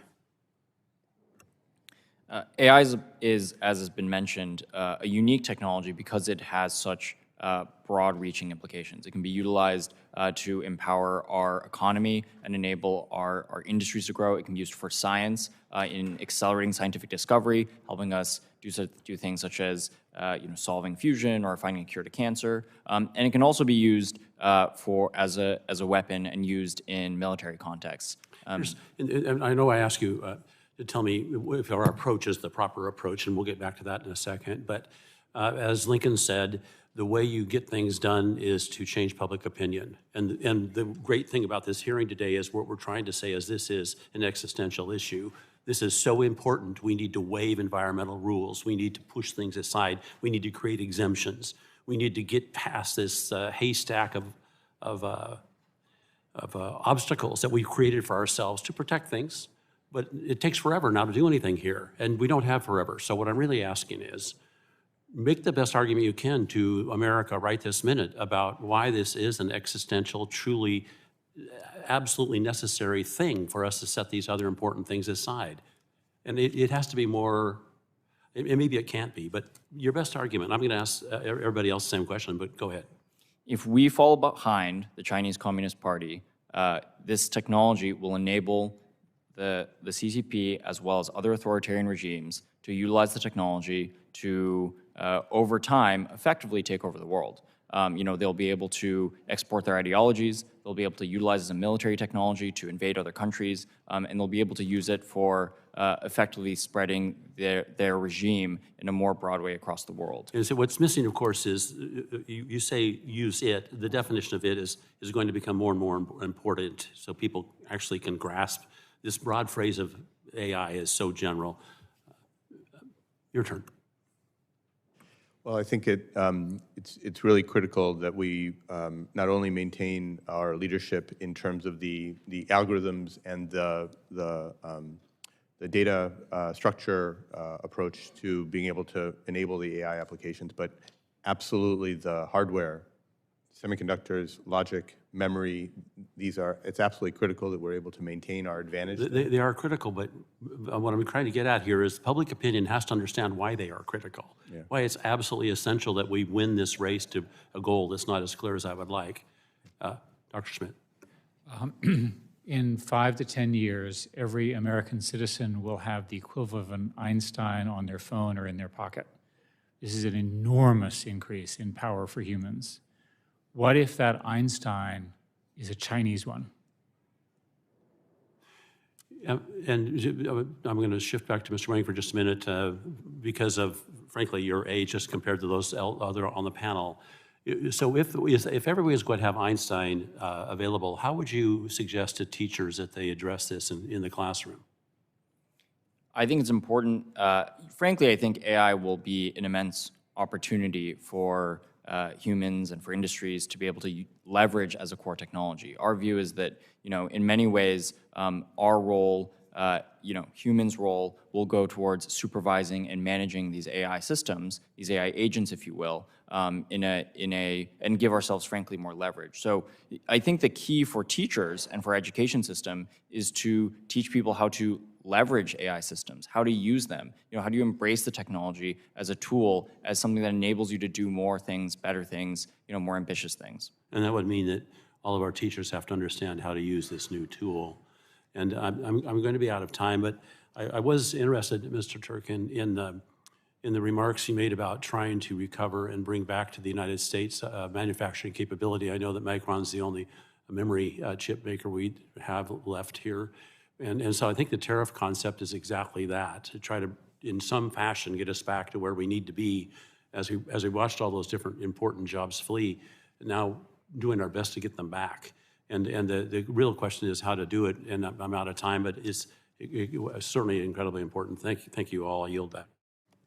The gentleman yields. The chair now recognizes the gentlelady from Massachusetts, Ms. Tran. Thank you, Mr. Chairman. Congress must lead in advancing pro-consumer, pro-innovation AI agenda. Clear guardrails and regulatory certainty will fuel, not hinder, that innovation. So to understand what that looks like for everyday Americans, let's just start at the beginning of the AI pipeline with research and what we need to be doing to set the conditions for AI capacity. Foundational research drove breakthroughs like transistors, the internet, and large language models. Our adversaries get this. While federal R&D funding is being cut, the Chinese government is scaling its investments. For example, China is outspending us by more than double in fusion energy research and commercialization. Dr. Schmidt, in your testimony, you noted the importance of ramping up fusion energy research. Commonwealth Fusion is in the district that I get to represent. The fusion and AI leaders that I regularly speak with tell me how important public-private partnerships are for advancing new technology and moving towards commercialization. How important is a strong federal research enterprise for domestic innovation, including in fusion and in AI? Commonwealth is an example of American exceptionalism. As you know, their development of these incredibly powerful magnets, that was done in research at MIT, shows you the path. You do it at MIT, you do a spin out. It was done collaboratively with MIT, with other investors. People have put billions of dollars into Commonwealth, including myself, I'm also the chairman of a competitor company on the West Coast. That's how the American system works. The current 15% indirect cost issue is hurting American science, and it needs to be addressed. If there are issues in specific programs, do it surgically. The damage that is being done to American research, broadly speaking, will harm the country for the next 50 years. This is the time to reverse this. Your answer is exactly why the federal government must bolster and not squander its research capacity, whether it's pushing away international researchers or gutting science agencies like NIH or the National Science Foundation. Undermining research, the first step in the AI pipeline, threatens our ability to win, which I believe we all want to do. I'd like to turn to AI development, which depends on computer chips. In 2022, Congress passed the CHIPS and Science Act to bring chip production back home. China sees the same strategic value and is implementing a massive state-sponsored campaign to strengthen its semiconductor supply chain. Mr. Bhatia, companies like Micron have received billions through the CHIPS Act to expand chip factories in the United States. How important is it that the federal government fully implement the CHIPS Act to ensure that Micron and other firms are able to bolster their domestic manufacturing capabilities? Thank you, Congresswoman, and you're right that our Asian competitors do have large cost gaps, cost deltas versus our operations here in the United States, 35 to 45% range, depending on where in Asia. And those countries are also incentivizing their domestic companies, which creates competitive disadvantages for the U.S. companies. And it's absolutely essential that we are able to extend and expand the investment tax credits that were passed as part of that legislation so that the spring of new facilities that have started can continue and bloom over the next decade. Yep. Thank you. President Trump says he wants to revive American manufacturing, but he is gutting the CHIPS program office and floating repeal of the CHIPS Act altogether, and that just doesn't add up. Finally, on AI deployment, to benefit from AI, people need protection. AI isn't flawless. It can mislead. It can make false predictions. It can expose personal data. Yes, we must beat China, but we don't need to become China. America must lead with its values, especially privacy. Our tech laws should reflect that. Mr. Wang, in your testimony, you affirmed the need for effective AI guardrails. This committee has repeatedly come close to passing a federal privacy standard based on data minimization and transparency. How important are privacy protections as a guardrail for AI? We strongly support Congress's desire to get data privacy legislation done. Ultimately, what we find critically important is that, again, I've mentioned this a few times, that we have one federal framework so that we don't have a patchwork of various frameworks throughout the country.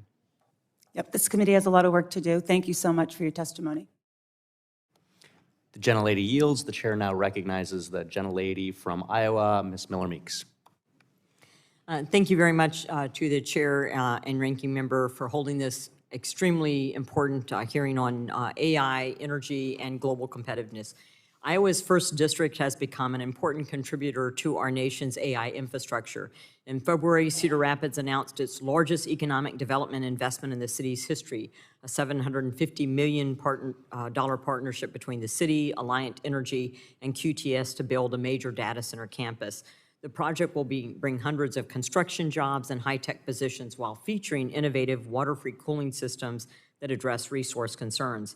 It's also home to Azure's largest supercomputers, which Microsoft built for OpenAI to train breakthrough AI models. This cutting-edge infrastructure in our state's heartland demonstrates how communities beyond traditional tech hubs can play vital roles in advancing AI innovation.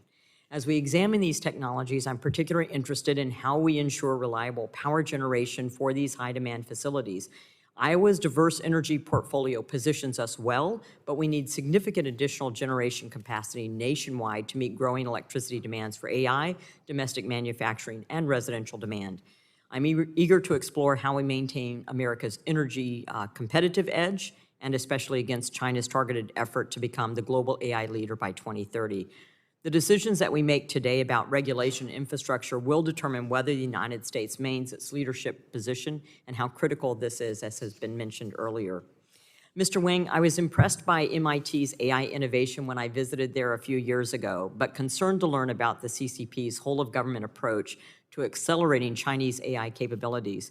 With the recent emergence of models like DeepSeek, how would you characterize our current competitive position against China, specifically in the areas of data, and I think you've answered this partly, computing, algorithms, and workforce development? It's an important question, and I always, AI really does boil down to its ingredients, and these ingredients are the ones that you referenced: computational power, data, algorithms, and ultimately the workforce that we have to support it. When it comes to computational power, we are still ahead as a country, but we have to be very diligent to ensure that we stay ahead. We're lucky that the leading chips in the world are NVIDIA chips, some of the chips from Micron and others, which are the forefront of the industry and the envy of the world. But we need to maintain those leads, and we need to think deeply about how we do that. When it comes to the algorithms, I would actually say we're probably on par at this point with China. We used to have a meaningful lead. Most of the most innovative algorithms are American innovations, but they've been very quickly replicated, and at this point, it's not clear that we have a lead. When it comes to data, this is where China has an immeasurable lead. They've invested in it for years, nearly a decade of investment into data sets to fuel their AI development. This started with their global surveillance programs, and when they instituted large-scale AI for facial recognition and other technologies throughout the country, and has continued to today. We need to figure out as a country how we achieve data dominance and how we can do that both in the public sector as well as across the private sector. And then lastly, on the workforce, this is an important point. We, as a country, again, the workforce is what fuels every component of these sets of innovation. So we need to ensure that we as a country are setting up the right programs to empower the AI workforce of tomorrow. Thank you. Mr. Bhatia, in your testimony, you stated that the U.S. is not on track to keep pace with projected energy demand, and that unless the U.S. makes substantial policy shifts, access to affordable and reliable power will begin constraining Americans' manufacturing renaissance. During our hearing with the nation's grid operators last month, they expressed similar concerns. Your testimony specifically highlighted the Broadband to Hemingway transmission line project that's faced nearly 20 years of permitting delays. Can you elaborate on how these permitting challenges directly impact Micron's expansion plans and competitiveness compared to China's ability to rapidly deploy energy infrastructure? Thank you, Congresswoman. The Broadband to Hemingway line is just an example. It's a project that is, I think, 300 miles long and has been on the drawing board for almost 20 years now. And we were joking earlier that it's approaching its 21st birthday almost in terms of when it was proposed until today, and still hundreds of millions of dollars spent on permitting. It's a project that does span 3 different states to be able to connect transmission in the Pacific Northwest. And because of those kinds of regulations between the different states, as well as federal oversight issues and regulations, we've not been able to see it even get started. And that's just one example of, I'm sure, many, many other examples of projects which really are needed to be able to bring the grid resiliency that others on the panel have talked about and that I've called for as well. Thank you. I have a question for Dr. Schmidt on fusion, but I'm out of time, so I will submit it for the record if you could please answer it. But I hadn't heard fusion mentioned, so wanted to get that in. Thank you. I yield back. The gentlelady yields. The chair now recognizes the gentlelady from New York, Ms. Ocasio-Cortez. Thank you, Mr. Chair, and thank you to our witnesses for joining us today and offering your testimony. The crux of what we're here to discuss today is where the rubber meets the road when it comes to AI and how this actually manifests in the world and the real problems that we're going to have to square and solve, particularly as it comes to energy and energy consumption. Mr. Schmidt, Dr. Schmidt, you've written in the past about the energy consumption of AI. You mentioned in this article here on Project Syndicate that, quote, AI guzzles electricity. A single chat GPT query requires 10 times as much as a conventional web search.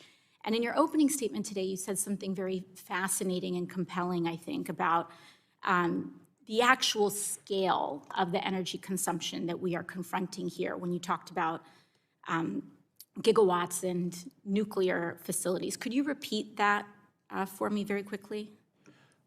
So some math here is, and thank you, Congresswoman, the typical data center, sorry, the typical nuclear power plant is 1 gigawatt. We have roughly 90 of them.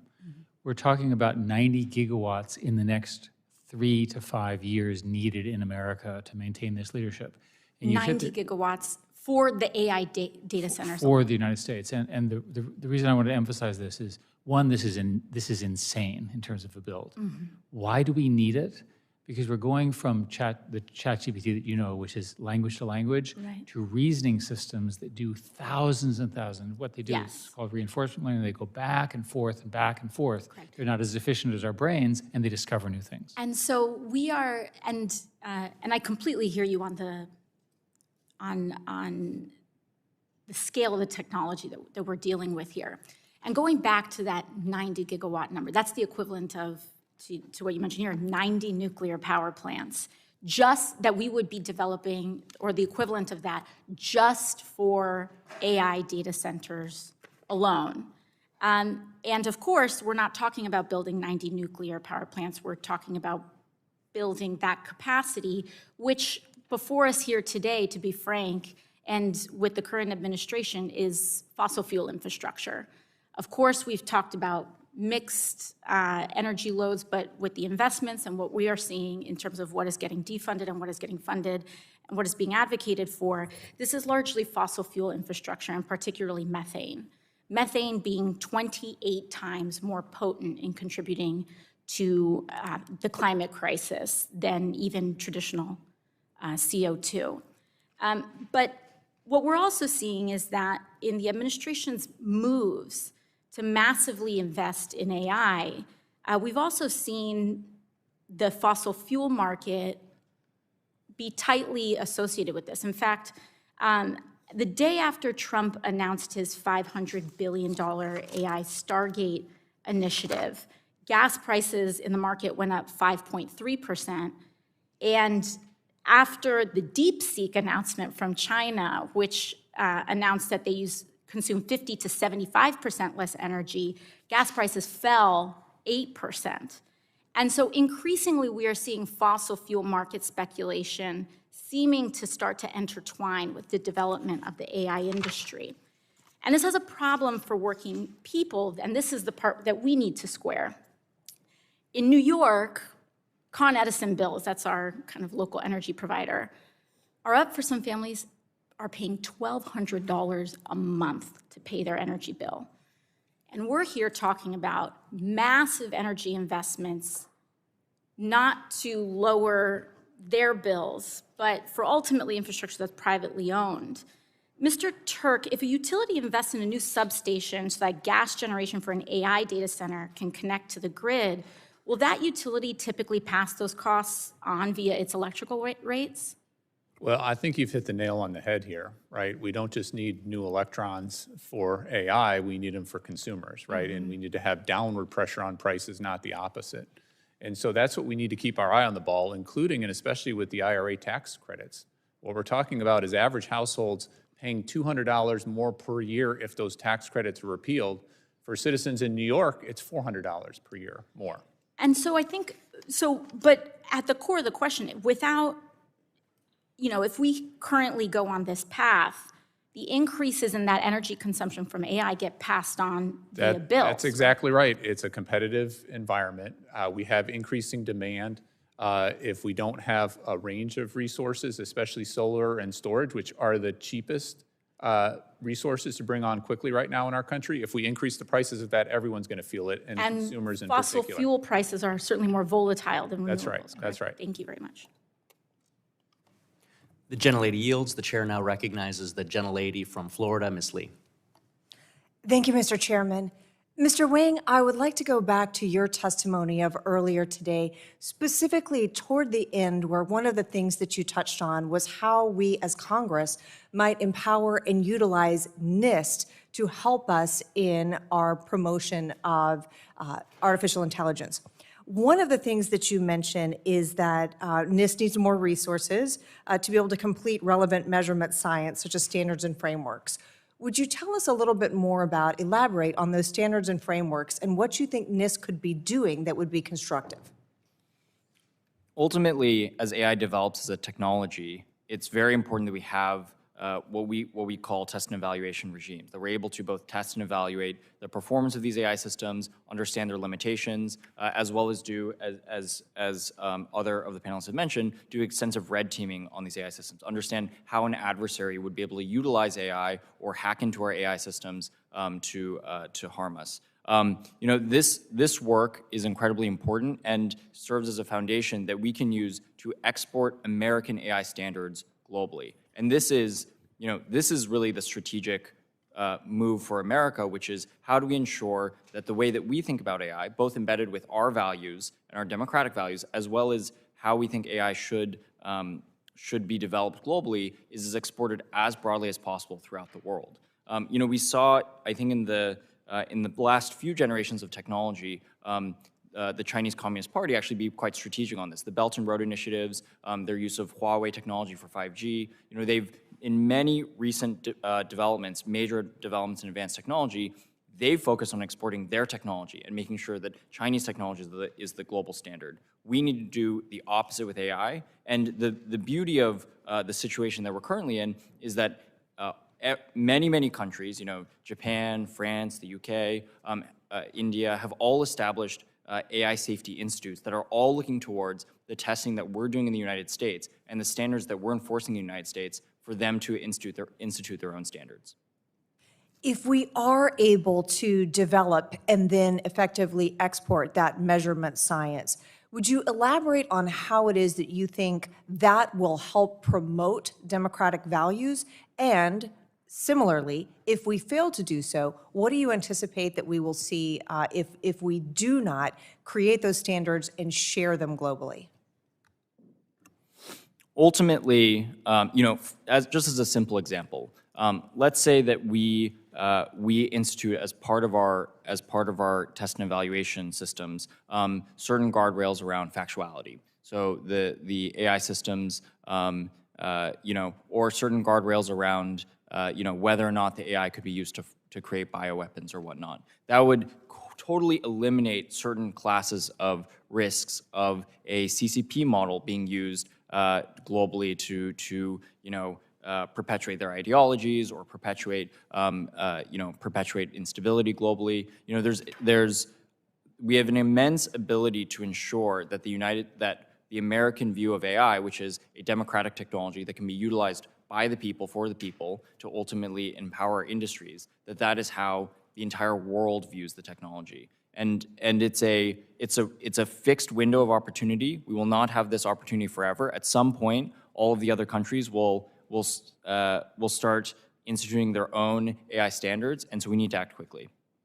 One of the things that you mentioned is your assessment that NIST would benefit from having additional resources from Congress in order to be able to undertake this activity.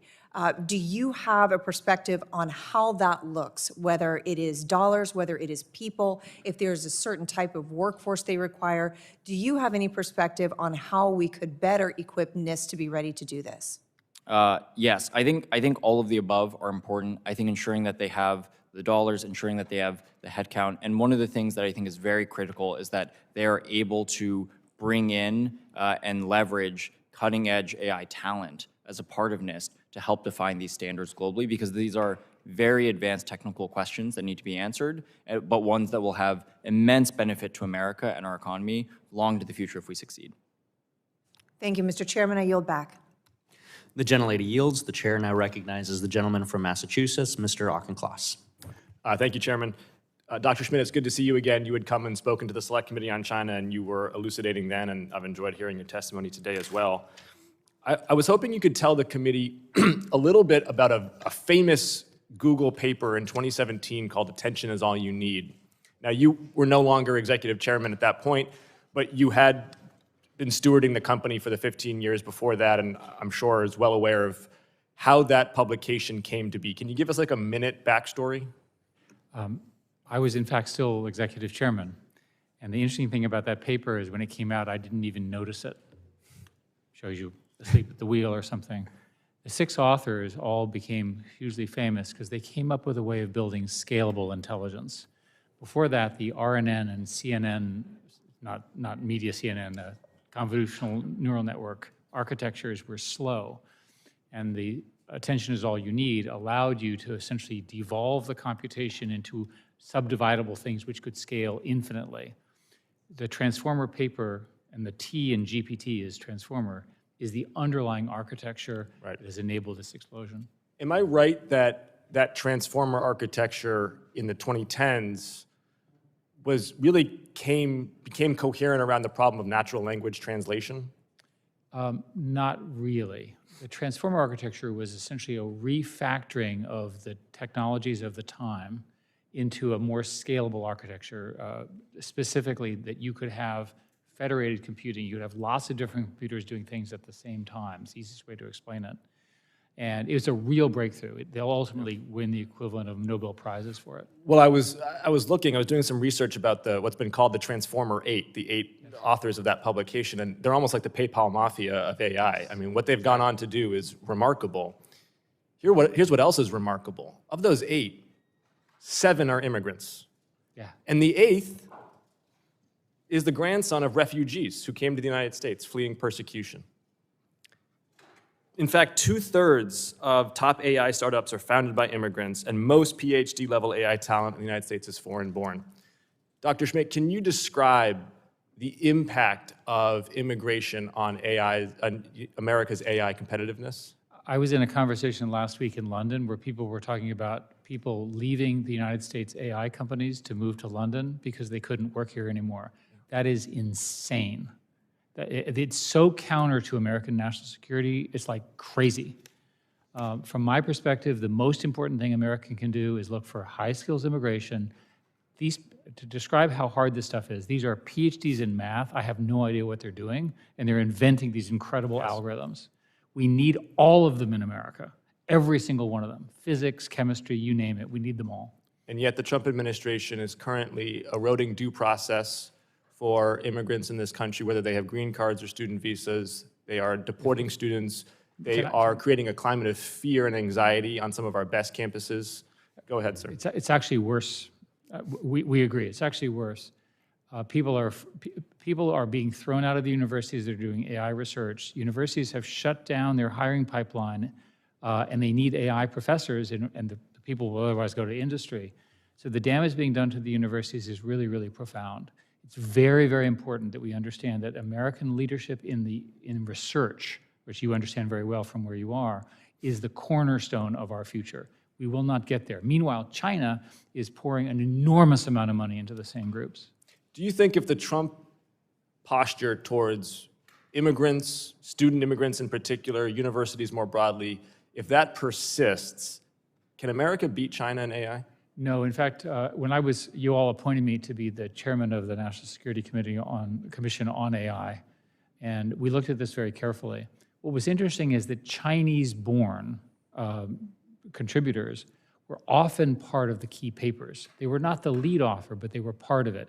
If you get rid of those people, and in particular, they go to China, right? The leadership literally moves. I'd much rather have them be here. And people say, well, they're criminals. They're not criminals. They want to be in the United States. If they are criminals, arrest them. They're Americans by choice. Not only is Donald Trump providing a massive opening for China with his xenophobic immigration policy, he's also providing that massive opening for China with his trade wars that's bringing Europe and China closer together. With that, I yield back, Mr. Chairman. The gentleman yields. The chair now recognizes the gentleman from California, Mr. Obernolte. Thank you very much, Mr. Chairman, and I'd like to thank Chairman Guthrie and the Energy and Commerce Committee for having this hearing on a topic that's very close to my heart and something I think is of immense national consequence to our economy and our country. Mr. Wang, it's great to see you again. In your testimony, you were talking about the steps that must be taken to ensure U.S. continued leadership in AI. And I was very thankful that you had some very specific asks of Congress and the administration. And one of those was that we adopt a regulatory framework that's sector-specific and use case-based. And I wanted to ask you, could you elaborate a little bit on what you mean by that and how we would go about enacting it? Yeah, so ultimately, what we need as a country is to ensure that from a technology development standpoint, that we do not slow down. We need to ensure that AI as a technology moves forward as quickly as possible, and that includes embracing the technology and ensuring that we have room to innovate. But the application of that technology towards certain sectors or certain specific use cases in the economy are areas where I think there probably needs to be some level of regulation, or at least some level of guardrails in place. These could be industries like the medical industry, the pharmaceutical industry, the financial services industry, and others. Industries that already have some degree of regulation to protect consumers and protect Americans. We can, in many cases, we can utilize those same provisions and those same regulations, and then there might be some cases where there are some gaps. All right. The Artificial Intelligence Task Force in the House issued a report in December that made exactly that same recommendation. And I think the exact finding was that we regulate tools, not outcomes, not tools. And AI is a very powerful tool, but is a tool. If we focus our regulation on outcomes, then we can capture all the different uses of the tool. You also talked about the need for a single federal standard for regulation. And Congressman Dunn was on the way to asking you about that and unfortunately ran out of time. So I wanted to give you a little bit of space to explain what you meant by that. Yeah, so as an AI company, and I think what we ultimately want as a country is to ensure that that our industry can continue developing advanced AI systems and continue driving American leadership. The worst case scenario for us is actually that there are 50 different, that every state adopts a different regulatory standard, and we have to, operationally comply with 50 different regulatory standards. I mean, it quickly becomes impossible, especially as you consider, in a lot of cases, the way that we develop AI is we develop, one large model, and then we start applying that model in all sorts of different industries and use cases and jurisdictions. And so we need, as an industry and as a country, one clear federal standard, whatever it may be, but we need clarity as to one federal standard and have preemption to prevent this outcome where you have 50 different standards. Just to put a finer point on this, we do not want our American companies spending all their time figuring out how to comply with every state's standards, whereas the Chinese models and the Chinese companies will just race ahead on innovation. Right. That's another conclusion that we completely agree with you. The task force report, we had a whole chapter on this issue.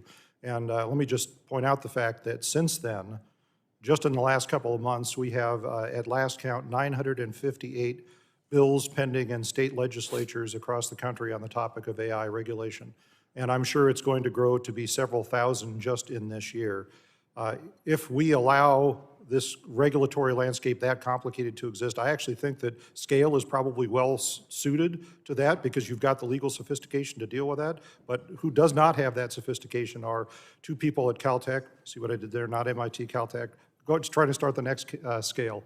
So I think we have a limited amount of legislative runway to be able to get that problem solved before the states get too far ahead.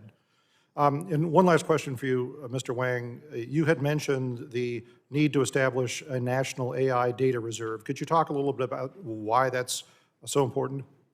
If we, ultimately, national security is the responsibility of the government.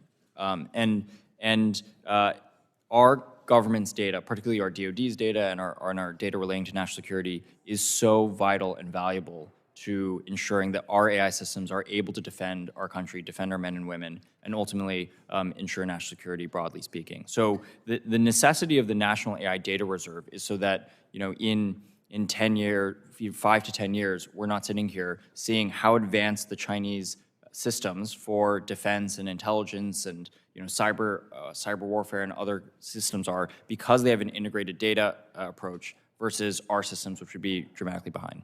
Well, thank you very much for your testimony. Sorry I didn't get to the other witnesses. I have a million questions. We'll submit that for the record. I yield back. The gentleman yields. The chair now recognizes the gentleman from Louisiana, Mr. Carter. Thank you, Mr. Chairman. and thank you to our witnesses for joining us today.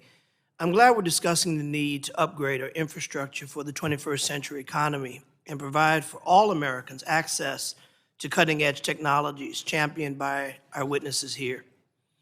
In January, Louisiana became the first state to secure federal approved for deploying $1.3 billion in broadband equity access and deployment, otherwise known as BEAD funding. This achievement highlights the bipartisan nature of Louisiana's commitment to universal connectivity and to set standards for states regarding broadband access. The state's BEAD rollout plan began under the Democratic Governor John Bel Edwards and was completed under Republican Governor Jeff Landry, who called it a generational investment that will create thousands of jobs, drive billions of dollars in economic growth, and transform Louisiana's communities in all 64 parishes. The state's plan will connect approximately 140,000 locations to high-speed internet through funding awarded to 20 internet service providers, with nearly 70% of the funds awarded to Louisiana companies. More than 90,000 of these locations were set to transition from zero connectivity to future-proof broadband fiber. Although these broadband investments will drive significant economic growth for the state, creating approximately 10,000 new jobs and generating an estimated $2 to $3 billion in new revenue for Louisiana companies. However, since the Trump administration took office, just a week after Louisiana received approval, its final approval to move forward on its proposal, the Commerce Department has withheld final funding to their approval that would have otherwise had shovels in the ground installing high-speed broadband infrastructure today. Not aspirational, but now. The unexpected delay has stalled progress, frozen investments made by small internet service providers and contractors, and left rural communities still waiting on the promise of broadband access. Just recently, Meta announced that they were building a roughly $10 billion data center in rural Richland Parish in Louisiana, an area that would have benefited from the state's broadband rollout. In fact, over 600 households within a 10-mile circumference of the new Meta facility would be connected via BEAD. We also expect that around the data center to grow as the facility brings in hundreds of workers, including skilled technical specialists. The delays around BEAD rollout mean that these workers for the $10 billion advanced data center may lack high-speed broadband at home, threatening yet another huge investment in my home state. The freeze in BEAD funds yet another example of how the Trump administration has shown chaos and uncertainty for businesses trying to make major investments in technology and energy on top of the past week of economic turmoil and worldwide market crashes. This is unacceptable. Mr. Is it Bhatia? It's close enough? Enough. How important is quality of life for your workers when you are looking to grow your operations in new areas? Would considering making major investments in the area where your workers are and their families lack access to the internet be a major factor? Absolutely. We would like to ensure that we have a workforce that is highly skilled, highly trained, and can, all the jobs that we're creating with our projects, 11,000 direct jobs at Micron, 80,000 direct and indirect jobs, those all should be high-paying jobs, which will allow people to have a high standard of living, and we think that's an important element to ensure our technology leadership as well as our manufacturing efficiency. Thank you. Mr. Wang, in your testimony, you recommended that the federal government put policies in place to let the AI workforce thrive in America. Would you agree that we're holding back our future workforce by allowing children to grow up in an America without access to high-speed broadband internet? I certainly think that the ability for our future, for our children and future workforce to embrace AI technologies and other technology is going to be absolutely critical to the future development of our country. So ultimately, yes, I think we need to ensure that. Thank you. I've got 4 seconds, real quickly. Mr. Turk, Our American grid is now facing an unprecedented surge in electricity demand. How has the Trump administration's blanket refusal to permit large-scale offshore wind projects impacted our country's ability to meet this new demand? So it's another tool in the tool belt. Why take it off? It's incredibly important along with other sources of power. And I think your point more broadly about infrastructure funding, you need predictability and you need certainty. You don't need chaos, and that's what Thank you very much. My time has ended. I yield back. Thank you. The gentleman yields. The chair now recognizes the gentlelady from North Dakota, Ms. Fedorchak. Good afternoon, everyone. Thank you for being here. It's been an interesting hearing. Dr. Schmidt, you said you think the importance of AI and the challenges we face has been underhyped. I agree with you. I also think that the challenges that our electric grid in this country face have also been underhyped. The truth of the matter is we are underpowered today, and that doesn't even take into consideration the demands that the AI industry brings or the need and the urgency for us to meet that demand. So knowing that, would you all agree that one of the first things we should be doing is stopping retiring of existing resources that are connected to the grid? And I'll just go down the line. Mr. Turk? Real quickly, I don't need a 1-minute answer. Yes or no? We should stop retiring existing resources if they're still somewhat economic. Yes, but we do need to keep an eye on other goals, including climate, and we need to make sure Okay, thank you. Dr. Schmidt? Yes. Okay, Mr. Wang? Yes. Mr. All of the above. Excellent, thank you. I think it's not a yes, but it is yes. We need to stop retiring. This is an urgent need. Everyone has said it's a national security issue. All resources take time to get on the grid. And so when we don't even have enough to meet demand today, then we most certainly, and we have growing demand, we most certainly should all be able to agree in a bipartisan manner that we should keep whatever we can right now and then go from there, because technologies evolve and they will continue to evolve. Mr. Turk, you had said earlier that you'd said that solar and wind are the cheapest resources to bring onto the grid. Can you elaborate? What do you include in that calculation? Yeah, so I look not only at the levelized costs, but I look at what's actually being brought into our grid right now, driven by economics. And so 93%, our independent Energy Information Administration is saying 93% of the new power brought on this year will be solar and storage and wind. Okay, but that doesn't necessarily mean it's coming on because it's the cheapest. Does your calculation include the cost of transmission to bring that online? Well, this is why we need to have, and I know you're an expert in this, and thank you for your leadership in NARUC, in particular with your previous job. We need to have the whole grid. We need to be thinking about reconductoring. We need to be thinking about grid enhancing technologies. We need to be thinking about transmission too. We need to think about it holistically and systemically. Exactly. And I support GETS 100%. It's not the 100% solution though, and it should not be overstated, because I think a lot of people who don't understand this hear things like that and think there are simple solutions when really they're far more complicated. And the truth of the matter is, when you consider solar and wind as being the cheapest, the cost of the transmission is not included in that calculation, nor is the cost of all the backup generation that's needed to provide power when solar and wind aren't available. Those have to be included in our calculations when we're talking about costs, because the people who pay for that, they notice that those aren't the cheapest things, because it's all included in their bill. Nobody else soaks up those costs but the final customers who pay the bill.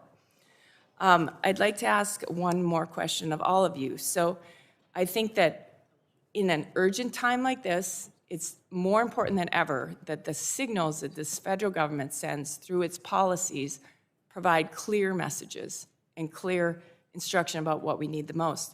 We had all the grid operators here a week ago. To the person, they all said what they need now is dispatchable power. Knowing that, is it reasonable for the federal government to continue to incentivize resources that are not dispatchable? And I'll start down here at the end. Should we be sending that signal? If what we need is dispatchable, why are we sending strong signals that you should bring on things that aren't dispatchable through tax policy. I think that, I mentioned all of the above earlier. I think that we need to think about technologies that can, and investing in technologies that will be able to contribute longer term. We shouldn't take away from that. I mentioned in my prepared remarks, some nuclear technologies that we've stopped investing in that, probably looks today to be short-sighted. But at the same time, we need to be focusing on the technologies, on the sources of energy that can support the demand today. Thank you. Mr. White? I'm not an energy expert, an AI expert, so probably not the best to answer this. Okay, Dr. Schmidt. If you take all of the subsidies away of oil and gas and all the ones around renewables, you get a different calculation. Given we have the oil and gas subsidies, I think it's fine to have the renewable subsidies.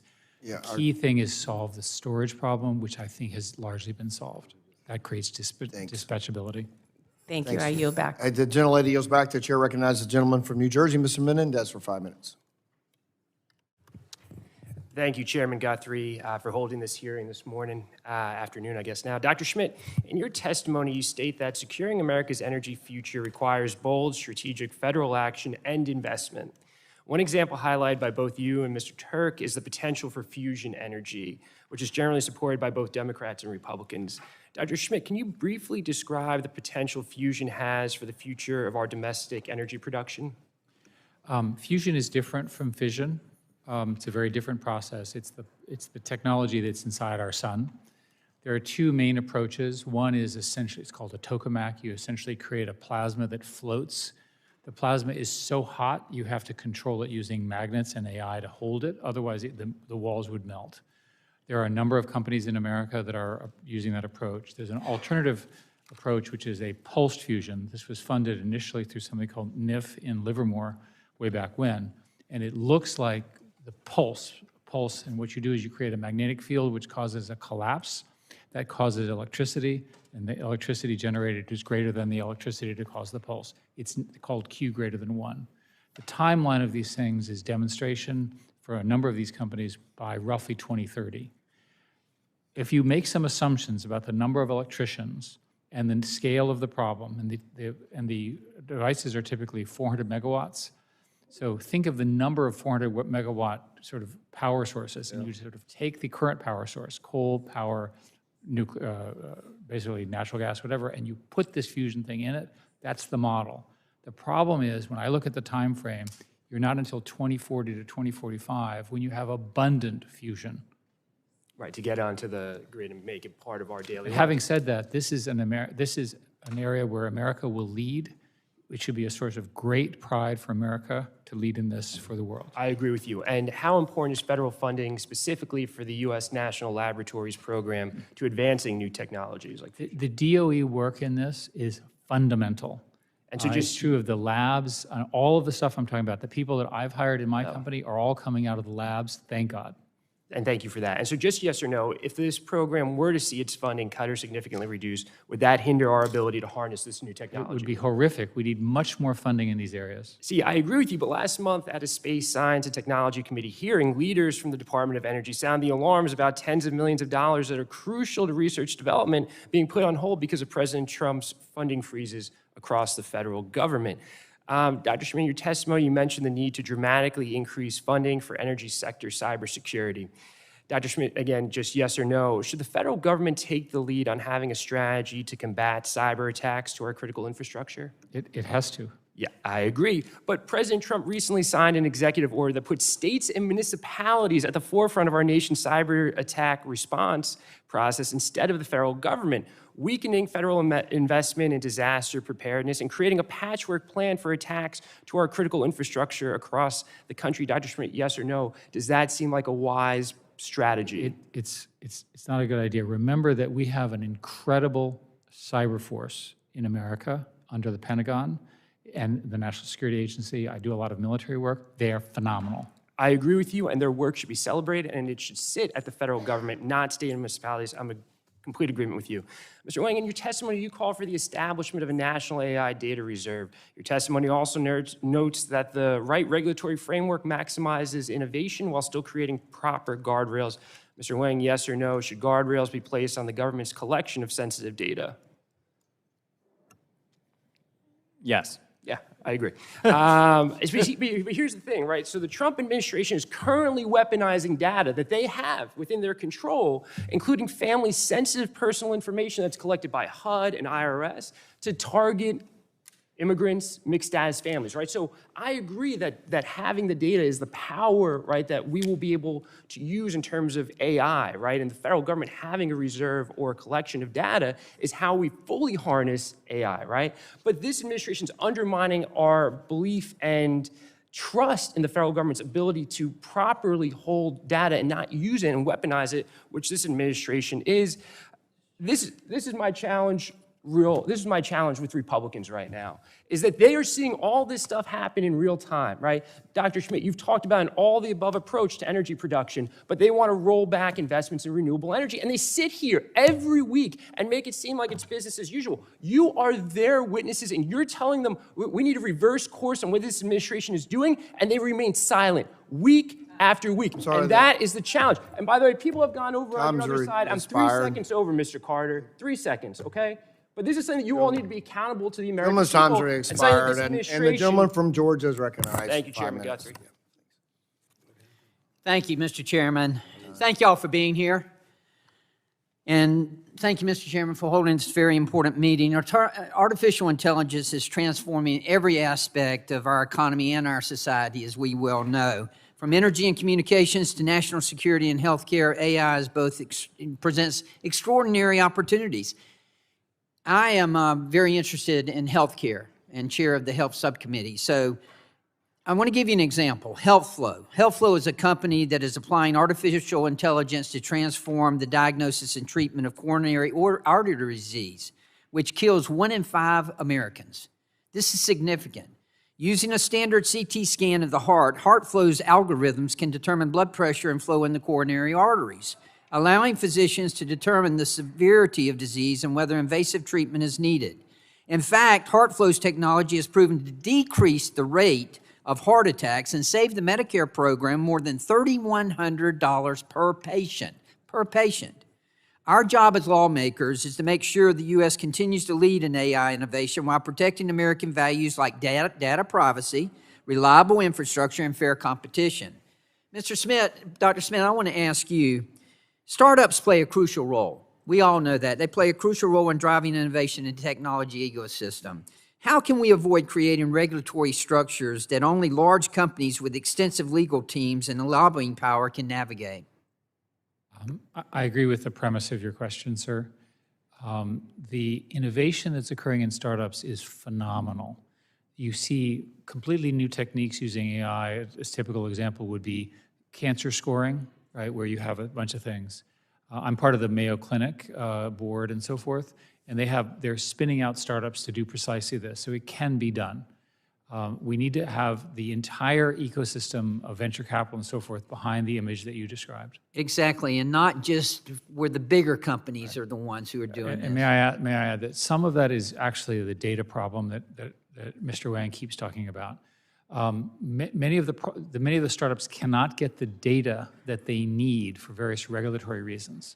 A simple example would be that if you had opt out of privacy things for healthcare, that people could, for research, that you could have research pools, then you could accelerate that. There's a whole bunch of approaches there that are reasonable trade-offs. Okay, let's talk about the role that AI is going to play in developing new treatments and cures, and we know that's going to be the case. How should lawmakers be thinking about integrating AI tools into HHS and CMS and FDA to create a more efficient process like quicker drug approvals? The biggest problem with drugs is the phase 3 trial cost and the Exactly.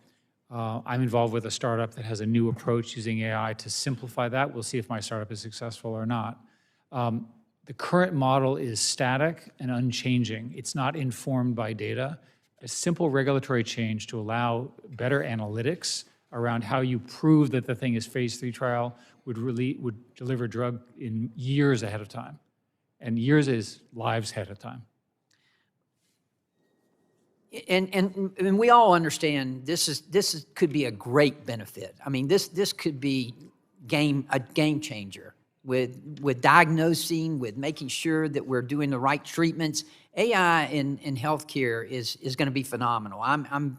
I'm very optimistic about that, but it's also going to have some downfalls and some things that are dangerous that we need to really guard against. But we've heard a lot of promise about how it can cut costs and how it can increase efficiency within the federal government, especially in some of the organizations like HHS. How should regulators think about contracting with innovators to integrate AI into the regulatory and oversight functions that we have, particularly in Congress?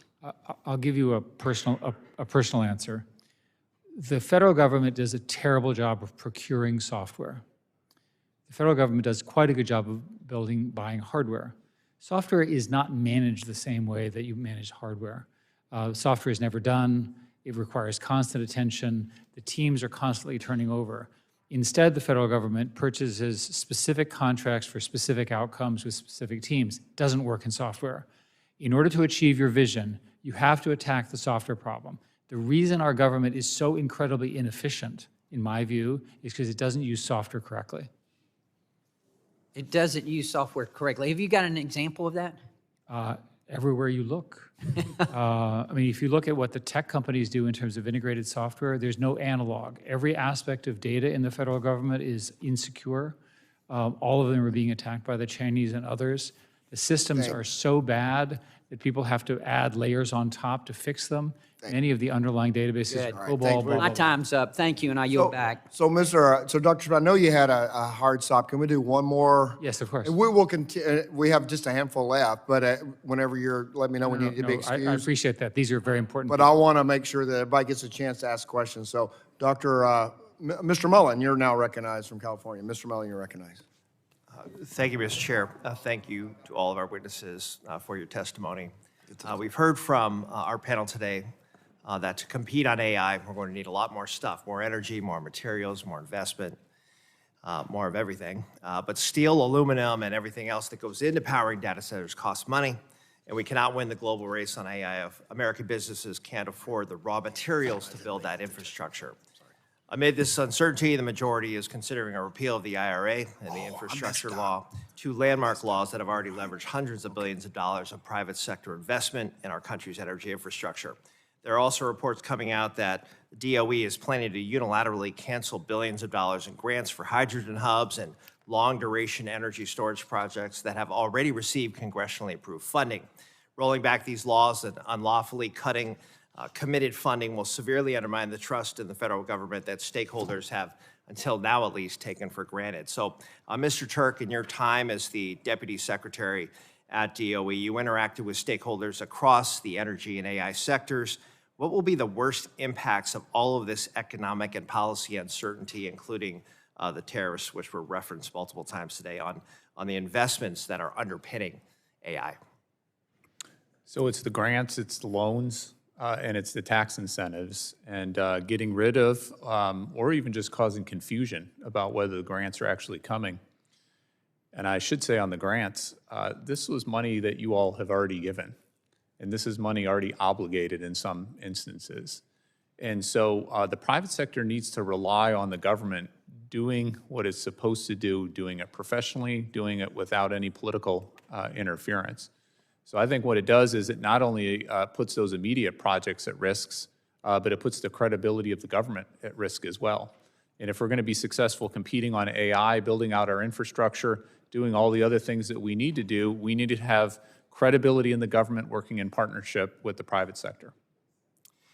So thank you for that. And I fear there will be serious repercussions for our energy system if cuts are made to the IRA programs. They're essential for energy as energy demand increases as part of AI. But as important as the AI race is, we also have to talk about rising costs. People are paying more, not only at the grocery store, but losing money in their retirement savings. But recent estimates show these tariffs are going to cost everyday Americans an additional $3,800 a year on their utility bills. To meet both the AI challenge and cost challenge, it's clear that we need more energy resources and we need to get them online as soon as possible. Earlier today, you mentioned that renewables are the cheapest, quickest sources to deploy when it comes to energy. So what, Mr. Turk, what does Congress need to do to unlock this development and ensure that consumers are not hit with the higher costs yet again by the Trump administration? So the good news is you all have done your jobs. Now, we could use more, but you've got the tax incentives, the grants, the loans in place. What's at risk here is if those are repealed, just two provisions, the investment and production tax credit, technology neutral tax credit, if that's repealed, Americans, households are paying on average $220 more per year, just with those two provisions repealed, let alone the other provisions and grants and loans not going out in the way they are. So this is the worst way to keep downward pressure on prices, is to repeal these incredibly important tax incentives. Great. Thank you for that, sir. And thank you all. With that, I yield back. Thank you. Gentleman yields back. Your chair recognizes Mr. Griffith. Oh, I'm sorry, Mr. Fry. I apologize. Thank you, Mr. Chairman. South Carolina is experiencing a remarkable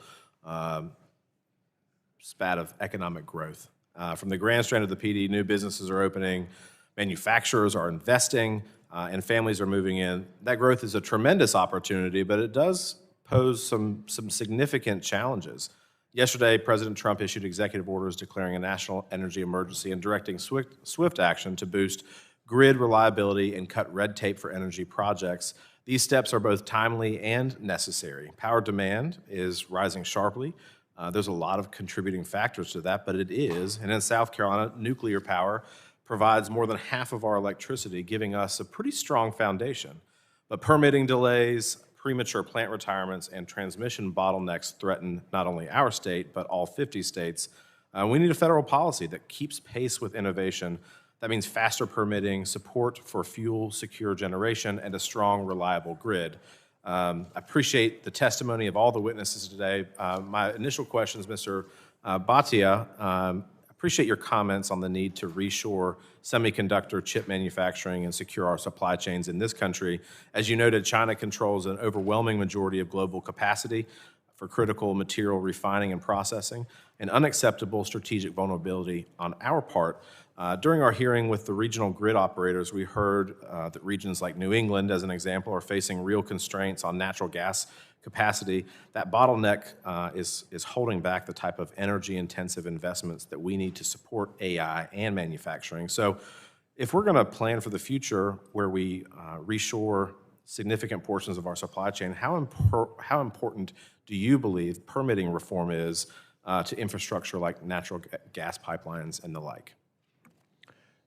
I think it's critical, and I think the cost of inaction that we've had over the last several years and continue to have is very, very high. I mean, you've heard multiple data points and testimony around the sharp spike in demand that is forecasted, both because of the data centers that are going to be built, as well as the manufacturing in semiconductors, as well as other industry segments.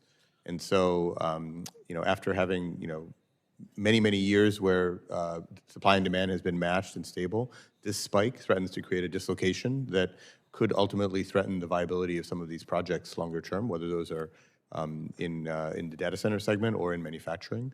And I think streamlining and working to be able to remove duplicative processes between federal and state is something that both parties can get behind, and states, red states and blue states both can get behind, trying to ensure that there is a streamlined process for critical projects to move forward. Sir, do you think that we can realistically meet our energy demands without those simple reforms that you talked about? I'm not sure. I believe that I don't think we should try and figure that out. I think we should make sure we move forward with the permitting, and I think the permitting needs to be across transmission, it needs to be across generation, and it needs to be across all of the above sources of energy investments that we need to make. Thank you. Dr. Schmidt, appreciate you staying a little bit. Your testimony laid out the strategic importance of AI in the race with China in pretty stark terms. You mentioned that AI data centers could require up to 10 gigawatts of power each, and that we risk falling behind. Given what we're seeing across the country, though, especially in states with business-friendly environments, can you speak to the importance of permitting reform and how it relates to our competitiveness in the AI space? When you look at people who have the money, they still can't get the permits, and in particular the interconnection permits that are needed to get into the grid. You can solve that problem by, for example, building your own power plant next to your own data center, but that's not particularly efficient. There are all sorts of other issues. If you look at the cost of, for example, building, I'll give you an example, TSMC built a semiconductor plant in Arizona.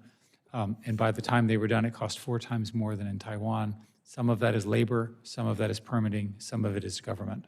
We are not competitive globally against our key partners and competitors with respect to costs and timing. Thank you for that. And you also mentioned the potential for AI to help manage and secure our grid. What role do you see for the federal government in AI-enabled grid modernization, particularly for regions like mine in the Southeast that are growing so rapidly? So way back when, before all this was well known, Google did an initiative where we looked at our data centers, which had been designed by the very best scientists, according to us, in our own arrogant way. And we applied our own AI, and it beat our own top people by 15%. That 15% of efficiency went straight to the bottom line. It showed me that you can take any system and using AI do more what is called predictive analytics, and you can predict loads and basically shed loads and handle it much more efficiently. That is where our grid needs to be. Thank you, Mr. Chairman. I have many more questions, but I got 15 seconds. So with that, will you yield to me? Yes. I just like my purpose for Mr. Menendez for asking Dr. Schmidt to be here is not to come as a Republican witness and not tell us what we want to hear, but tell us what we need to hear. And I think we've all heard some things that probably don't fit within our ideology, but things we needed to hear and we can figure out and work through. So time's expired. I yield back, and I will recognize.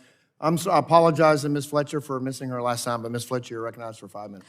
Thank you so much, Chairman Guthrie. I appreciate it, and I appreciate all of our witnesses for being here today and for your testimony. I think this has been a really useful and important hearing. You've given us lots to think about, and we've heard from all of you, right, that the United States is really on the brink of an AI revolution, that there are many things we need to be thinking about and just kind of the transformational change that this is going to bring, including demand for energy. And in normal times, that should be great news for my home state of Texas, where we already have a growing industry, a cluster of data centers, and we have the energy resources and the know-how to meet this sort of record high demand. But President Trump's policies are eroding the certainty and predictability that the people who run businesses and make investments need to succeed at every turn. And this is particularly true when it comes to building our infrastructure for our energy to meet tomorrow's demand.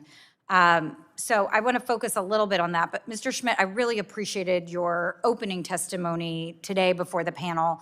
And I wrote down a few things that you were speaking about that I want to follow on. And you mentioned, you referenced sort of the balance of power globally. And I think we can all acknowledge that we're in a very uncertain and shifting moment in our history. It's changing minute by minute.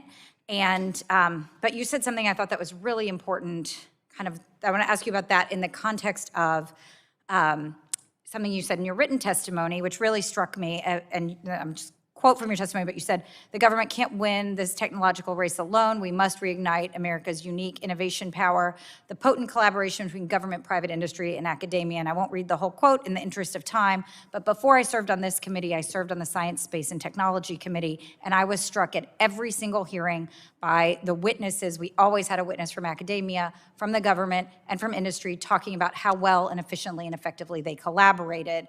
And so I assume that you would agree with me that the disruptions that we're seeing are challenging in this moment.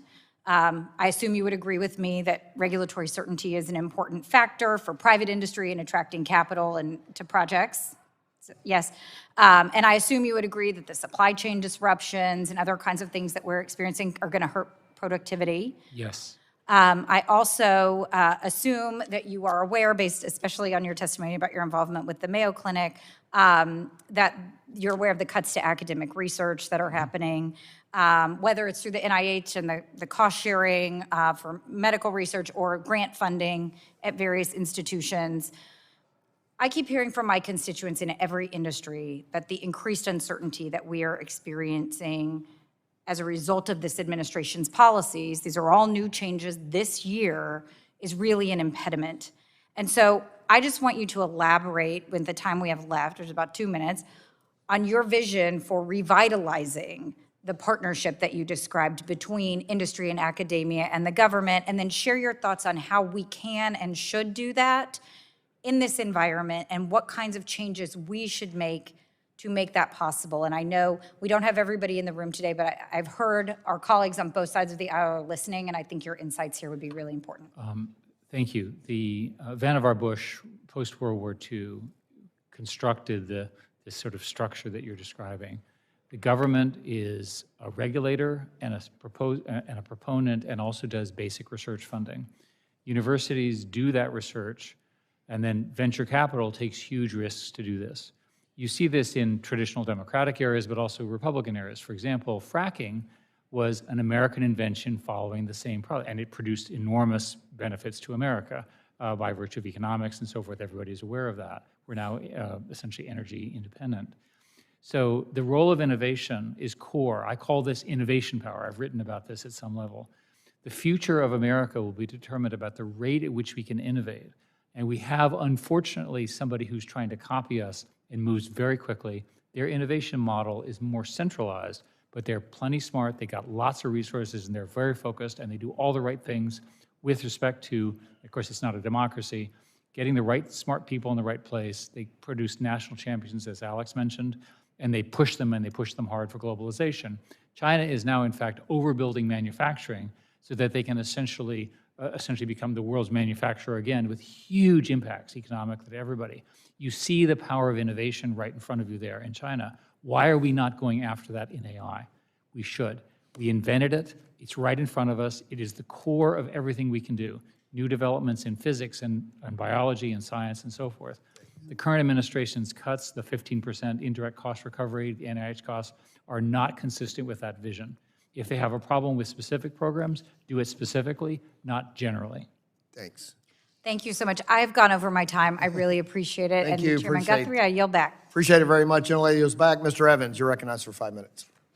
Thank you, Mr. Chairman and Ranking Member, and of course to the witnesses for taking the time to testify today. Dr. Schmidt, my first question will be to you. In your testimony, you talk a lot about China's investment in a lot of different forms of energy like wind, solar, newer technologies like fusion. The United States has made similar investments in the past several years, but I think it's also important to highlight that not all energy is necessarily created equal. And so the first question to you is, in your opinion, which nation has brought more dispatchable baseload energy generation online over the last 5 years between China and the U.S.? It's almost certainly China. And then, in your opinion, which nation has taken the most dispatchable baseload energy offline in the last 5 years? Almost certainly the United States. Thank you. And I agree with your answers there, obviously. I should include Germany for shutting down all of its nuclear plants, which is also a mistake. Thank you. But yeah, I agree with your answers there. We know that China's thermal power generation has reached a record high just last year, and that's driven by things like coal-fired plants, which have also reached a record high as a percentage of what it's generating in China. And by comparison, the United States is on track to retire 12.3 gigawatts of dispatchable power this year.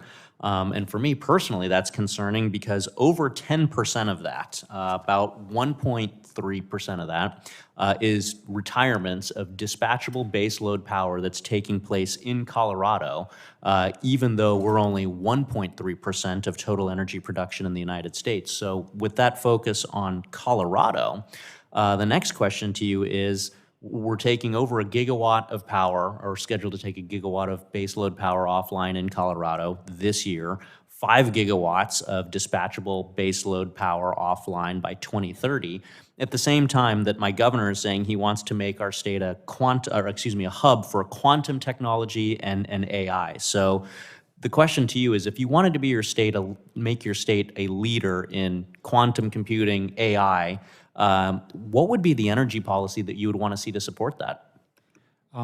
It probably makes sense to retire the coal plants and replace them by natural gas plants. It makes sense in Colorado because you have such great natural resources to work on enhanced geothermal.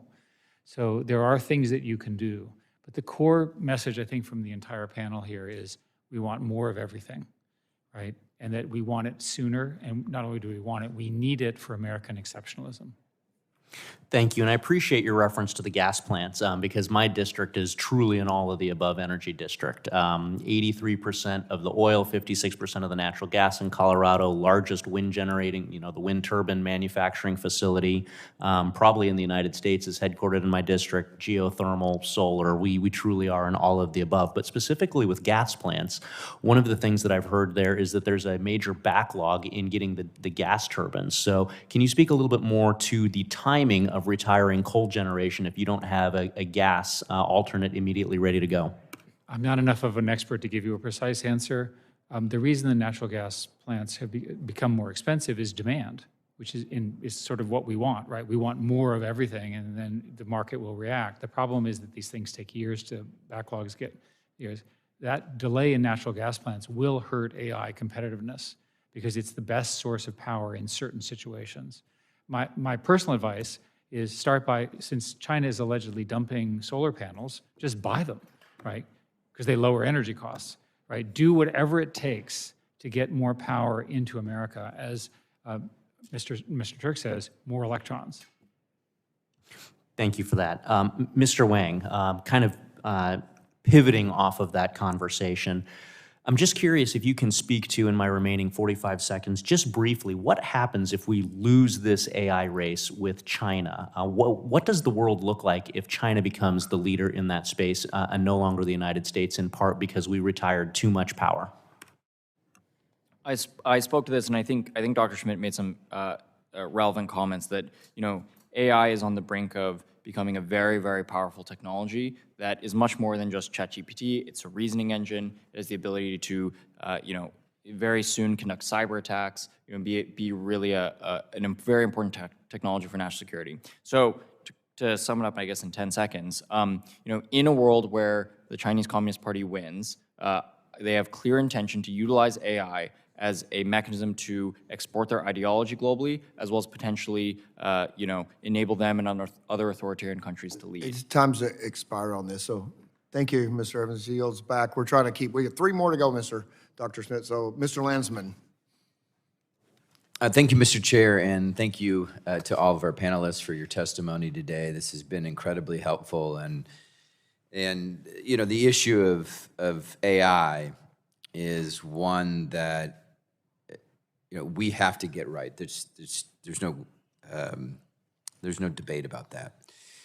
Winning on AI and harnessing it for good requires, as you all have said very, I think, impactfully, clear instructions and guidance and meaningful investments.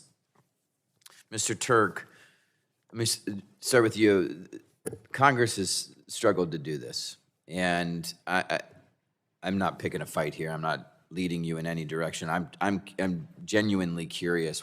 What do you think the barriers are in terms of us laying out that clear guidance and making the necessary investments? So the good news is Congress provided that certainty, provided that window of investment. That's one of the brilliant parts of the legislation that you all passed. On the tax credit side, to have tax credits in place for 10 years that investors, that developers, that utilities, that AI companies can rely upon and know will be there so that they can make investment decisions that will come to fruition over a period of years. So the good news is the biggest thing you have to do at this point is leave those tax incentives, let that grant money do what the grant money was intended to do by Congress, but just execute on that. That's on the investment, and so thank you for that, on the investment and piece of this. But on the clear instructions and guidance, I mean, what do you think is holding us back from providing that framework that everyone has been asking for? Well, this is where the private sector will do what the private sector does best when it has that certainty. It doesn't have the chaos from tariffs. It doesn't have the chaos from repeal of provisions.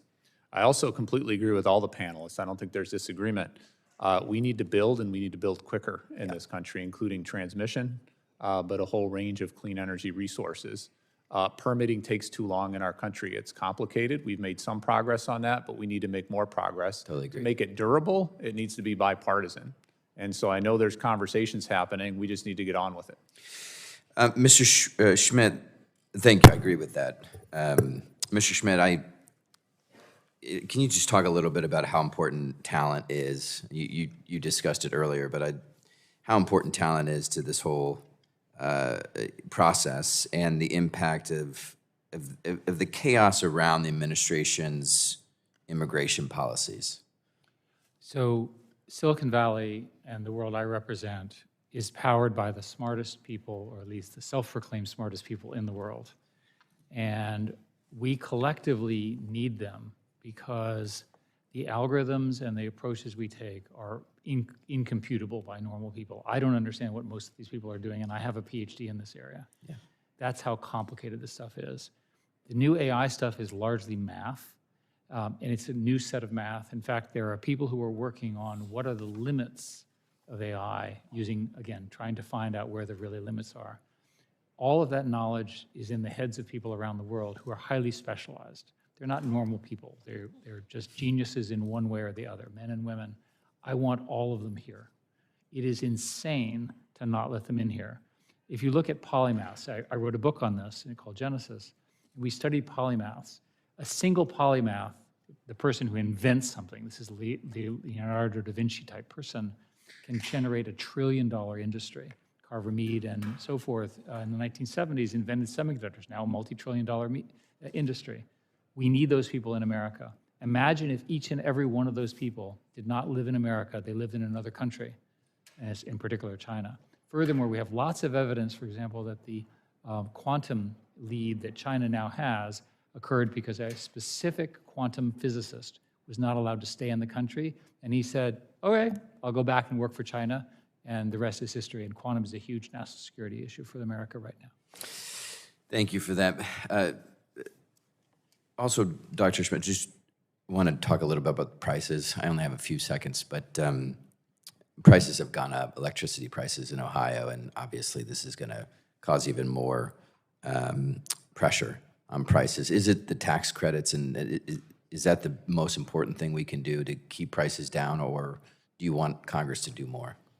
I want more supply. Yeah. More supply should lead to better and tougher competition and more dynamic network, which would allow vendor choice.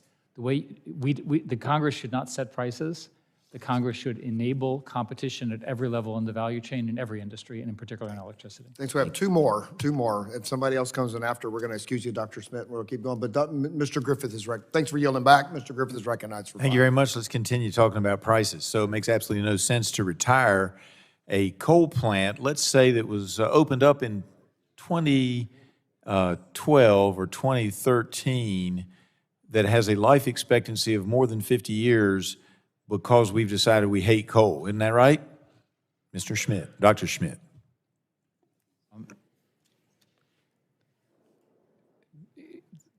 It has to do with how long it's a more complicated answer. Okay, so for the question, let me cut through some of the complications.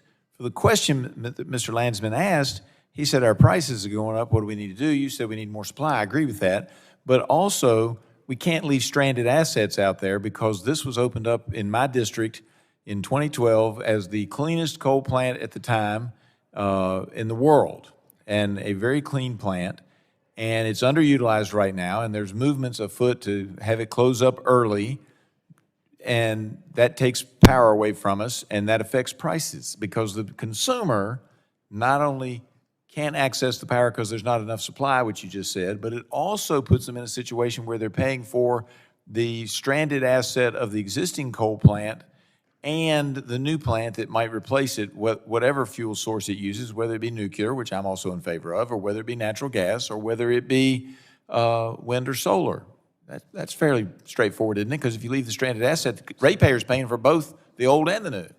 I grew up in coal country of Virginia, so I do understand it. Oh, what county?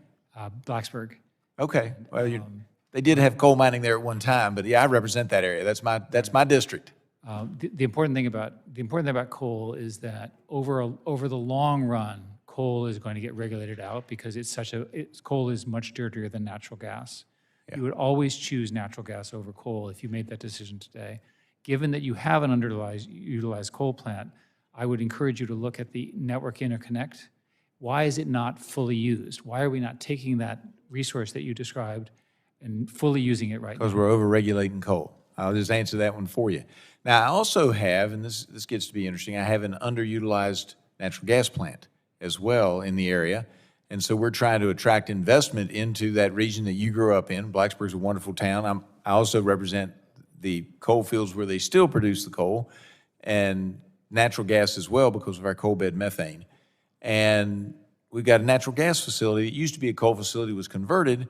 That's also underutilized. And we would love to see folks take a look because, as you know, having come from that region, these are very industrious people. And whether or not they have that diploma, I'm reminded of the scene in The Wizard of Oz. There's a lot of smarts out there, and I believe that both data centers and AI could benefit by being in the region. But when you close down these facilities, and I understand you have a preference for natural gas, and I understand that. But when you close down these facilities, that creates a problem because wouldn't you agree? Right now, in last year, the American Electric Reliability Corporation's long-term assessment estimated that 115 gigawatts of dispatchable generation is planned to retire over the next 10 years in comparison to what they estimate to be an increased demand of 150 plus gigawatts. Doesn't that impede or make it more difficult for us to have space to grow AI and power our AI as we need to? Again, I think all of us believe in more. Yep. With respect to the specifics, you have regulatory issues, which you pointed out, which I think should be loosened. But I also think the long term for coal is to be replaced by natural gas. And I think we should get organized around that. And eventually, natural gas will be replaced by fusion, which will ultimately solve all of our problems 15 years from now. I'm looking forward to fusion getting here. I hope that you're right on your estimate. I would say this as well, because so many times people hear statements like that in my district and they automatically assume that that means coal production is going to end, and they don't realize that what you're talking about is coal production for the creation of electric generation. And my district has a rich seam, as you're probably aware, of metallurgical coal, which for those who don't know means that we mine that coal to make coke and steel out of it so that we can produce the steel that's needed for this country. I think somebody mentioned it earlier today, that we need the steel so we can make sure we build the equipment and so forth to do the AI with, the buildings, et cetera.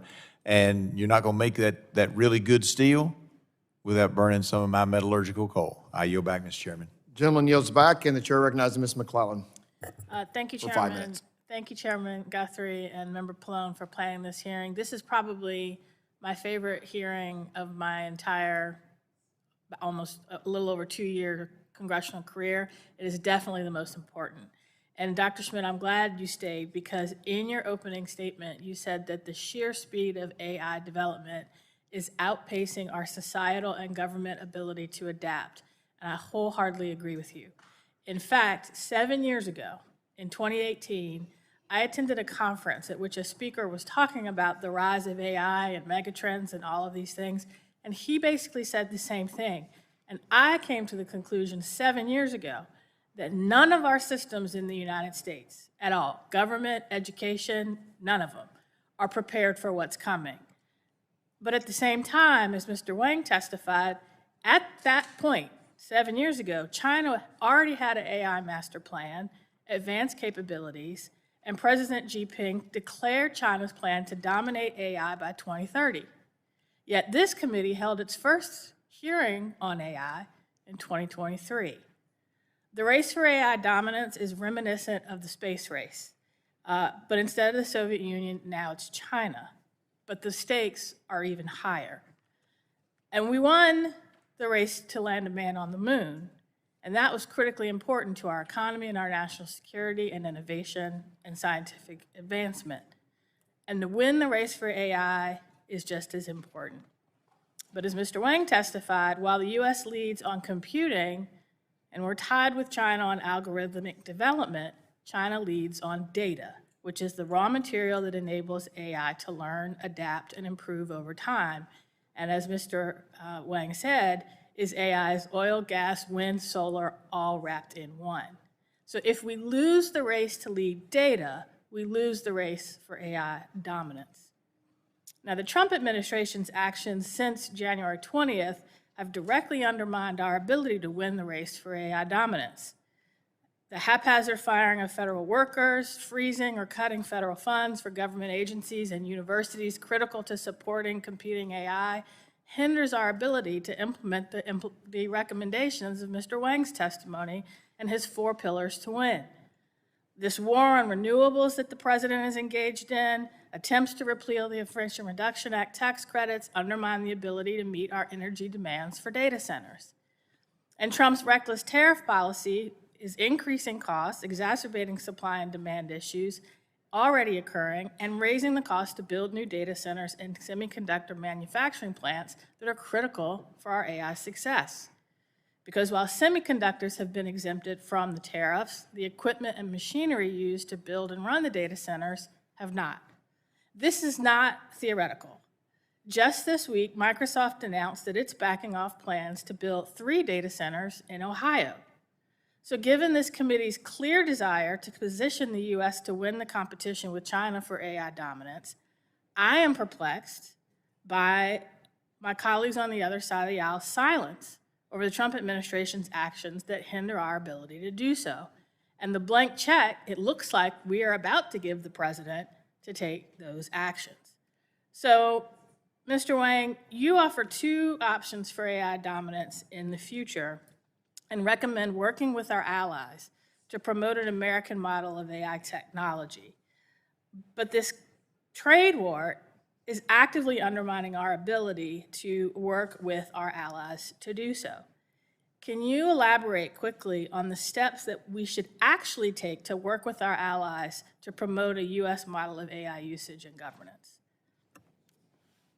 Yes, so the first thing is we need to ensure that NIST, the National Institute of Standards, is properly resourced and we're able to make progress on AI measurement science and ultimately the development of these AI standards. Then we need to codify this into a set of standards that, that we ultimately agree with in terms of how we should measure AI performance, how we should, what are the characteristics of safe and performant AI systems in the future. And then we should utilize the global network of AI safety institutes, which is, which already exists. Many countries have stood them up. You know, France, the UK, Japan, India, Korea. I've met the heads of many of these AI safety institutes. They're all looking towards the United States because you know, they understand that we are the leader in the technology, and we need to give them our standards and export it globally. Thank you, and I yield back. Thank you, the gentlelady's time. I had committed to Dr. Schmidt that he got, we have, Dr. Schreier did come in, but I committed to you, Dr. Schmidt, to leave. You leave, you, Dr. Schreier, recognized for 5 minutes, and if anybody else shows up, I will let you walk up and go. Thank you for your, because it's been valuable. I'll shut up and let her go. I'm so glad you're staying. Let's see. Thank you, Mr. Chairman. And thank you to all our witnesses.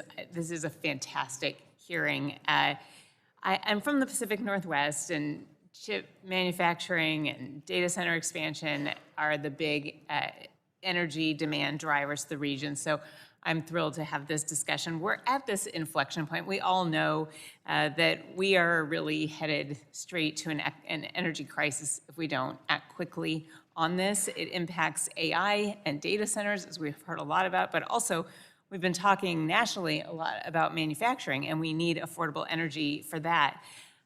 So one of the best ways to maximize access to the power we already have in the U.S. is strategically building out transmission. And last year, Senators Manchin and Barrasso introduced the Bipartisan Energy Permitting Reform Act. And I'll be really clear, it's not the bill I would have written. I was not a fan of all the provisions, but we need to move forward, and that's the whole idea, that we need compromise in order to move the ball forward. Mr. Bhatia, in your testimony, I see this prime example that you've talked about a couple places, a couple times, where this bill for speeding permitting would make a difference. It was the Broadband to Hemingway transmission project that connects Oregon to Idaho, and in the Pacific Northwest, our peak energy demands in the winter when we turn on the heat, and yet we have our peak hydropower generation in the warmer months when the snow melts. The opposite is true in the mountain region where we see the opposite. So irrigation and air conditioning drive that demand in the summer, and then wind energy is more abundant in the spring and winter. So connecting those two regions would allow us to correct this mismatch and meet the demand. The project, as you said, is about to hit its 21st birthday, and it has been stalled for almost 21 years. If we continue to require transmission projects to jump through all of these hoops and red tape, how is that going to hamper our ability to onshore tech, keep onshore tech, and expand manufacturing here at home? Absolutely. EPRA is something we're absolutely supportive of, because what it's going to do is exactly what you mentioned. We've talked about investing in the grid. We've talked about modernizing the grid, creating more flexibility so that you can balance supply and demand. The big data centers, certainly the large semiconductor manufacturing, which we are under construction right now in Boise of what will be the only large-scale memory manufacturing facility in the country, the first leading-edge one in more than 25 years, needs that transmission to be able to ensure that we can have that stable power for the consistent and long-term load growth that we have. And Dr. Schmidt, basically, same question. If we don't have good transmission and the ability to move energy across the country, how does that impact our ability to remain dominant and win the AI race? When I think about your state, I think about all of the incredible natural resources you have, whether it's the west or east part of your state. That power does not have the path out of your state that's strong enough. It needs to get fixed. Thank you. I just want to emphasize for my Republican colleagues that if they introduce a bill like that one, they will have Democratic partners, because we all understand, especially after this hearing, that we need to get If I could this just add done. one more thing to add to Yes. this. It's not just about the success of those projects. I know we're talking a lot about AI, but it's about jobs that are that all of this investment in manufacturing are going to be creating high-paying jobs, higher-paying jobs than today, and domestic supply of semiconductors, while critical and important for AI, is also critical for many, many other industries that we haven't been able to talk about. Automotive industry, for example, 50% of the cars on the road have a chip made in Micron's facility. That's right, and we nearby. need to And manufacture so many, that. many industries that need these projects to be successful. I'm going to turn one more question quickly to Dr. Schmidt.